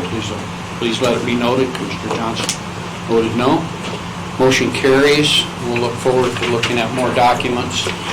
I'd still like to see the job description. It was just in draft form and that type of thing. I believe as I read it, March 21st, no, gotta look at it again. Starting, here you go, March 3rd to June 30th of 2021. All right. Thank you, commissioners. Thank you, Eric. Thank you, Caleb. Thank you, Gary. All right, next one is a discussion item for the commissioners on strategic planning discussion, and I think that, again, goes with something, Lauren, that you brought up and you'd like us to further discuss. So it's up to you, Commissioner Shanefield. So we've had a lot of conversation about strategic planning and getting the process going. I think it's time to start on that process. So I guess in bringing this to the board today, I would like a consensus on how everybody feels about moving forward with figuring out how we want to go about this. I did speak with WCCA and, actually Sally reached out for me to WCCA, and they provided a list of some consultants that have worked throughout the state on strategic planning to assist the county in kind of getting things rolling.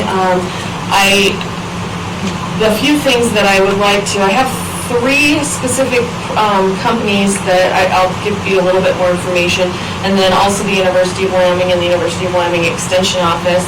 I would like to get with each of them, find out what the cost would be for what scope of work, and what kind of time frame they would be looking at in assisting us with some strategic planning.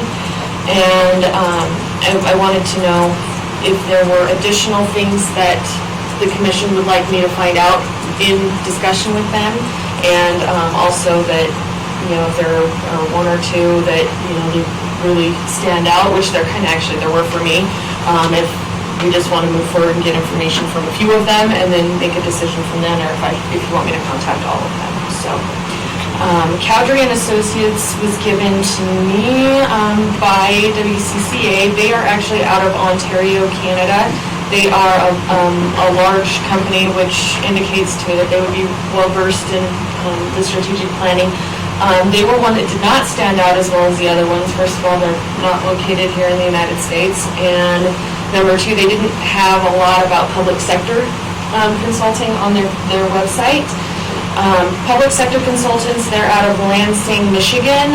They are focused on the public sector. They have some government planning, and they also talked a lot about statistics-based planning, which I think we look at a lot now, and I think we should continue to do so. And then another one is called Coragio. They're out of Portland, Oregon. They have worked for the Wyoming Office of Tourism and a few other counties from across the state specifically. They talked a lot about strategy, change management, leadership and culture, and then process improvement. And then I think it goes without saying to touch base with the university. I think I can touch base with the University of Wyoming in general, and then ask if their extension services do provide that, and then what kind of product we would potentially be able to get from that. I also don't want, in looking at the University of Wyoming, I don't want to have them come in and do something that's not exactly what we want, and then have to come back because it's through a graduate program or whatever it may be, and then have to go back and do it again, which I feel was done a little bit for the Middle Baxter Road, and I don't want to walk down that path. I want to get a plan going and then be able to move forward with some planning and some goal setting for the county. So, as you presented some companies, let me just interject, but I think what's really important, first of all, is strategic planning a place we want to go as a commission? And I think that needs to be defined first by each of us, and even so far as what the overview of what is strategic planning. So I'll just open it up from the floor with that question of commissioners, your desires to move forward and consider the strategic plan process. Roy, would you like to start? Yeah, this is something I've been a proponent of for a point of time now, of finding a way to become more active in planning and long-term goal setting within the county, and even tying in some of our counterparts municipality-wise and even legislative-wise at points. So I think, maybe looking at a firm to maybe help give some guidance in the best way to set things up could be a positive trend to the forward. But I think we need to, kind of figure out, where we want to be and how the best way to get there is. And right now, we don't have much of that in the process. So I think having some guidance would be beneficial. And I think, and until then, I think if we were to go with a consulting firm, I think in the meantime, we can start by just doing it more locally and globalized. I think we've seen some things internally already that kind of really show some long-term planning strategies. Dude Solutions is a great example of some strategic planning that is already a tool we have. And, kind of getting the forecast from Rob and day to day, it really kind of helps us kind of have a concept of where we're moving toward next year. So how do we maybe take some of those internal tools we already have and start having people create some goals and visions and working from there before we even get to maybe a strategist coming in and helping would be a good start also. Okay, thank you, Commissioner White. Who would like to speak next? Mr. Johnson? Yeah, strategic planning has glittering generality. I'd like to know what it is that somebody thinks it is, how we're going to go about that, and what's it going to cost us. I have great heartburn to think that not only would we go out of state to do this, but to go out of the nation even bothers me even more. I think even though I badmouth University of Wyoming a lot because of the products we have working for us,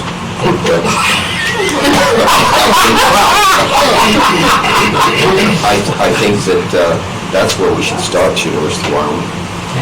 Well, I didn't know you were there, Jim. That's okay. Spoken by a true non-Iowa grad. True. Anything else, Commissioner? No, I think that's the key thing is, what are we talking about? We're going to get a consultant, you know what a consultant is, an expert is, it's somebody that's 100 miles from home and on an expense account. And I think Roy said it a little different way. I think we need to look locally first. You know what we're talking about? Do we know what we're talking about? Yeah. I don't know what we're talking about. I know where you're coming from. Strategic planning for me is where I'm going to go hunting next fall. But it's, and your right goals, how you're going to make that happen. That's right. Strategic. Commissioner Lloyd. Just throwing it out there too, sometimes it's, some of the best way of creating some of these kind of concepts is looking what's already there. And I think Gene and I have talked about really, I think an ideal model and some capital project concept is already set forth in Casper, and how they approach that. And I think we can take that from a bigger picture perspective and tie things in from a more global perspective from the local municipalities. And so, I mean, I think we can look at those things. And I know this kind of goes back a subject, but I mean, as we develop the SEDC, we should really go take a look at what Goshen County's doing, because what they're doing is working, and Cheyenne leads. And I think we can get some of our own models of what we need to go to by looking at what's already established and what's working, and then tweaking it to what works for us as a county and our strengths. So, and what I often say, I think the strength of this county is its employees. So I think there is some strength that we can build on and have our own guys that builds towards some strategic planning too. And what are our goals? I mean, where do we want to be? To me, that's what we want to come up with. So two of my takeaways from what you just said is there is something about not reinventing the wheel. And second of all, employees have some of the best ideas, so make sure we include them in strategic planning. So, what else would you like to add? Anybody else? No, I agree with Everything. all of these comments. I think the one holdup has been who's going to put it together? Who's going to go out and talk to all of our employees? Who's going to look at SEDC, what their goals are, what the City of Rock Springs are in their goals, what Farson has going on, things like that, in that I think that's the core issue, is that we do have, and pulling it all together so that we can work collectively, whether it's facilities or our budget, staffing, any of that, succession planning, and pulling it all together and then, presenting that in the end. So, and I like the University of Wyoming being the first. And I think that some of it too, with the scope of work and figuring out exactly what strategic planning is it's what we need it to be. It can be a million different things. It could be from goals for every position to, goals for every department, to countywide goals, to we're looking at 3 years down the road, 5 years, 10 years, that kind of thing. And I mean, it really depends on what we need it to be and how we want to do it. Yeah, if I may comment now, unless anybody else has comment. No, I fully agree with everything that's said.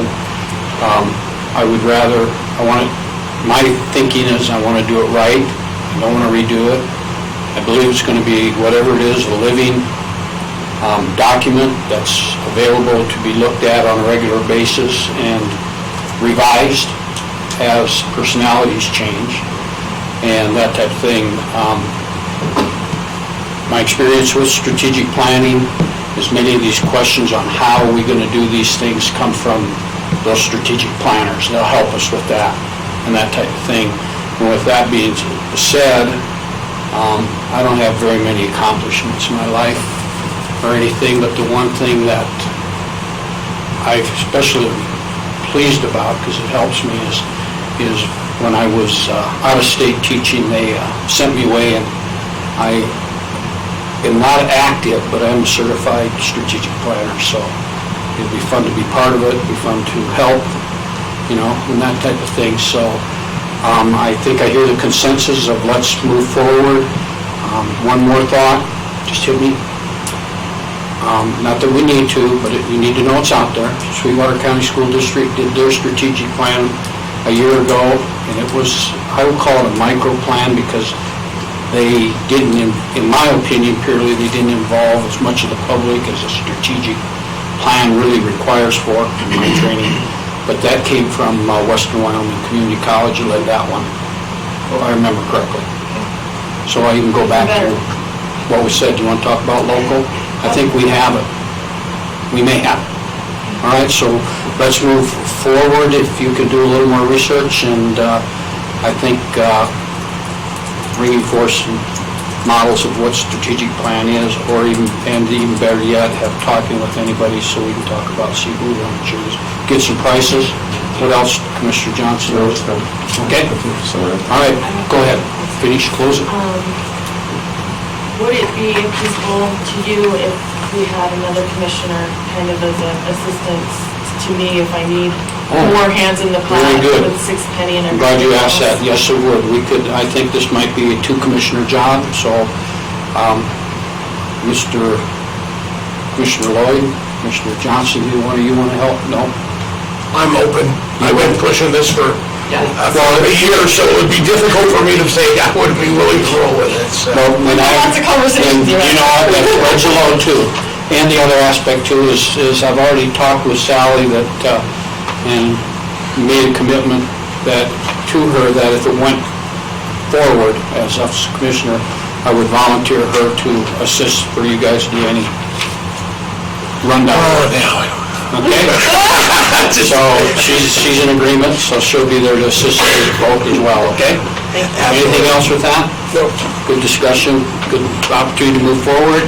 And let's move into our next agenda item, which is 6 penny entity municipality allocation. So I will turn that again over to Commissioner Shanefield.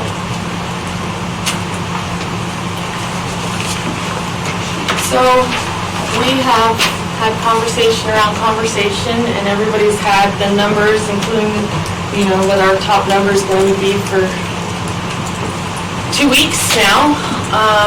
I would like to present to the commission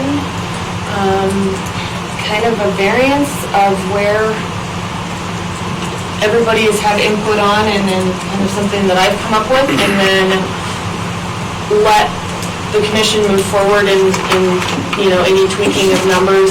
Our goal today is to give each entity, what their allotment is going to look like, to allow them the opportunity. They've already all set their priorities, to allow them the opportunity to either adjust those, look at anything that they may want to come back with to us, and then we can start the conversation with the bond council and everybody else, and the bonding agency. Okay. Before we go on, can I comment? Absolutely. I would believe that we're working to set the amount per entity, and I don't think at this point in time it would be right to have a discussion of what those projects are in any entity as well as our own, because that might create for a longer discussion. That doesn't have to happen right now, in my opinion, unless another commissioner feels differently. So with that in mind, I'll take comment from any other commissioner looking at the total amount per entity. Is that a good goal for this action item? Go ahead. Well, I think the tiny towns, we need to look at them. I think these numbers look good, except for Wamsutter. I think Wamsutter should be cut back significantly. And I think that Jamestown is a worthwhile project, and again, some of that money from Wamsutter could go towards that, and maybe some of that money from Reliance could go for that. But generally speaking, I think this looks good. Okay. So for the public's benefit, because this was sent out, it's a variation of what we had last meeting, but can I run through the projects? Yes. Kind of why I came up with what I came up with. I used the percentage base that we were talking about at the last meeting, and for the tiny towns, I did add some. I agree with you on Homesteader, but I do want them to be able to get a project completed. So Barrel oil, I have at 1.27 million. That allows them to do their top project covered, and it's over their percentage amount by quite a bit. Granger's 1.9 million, again, their top project is covered over their percentage amount. And they also have the opportunity for some industrial siding money coming in, which also assists them in some other development potentially. Superior, 1.52 million, it's their only request, and that is slightly over their percentage, or that is over their percentage amount by population.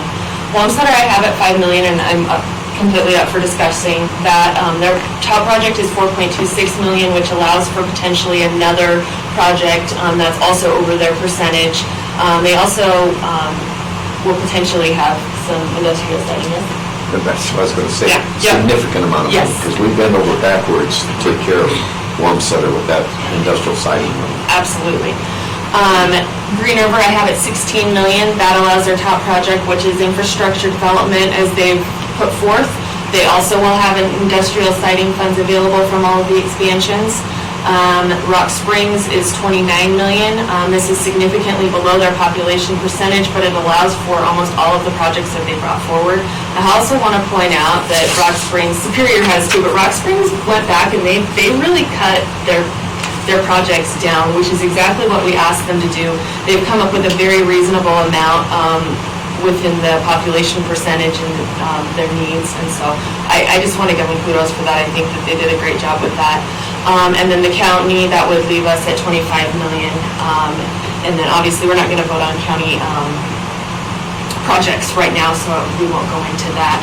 This leaves for about 310,000 not accounted for, which we can roll into, one of the other areas as needed, or even use it, in other places, so. Okay. Okay, good start. Good start, and it's a great start. It's well done. I also would like to compliment Rock Springs for that. I'm with you. Rock Springs took a lead on that, and yeah, I think that's just, they need to know. We appreciate that. Well, I think another entity I want to give kudos to, Rock Springs did a great job in cutting back, but I also want to, just Superior. I think Superior did a really good job of taking a really good look at their most important project. Their money actually raised from their request from the beginning of the process to the end, but that was after exploring multiple other funding options that weren't able to be possible. And I really think Superior did a good job in picking really what was their top project, what they need to get done, and looking at other options to make that successful. I'd like to make another comment, and I'll stand corrected on this because, I look at the Exxon Mobil Labarge carbon capture project. That's $262 million. And in front of us, we can see the breakdown in the communities that are impacted. We know they're coming up again in the next, I'll say, 2 years, less than 2 years, with a project similar size, and that'll be impact money again. Could the breakdown be the same? Possibly. But the point being, the communities it's going to impact could be the same ones. Will be the same. Will be the same ones. Then you throw in Genesis Alkali, 300-400 million. You throw in Jenner, just at their plant site, plus any future planning. So there's going to be opportunities for, I'll say, for the western side of the county to have some money that can help cover what isn't covered here. So long-range planning, I think it looks good. Again, too, though, we've got a couple of them that we may want to talk about. Very good? Excellent. Okay, so what's your thoughts? Let's just look, go ahead. Based off what Lauren did, and Lauren and I have had some conversations about this and shared some numbers, because this is similar to what I kicked out last time.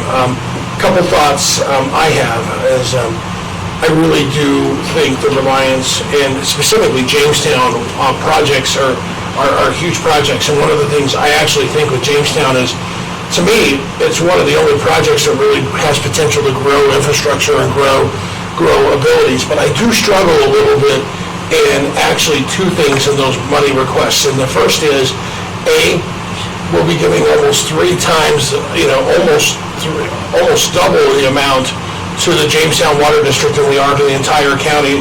the entire municipalities of Bear Oil, Granger, and Superior combined, and I struggle with that a little bit. I also struggle with the Pandora's box we might open if we start giving to all the special interest districts. And man, we had $181 million come through as the last request that got knocked down to 161. But at one time, these requests were over 220 million. And if we give to all the different requests and entities that come through, are we looking at 260 million next time? And so I do struggle with those a little bit. Laura, the only way my numbers differentiated from yours is the top three were very similar. Center, I gave a little bit less, like 400,000 less, like 4.6. I did actually, instead of 29 for Rock Springs, I actually had 28 million for Rock Springs, and I had 21 apiece for Green River and the county to split between their projects. That's how I looked at it. So just some different food for thought, but as a whole, we'll have to work through together. And I'll just say, I think as counties, when we've talked, just looking at this, and really spending a lot of time on this project, I think people have to have a realism when they come and make requests for these special needs, because that's what the tax is. It's a special need tax, and we all have needs. And I know this may not be the best analogy, but when I was a little kid, my mom would give me a catalog from the JCPenney Wishbrook and say, circle what you want. And as I got older, I really realized, man, if I circled one or two things, I usually got what I wanted. But when I was a little kid, man, I used to have every page in that catalog circled. And honestly, at that point, I never got everything I wanted, because not everything's a realistic wish. And I think it's important that as we look at these things, and I think Doc and Lauren's mentioned this, and Wally has previously, Commissioner Johnson, is we have a lot of big projects coming on, and we've had big projects come through with Transwest and the trans projects. These communities have to look and take advantage of those signing opportunities to take care of some of these things that we're looking at as six-penny options too. And those are things that are going to be on the table and go. So I think there is no good way to cut it back. I do agree by looking at it by a population base and putting some kickers in for the small communities is important. But we also have to, and I struggle with in some of the smaller communities, when you look at an $11 million project, does some of the smaller communities have that infrastructure to pull those projects up? It's the last thing we want. And if you looked at the last time, I think when Christina presented to us last year, there were a lot of monies that were left over within some of those municipalities and those projects. So we want to make sure the money's spent, it's done right, it's done well, and we got to be able to show our constituents that look where these projects came from. This is where your money does.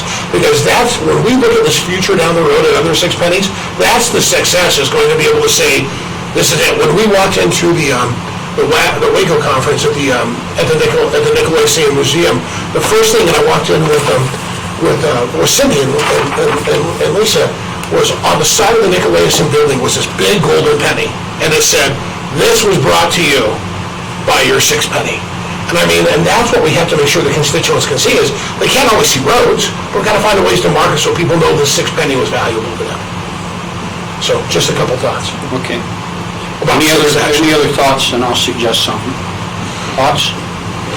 Okay, here's what I would like to suggest is, let's go through each one of the entities, write down the list where we're looking at, and see if we can come to a consensus for those entities, and just in dollars.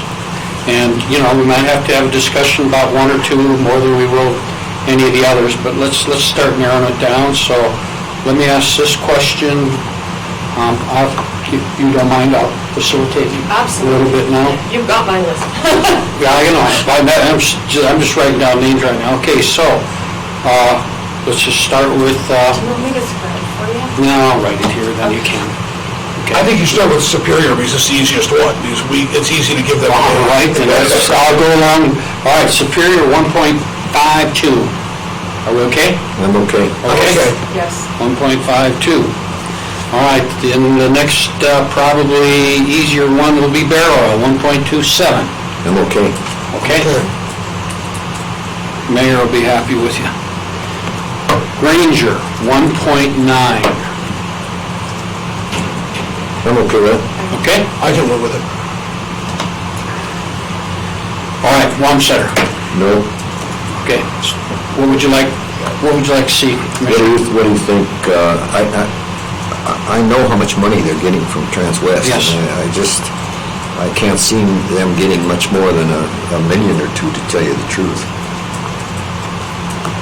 Okay, should we put 2 on it and start there, Commissioner? That's fine with me. Okay, anybody would like to, more than 2?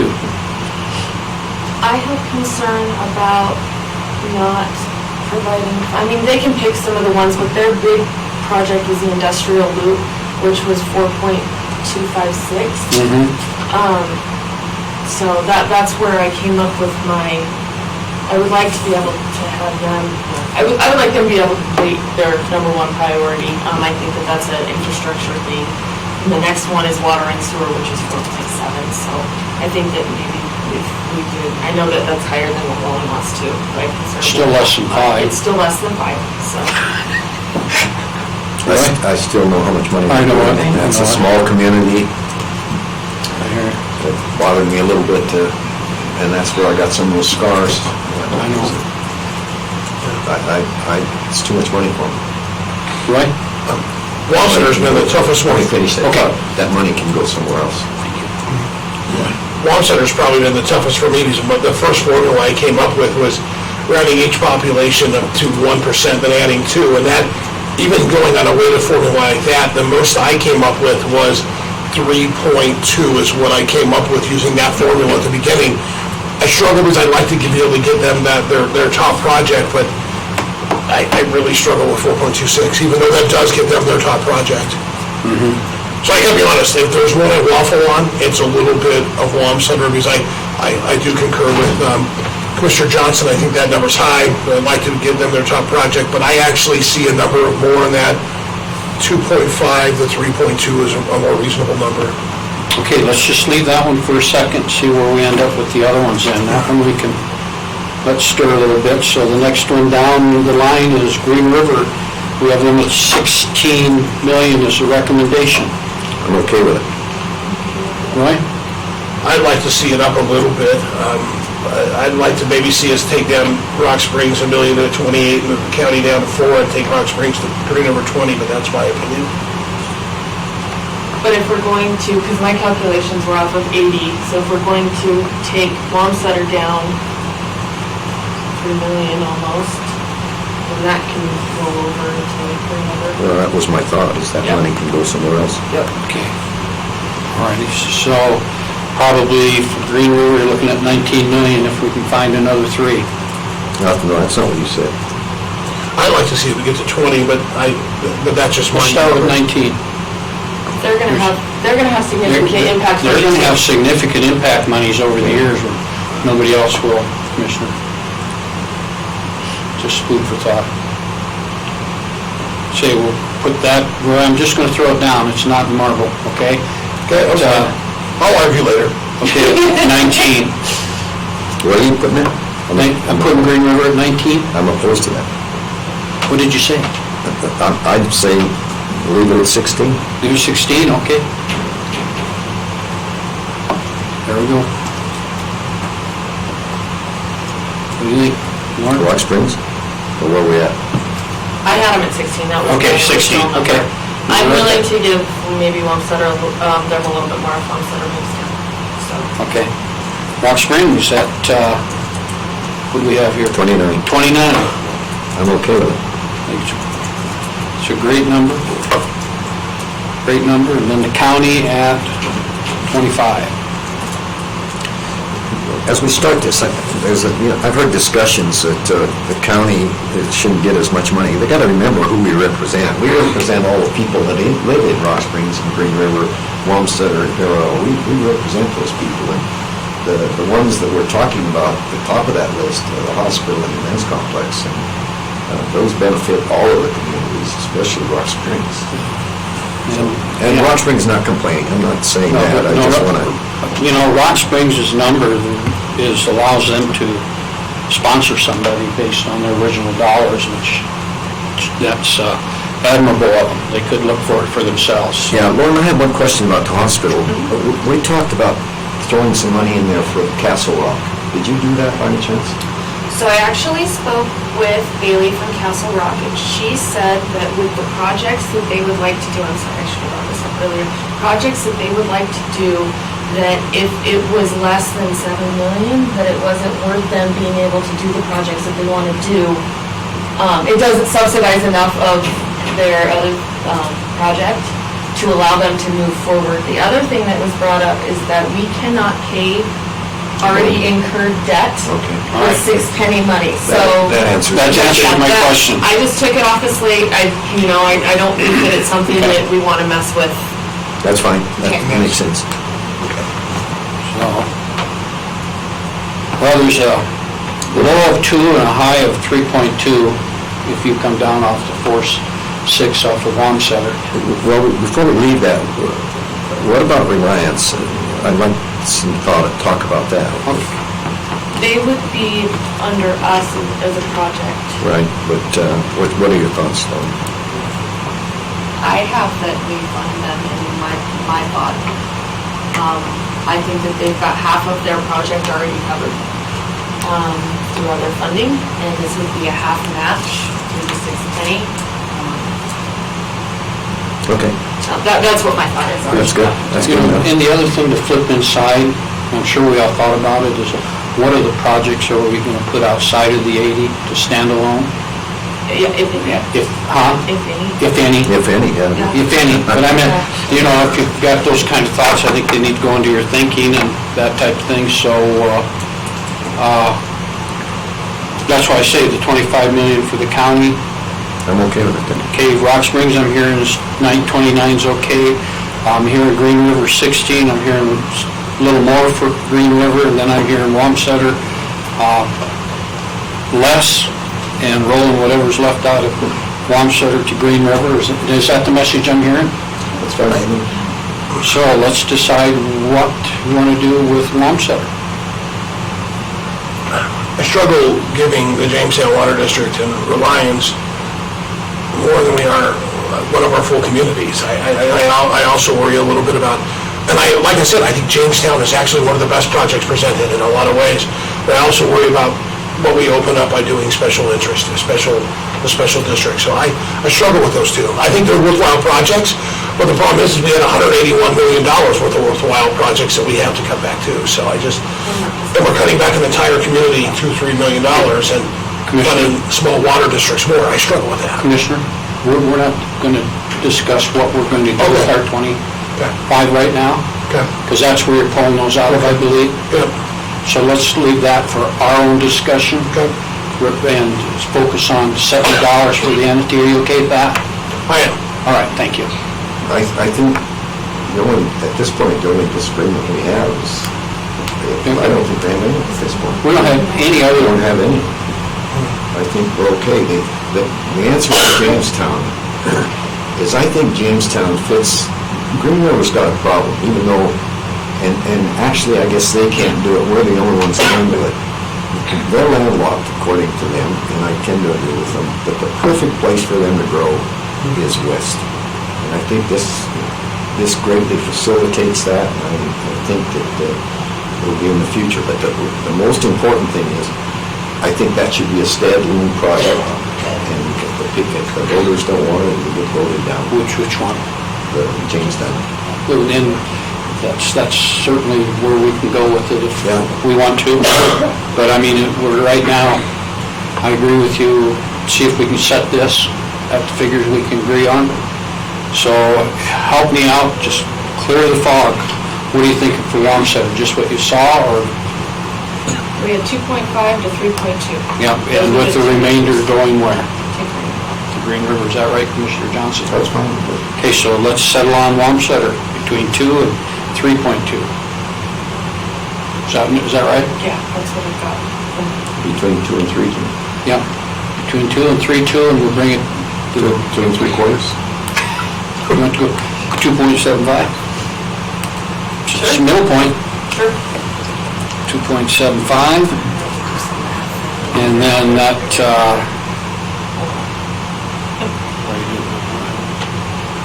so there's another 2.25 to go to Green River, which should be about 18.25. See what you have? I had one right in here.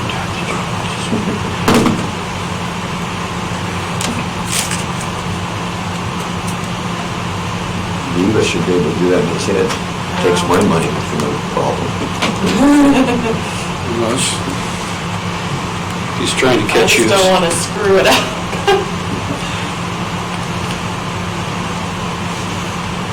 18.56 for Greener is what I came up with. How much? 18.56. But double check my math. Yeah, so 18.56. I think that would be with your additional 310 that you said wasn't it? Yeah, you still got 310 laying on the bottom. You're right. And did you put that in No, there? I did not put that in there. Take it. So, Thank you, Keaton. yeah, thank you. So, let's go over the figures one more. we can start a new sheet of paper. Yeah, I have one right here. all right. 0.56. 87. That's what I have. Okay, does it add up? Here we go. 4.27.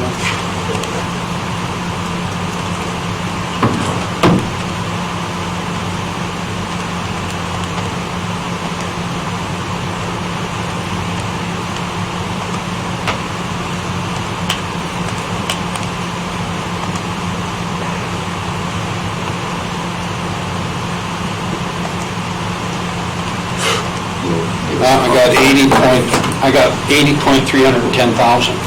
Okay, so we were, Will you read that down so I know what our final tallies are? that's right. I think she's got a key.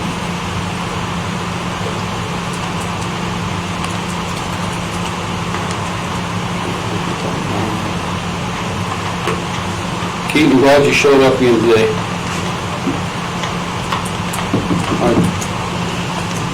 For the keeper of the 310.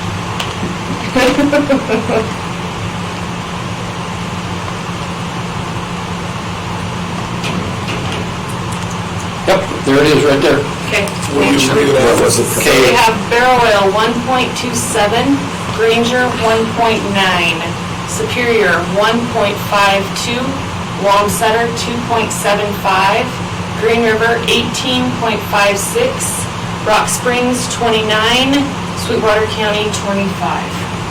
Sounds good. The only thing I'd actually like to see is cut a couple from the county, go to 23 and move Green River to 20.56, but I've made that argument already, so. I've got to convince three. I know, we got you up 2.56 worth, which, Yeah. so, but, yeah. All right, just, Well done, Lauren. yeah, it's well done, I think it was a good place to start. If I may comment at this point in time before we make a motion, it's a project, I think, if marketed correctly. It can be sold. The dollar amount to pay back is well within reason for our county residents. And the other aspect of it is it sets the stage that if it gets paid off early and the amount's not too big, I think entities could start the conversation of future six pennies. It won't turn them off to it, let's put it like that. All right? Turn the taxpayers off. What? It'll turn the taxpayers off. Oh, I know it, but the other aspect, I agree with that, but we're not getting any help from the state. You've heard me say that. Well, yeah. Getting less and less. Agree with you more on that one. Yeah, and I just think it becomes, the special purpose tax is an opportunity. It's got to be looked at as an opportunity, because we got to do it on our own. So with that in mind, commissioners, what's your pleasure for setting the dollar amount for this? Should be an motion. I would like to make a motion to approve the breakdown to the city entities, municipality entities, and county entity as previously broken down. Okay, read them off. Want me to read them off Yep, again? please. That would be Barrel Oil at 1.27 million, Granger 1.9 million, Superior 1.52 million, Wamsutter 2.75 million, Green River 18.56 million, Rock Springs 29 million, Sweetwater County 25 million, for a total of 80 million. A second motion? Have a motion by Commissioner Shanefield, for the breakdown as presented. We have a second by Commissioner Johnson. Any further discussion? All those in favor signify by saying aye. Aye. Opposed, same sign, motion carries. Good. I want to register, I vote no. Did you say no? I know, I'm an aye on a no. I do agree we should, but I still So support the it was commission. a soft yes. I prefer no. It passes no matter what. I'll go with soft yes, but I do want to say I was in support of Green River having a little more money. And I think that's what you should say, having, But I do support this commission as a whole and the work we did today. That's the most important thing. Thank you. Thank you, Commissioner Lloyd. Yes. I have a phone call set up on Thursday with Alan, and I will then come back to the group, the Six Penny group, let them know what the next steps are moving forward, and then we'll also come back and provide that information to the commission. Okay, that would work well. Do you think you will have some of that stuff before our next meeting? Yes.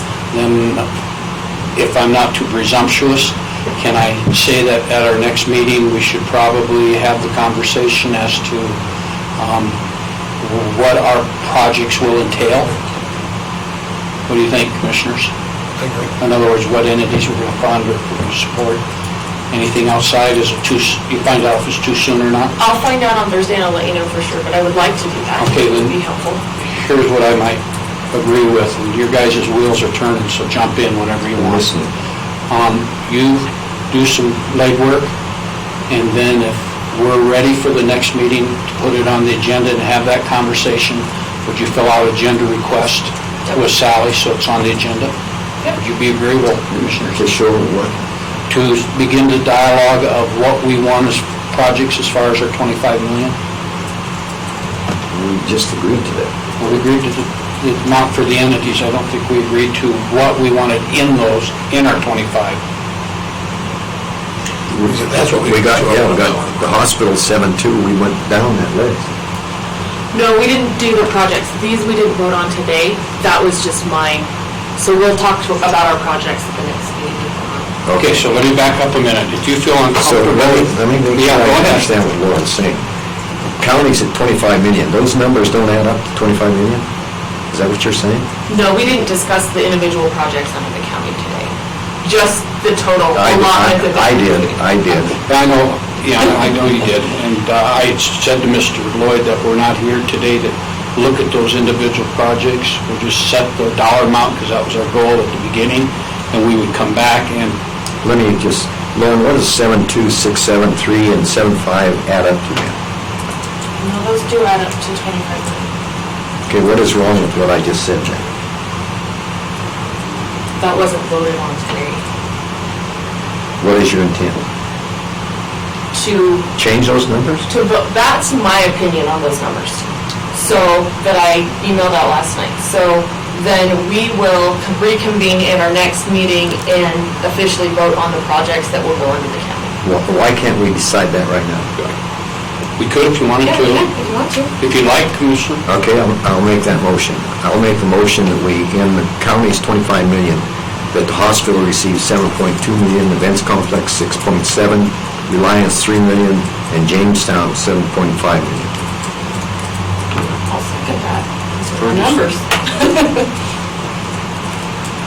Okay, and I think going back to the original part of it, Commissioner Lloyd, you had some heartburn about having those entities. Yeah, with 25, I'd almost rather see us do the top two projects in the hospital for 12, and then the projects for the events complex, and I think equal 10, 11 for our share of the 25, and not do Reliance and Jamestown.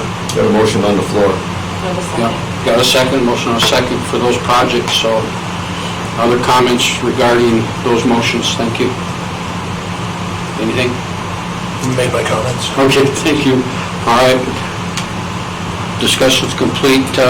We have a motion and a second. All those in favor signify by saying aye. Aye. Opposed? No. No. Aye. We'll make sure it's registered, but those are projects that will go forward. Thank you. All righty. I'll come back with next step forward. Sounds good.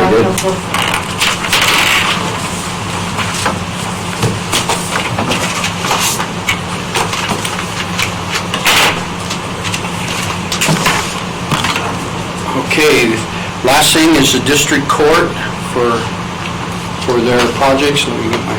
She was here a second ago, she said. Let me message them when you're ready. I told them. Okay, we would. Well, amazingly, we were close to being on time. One time we worked. We were early one time. Yeah. It was like my first meeting.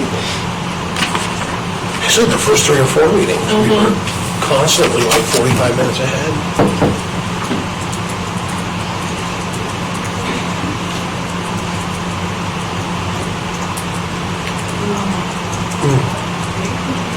Yeah, do you want to take a break until they get here? Or they should be down here in a couple minutes. So let's take what, 10? Sure. 10 minutes, okay.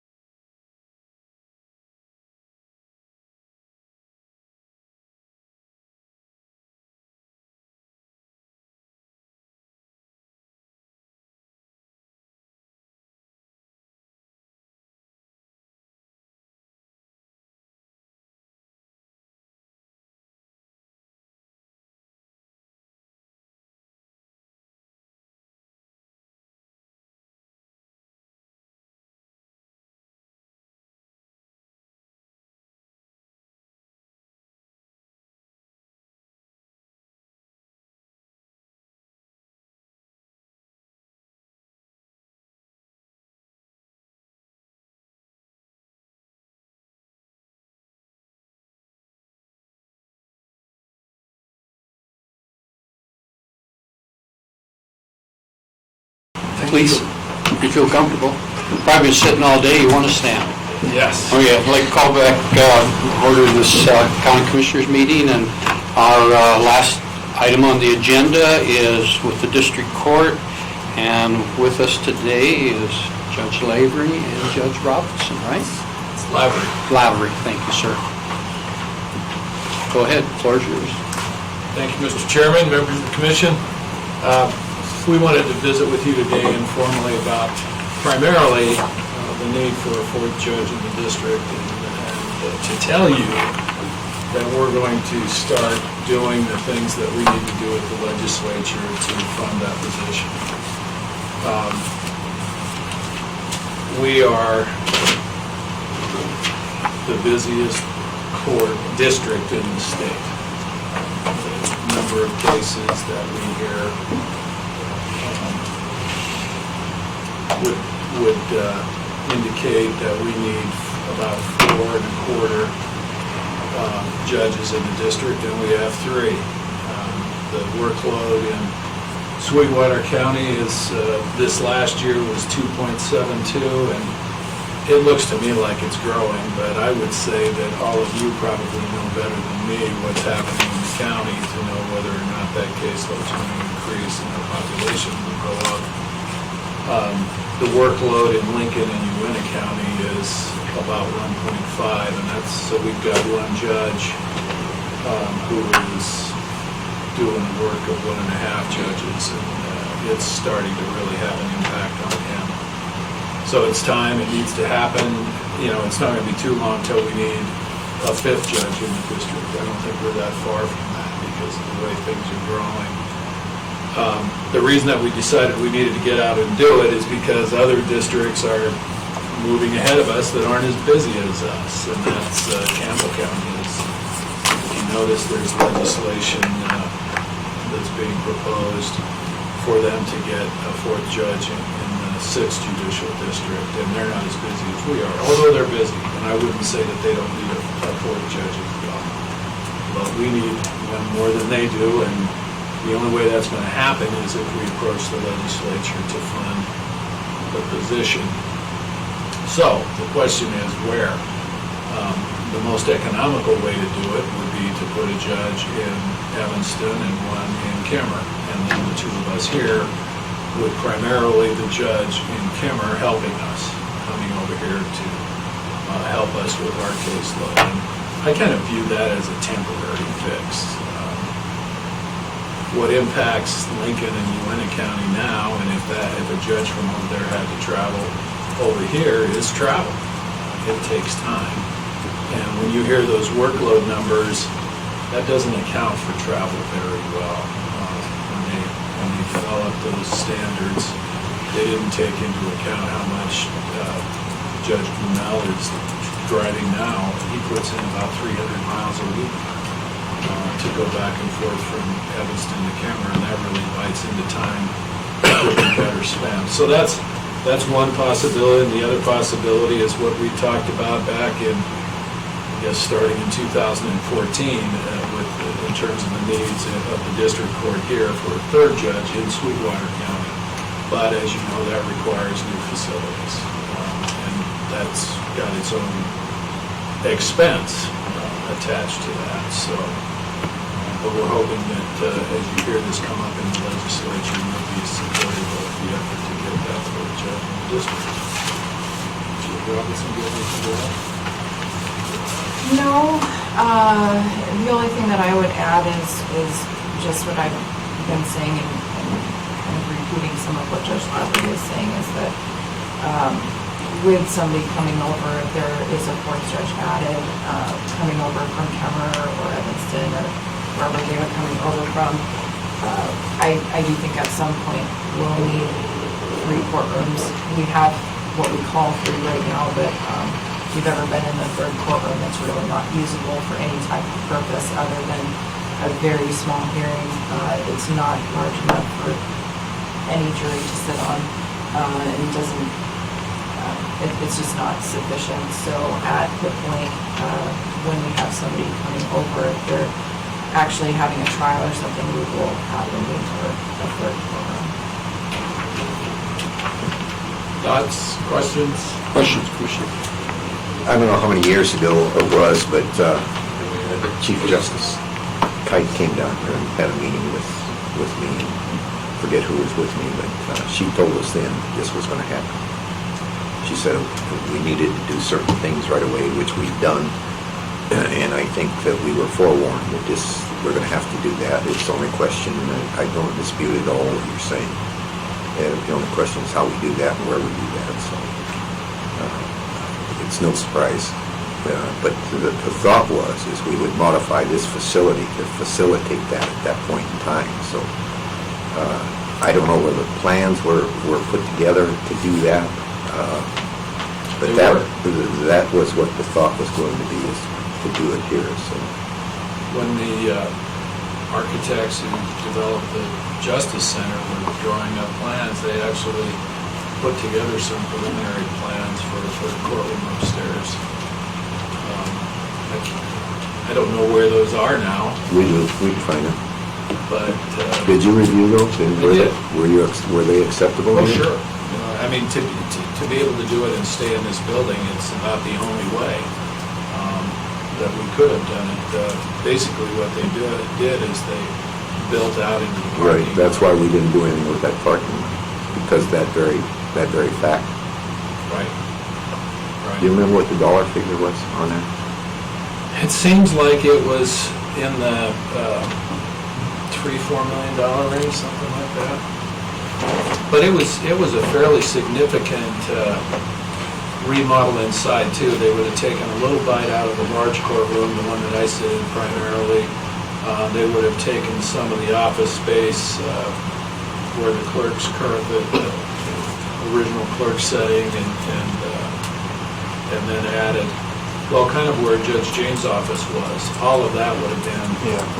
And the reason that it's about the only design possible is because you want to have a design where people that are brought from the detention center can be brought into all three courtrooms. And so this one kind of fit between Judge Robinson's courtroom and my courtroom, with those holding cells kind of in the middle where there'd be easy access to all And three. security was an issue also with that. Right. What I'd suggest, Mr. Chairman, is we try to get those plans put together, and so that this commission is aware of it. Maybe you can review, the two of you can review it again and just see that, but I'm sure we have those plans. Yeah, and I'm sure Gina probably have access to it. I'll ask you. Okay, yours lays on, aren't you? So you won't mind following through? I'll follow. Thank you. All righty, so question I have, looking at timeline, I know it's plenty early, but just to get an idea. If the legislature's got to approve this. They do. Good scenario, they approve it. How long before we'll get either a shared judge or a full-time judge? Well, the earliest would be July 1st if they approved it in this session. Okay. The question would then be, would they have any requirements of UNR or Lincoln County in terms of those facilities? But they've got fully set up court facilities in both locations. I know the Lincoln County Commissioners at one time had talked to Judge Blumel about moving out to their new Justice Center, I guess, where the circuit court is, and the detention center. He's kind of resisted that, and they may want to, use this as an opportunity to make that move. But we'll see. But it's a fully functional courtroom in Lincoln County, and it is in UN. But if we were to bring it here, it would have, no matter where it's at, it's after July 1st. But then if it's brought here, whether it's part-time or full-time transition, if it's full-time, we know we need to do something. If it's part-time, do we still need to do something? I think we need to do some things, so we can operate in the short term with that little courtroom, and we'd have to put together some office space for the visiting judge and possibly a court reporter when they come over and things like that, where they'd have a place to be, but we've got space, and we'd just be designating it and furnishing it. Okay. Yeah, because I think we need to repair either way. I just want to make sure if it happens, we have the right opportunity to transition it correctly. I think that we can get by for a period of time, but we will eventually need a larger courtroom. For years and almost decades, we were operating with one courtroom with 2 judges, but it's just really difficult to do that when you've got full days of hearings. That's when it gets really problematic. All right. No, my question's finished. Is there any opportunity for funding from the state? They had that funding that they did for us with the Justice Center back in 2012. I know that those funds have been curtailed quite a bit. The Fremont and Sweetwater County were a beneficiary of a pretty nice chunk of money, and I don't think anyone else has seen that since. Although I could certainly ask about that and see what they've done in Cheyenne. Campbell County is the next that's got proposed legislation in this session. And for them to do it, they have to provide a 4th courtroom and judicial office facilities. But the county up there is committed to doing that, and I had heard that they're already under construction, but I'm not certain that's... Have you ever come to that? Fremont County didn't do a very good job, in my opinion, compared to what we've done here. I don't think they did either, and they turned money back. I think that, looking at those plans, and I appreciate what your position was initially with what we did over there, but it was kind of conditioned on the fact that you and Judge James knew that this was going to have to happen and that the monies would be spent upstairs. I think that's what we should. Well, I agree. I think we're at a point where, based on what your data shows and what we know that could happen, I think we're better off to position ourselves early, be a little proactive rather than reactive. So that's what we thought. And so, if it's all right with the commission, we'll have you kind of gather that up for us, and we'll move forward looking at it. Okay? The thing that's important about the workload is, we get the work done and we do our best to do it. The problem is scheduling. And the people, we've got criminal cases and juvenile cases that require us to react immediately and require us to resolve cases in a relatively quick fashion. So the people that suffer in Sweetwater County and in Lincoln County are people that have civil cases in front of us because there's not enough courtroom time or space to get their cases to court. And so that's who we'd be helping in addition to ourselves. We have a responsibility to do that. Anything else on number 1, the district court? Okay, number 2, your office of counsel.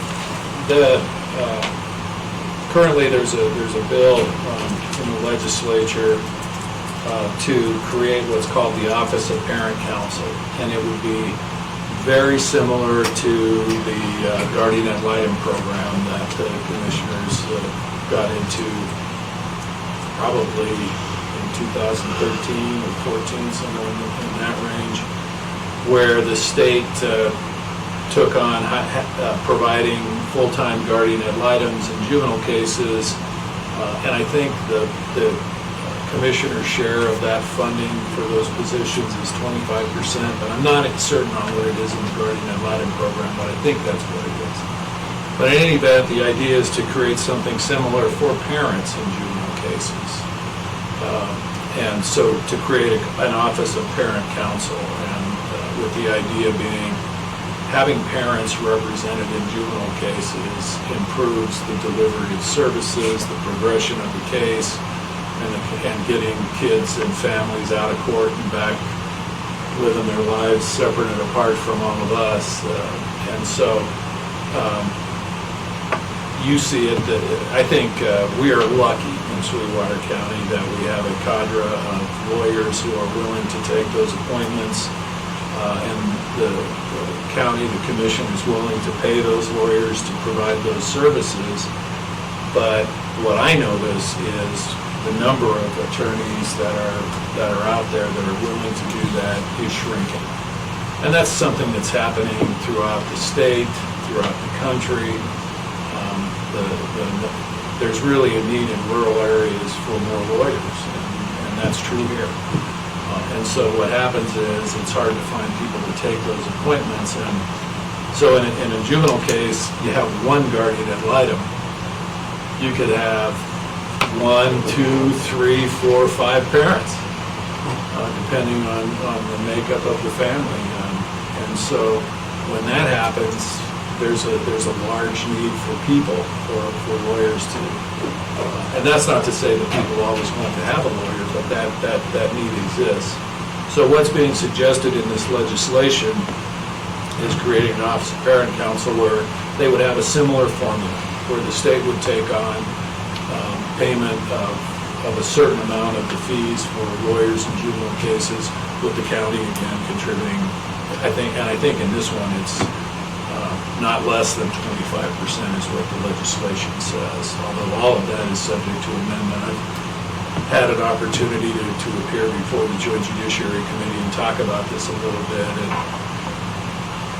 It comes with a price tag to the state, and at a time when the state's concerned about funding of things. And so as it winds its way through the legislative process this session, it may not happen this session, but it at least got through judiciary, and it's been introduced, so, or it's in line to be introduced, I guess. So at least it will start out on their plate, and hopefully it will stay. But at some point, it's going to happen. And some of the federal mandates regarding juvenile cases are making it more and more difficult to receive federal funding if we don't go along and provide some of these things. They're impacting our ability to use group homes, our ability to use other state facilities, how long children can be in facilities. And so we're kind of getting pushed and prodded to do this, but I tend to think that the idea of having counsel for parents is a good idea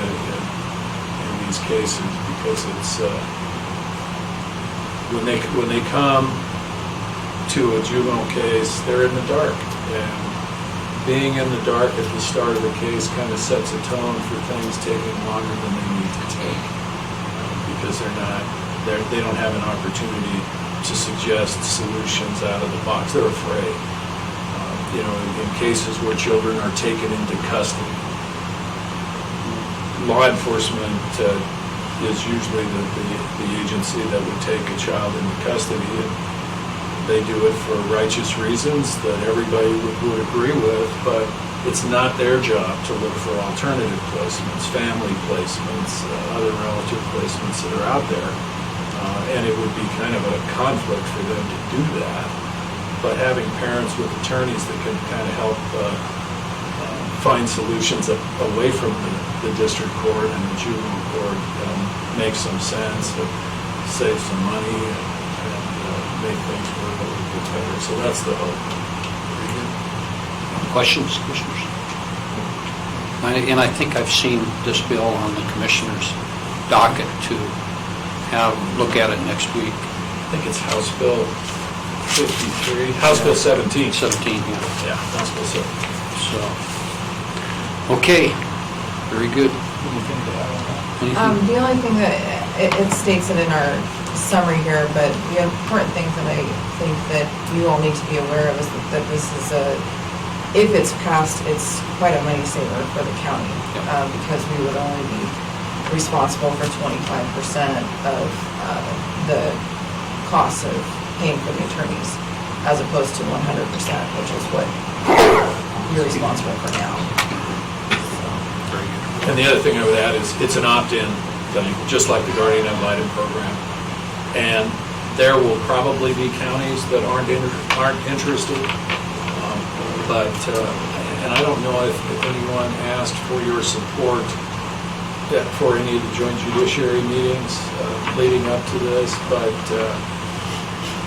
the person who is the head of the County Commissioners Association appeared at the meeting that I attended, the joint judiciary meeting that I attended, and said she had started to take a poll and had more than half of the county commissions in the state that were supporting the legislation.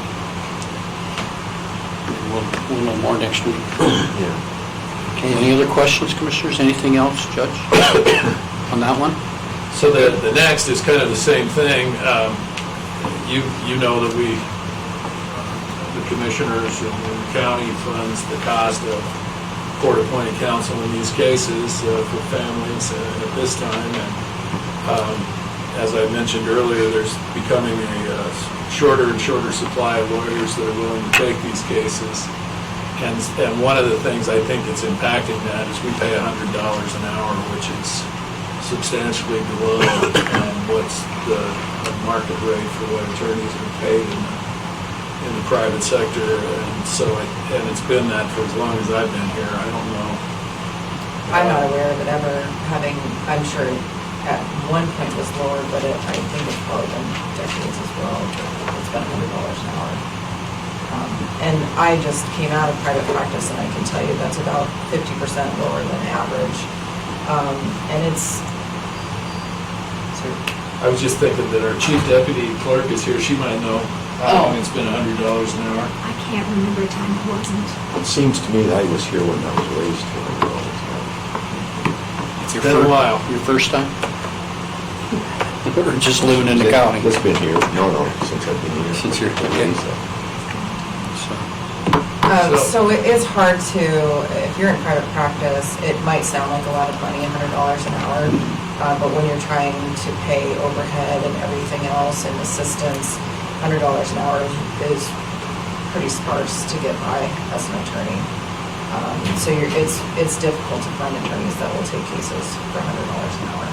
Really, kind of big.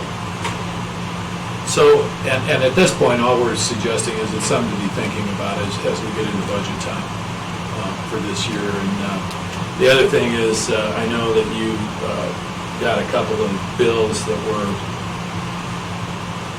large and over a long period of time submitted to you by an attorney who does a good job in juvenile cases representing parents, but we're going to tighten up on how that works in terms of how long you can sit on your bill before you submit it. That would be nice. We will fix that problem.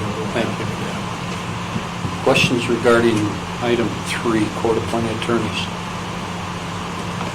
Just one, I'm presuming this, so we'll just take that away, is these attorneys for the parent council, right now they're getting $100.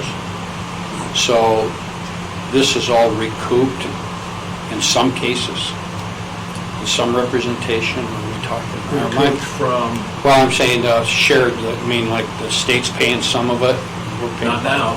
Not now, but if that bill goes through, Then there would be cost savings there. cost savings there, even if we give a raise, Yes. still get some from the county. Okay. Because the parent council would be full-time state employees, just like the Oregon and Lytons are. So it would remove the need. There would probably be a need still at times when we would, we'd have maybe there's 2 parent counsel here, and we have a case where we need a third. Okay, so the parent councils, are they appointed attorneys? No, they're full-time. Not now. Not now, but they would be under They would the, be. so I got to clarify, under the new bill, Right. they would be court-appointed as well, maybe. Well, they would be appointed from the group of full-time attorneys that work in the office of parent So counsel. we're talking, I guess, I want to make sure I know if we're talking the whole. So here's kind of an example. Right now with guardian ad litems, when Judge Robinson and I appoint a guardian ad litem on a case, we just appoint the office of guardian ad litems. They get that order, and one of their attorneys takes that case. Thank you. That's all I have. Cleared that up for me. And I don't know, maybe I can add a little bit to that, but so if the legislature passed about court-appointed counsel for parents, our system of court-appointed attorneys, we probably wouldn't use it very often. So if we raise the rate and the legislature passed, for the most part, it wouldn't even matter, because their salary would come through the state. Very good. Okay, thank you. Thank you. Any other questions? All right, then. Item 4, signage. wondering if you had, and So it's my understanding that this is being looked at, but this is something that I keep seeing. I don't know, if you don't drive by the courthouse where you walk in the district courthouse doors, you don't realize it.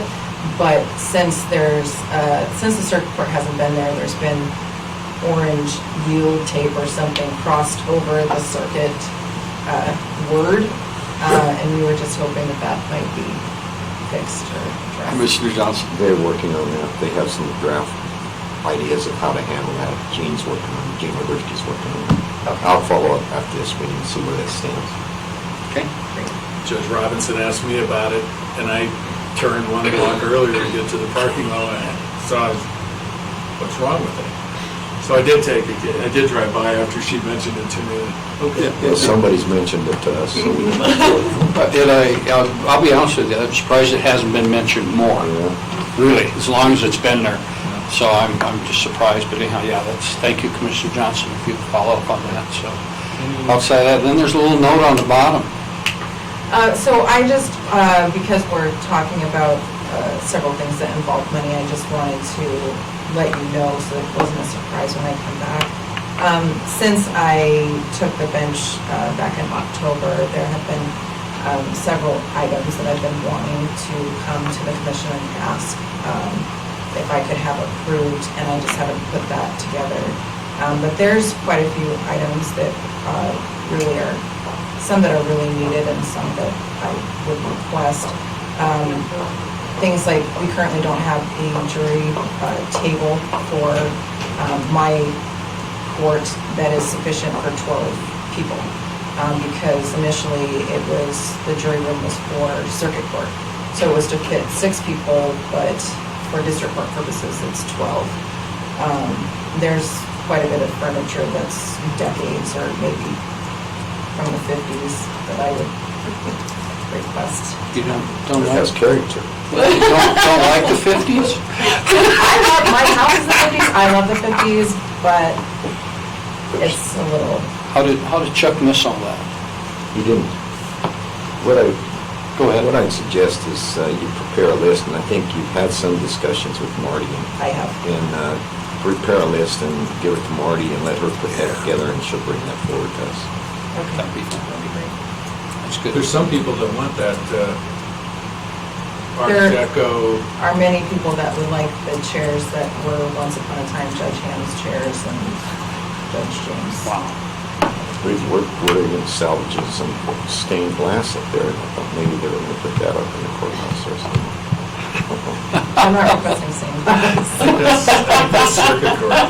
Yeah, that's in the library. The library, anyhow. Okay, questions for the judges? Anything? Nothing at all? Anything more for us? Here's your chance. Oh, no, we're just glad you came to visit us. Well, it was nice to come down. Yes, sir. We don't do it enough. No, we don't. We don't. Appreciate it. You're so right. And We appreciate what you do. yeah, continue the good work, continue the good fights. Sometimes we're not so good, but you do the best you can, and we appreciate it. We really do. Thank you very much. Okay. Anything else, commissioners? For me. Thank you.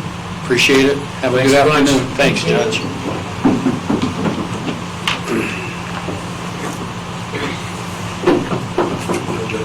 We gotta go back. Yeah. Okay. Before we go into other, or we can make it part of other, we'll just do that. When we established our allocations within the 25 million for the county, the total amount comes up to 24.4. So we need to go back and go back in and... Mr. Chairman. Yeah, go ahead. Mr. Chairman, in my motion, my last motion, we discovered a addition error that needs to be corrected, and I'd make a motion that we correct my prior motion that showed the hospital at 7.2 million, change that to 7.8 million for the hospital. All the other numbers within that are correct, which adds up to the 25 million. Very good. Thank you for helping out with that. Got a motion to change the hospital's amount, increase it by 600,000. Is there a second? Second. Discussion? No discussion. With that in mind, all in favor, signify by saying aye. Aye. Opposed, same sign. Aye. Aye. Let it know, Mr. Lloyd. No is the word, not aye. No. It's the same Same sign. sign, yeah. Okay, let's just take a second before on other. Again, I said that's time where, is there anything this commission, this is not an action time, you know, unless we specify early to change it, but just time, is there anything you wish to bring forward to discuss in, as, I'll just say as commissioners in future agendas? You're good? I'm good at this point, thank you. Okay, I think we got plenty. So we'll leave it there. I'm not ready to add anymore. We don't have enough people to do the work. With that in mind, our next item is an executive session, and I do have one item for myself I'd like to have us updated on. It's called litigation, under litigation, correct? And anybody else? I may have a question for Mr. DeLeon for personnel. Okay, so possible personnel. At this time, I don't know if there will be any action taken on any of it, but if there is, we'll take it at the end of after we come back out of the executive session. So I'll entertain a motion that we go into the executive session. I so move. So moved by Commissioner Lloyd. Second. Second by Commissioner Shanefield. All in favor, signify by saying aye. Aye. Motion carries. So do you need a break before we go in? No. Nope. Okay, let's go right in. Rob, you're going to stay for the litigation piece, please, and John?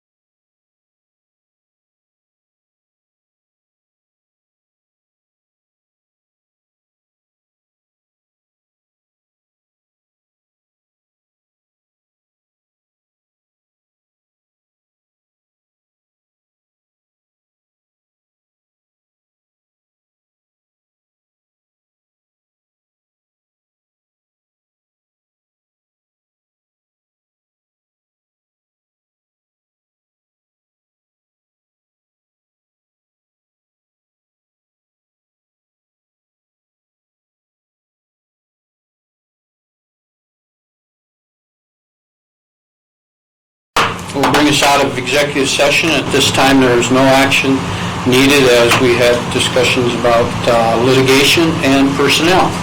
With that, Commissioners, that concludes our agenda. I'll entertain a motion to adjourn. So moved. Been moved that we adjourn. Meeting's over. Good meeting, guys. Good job.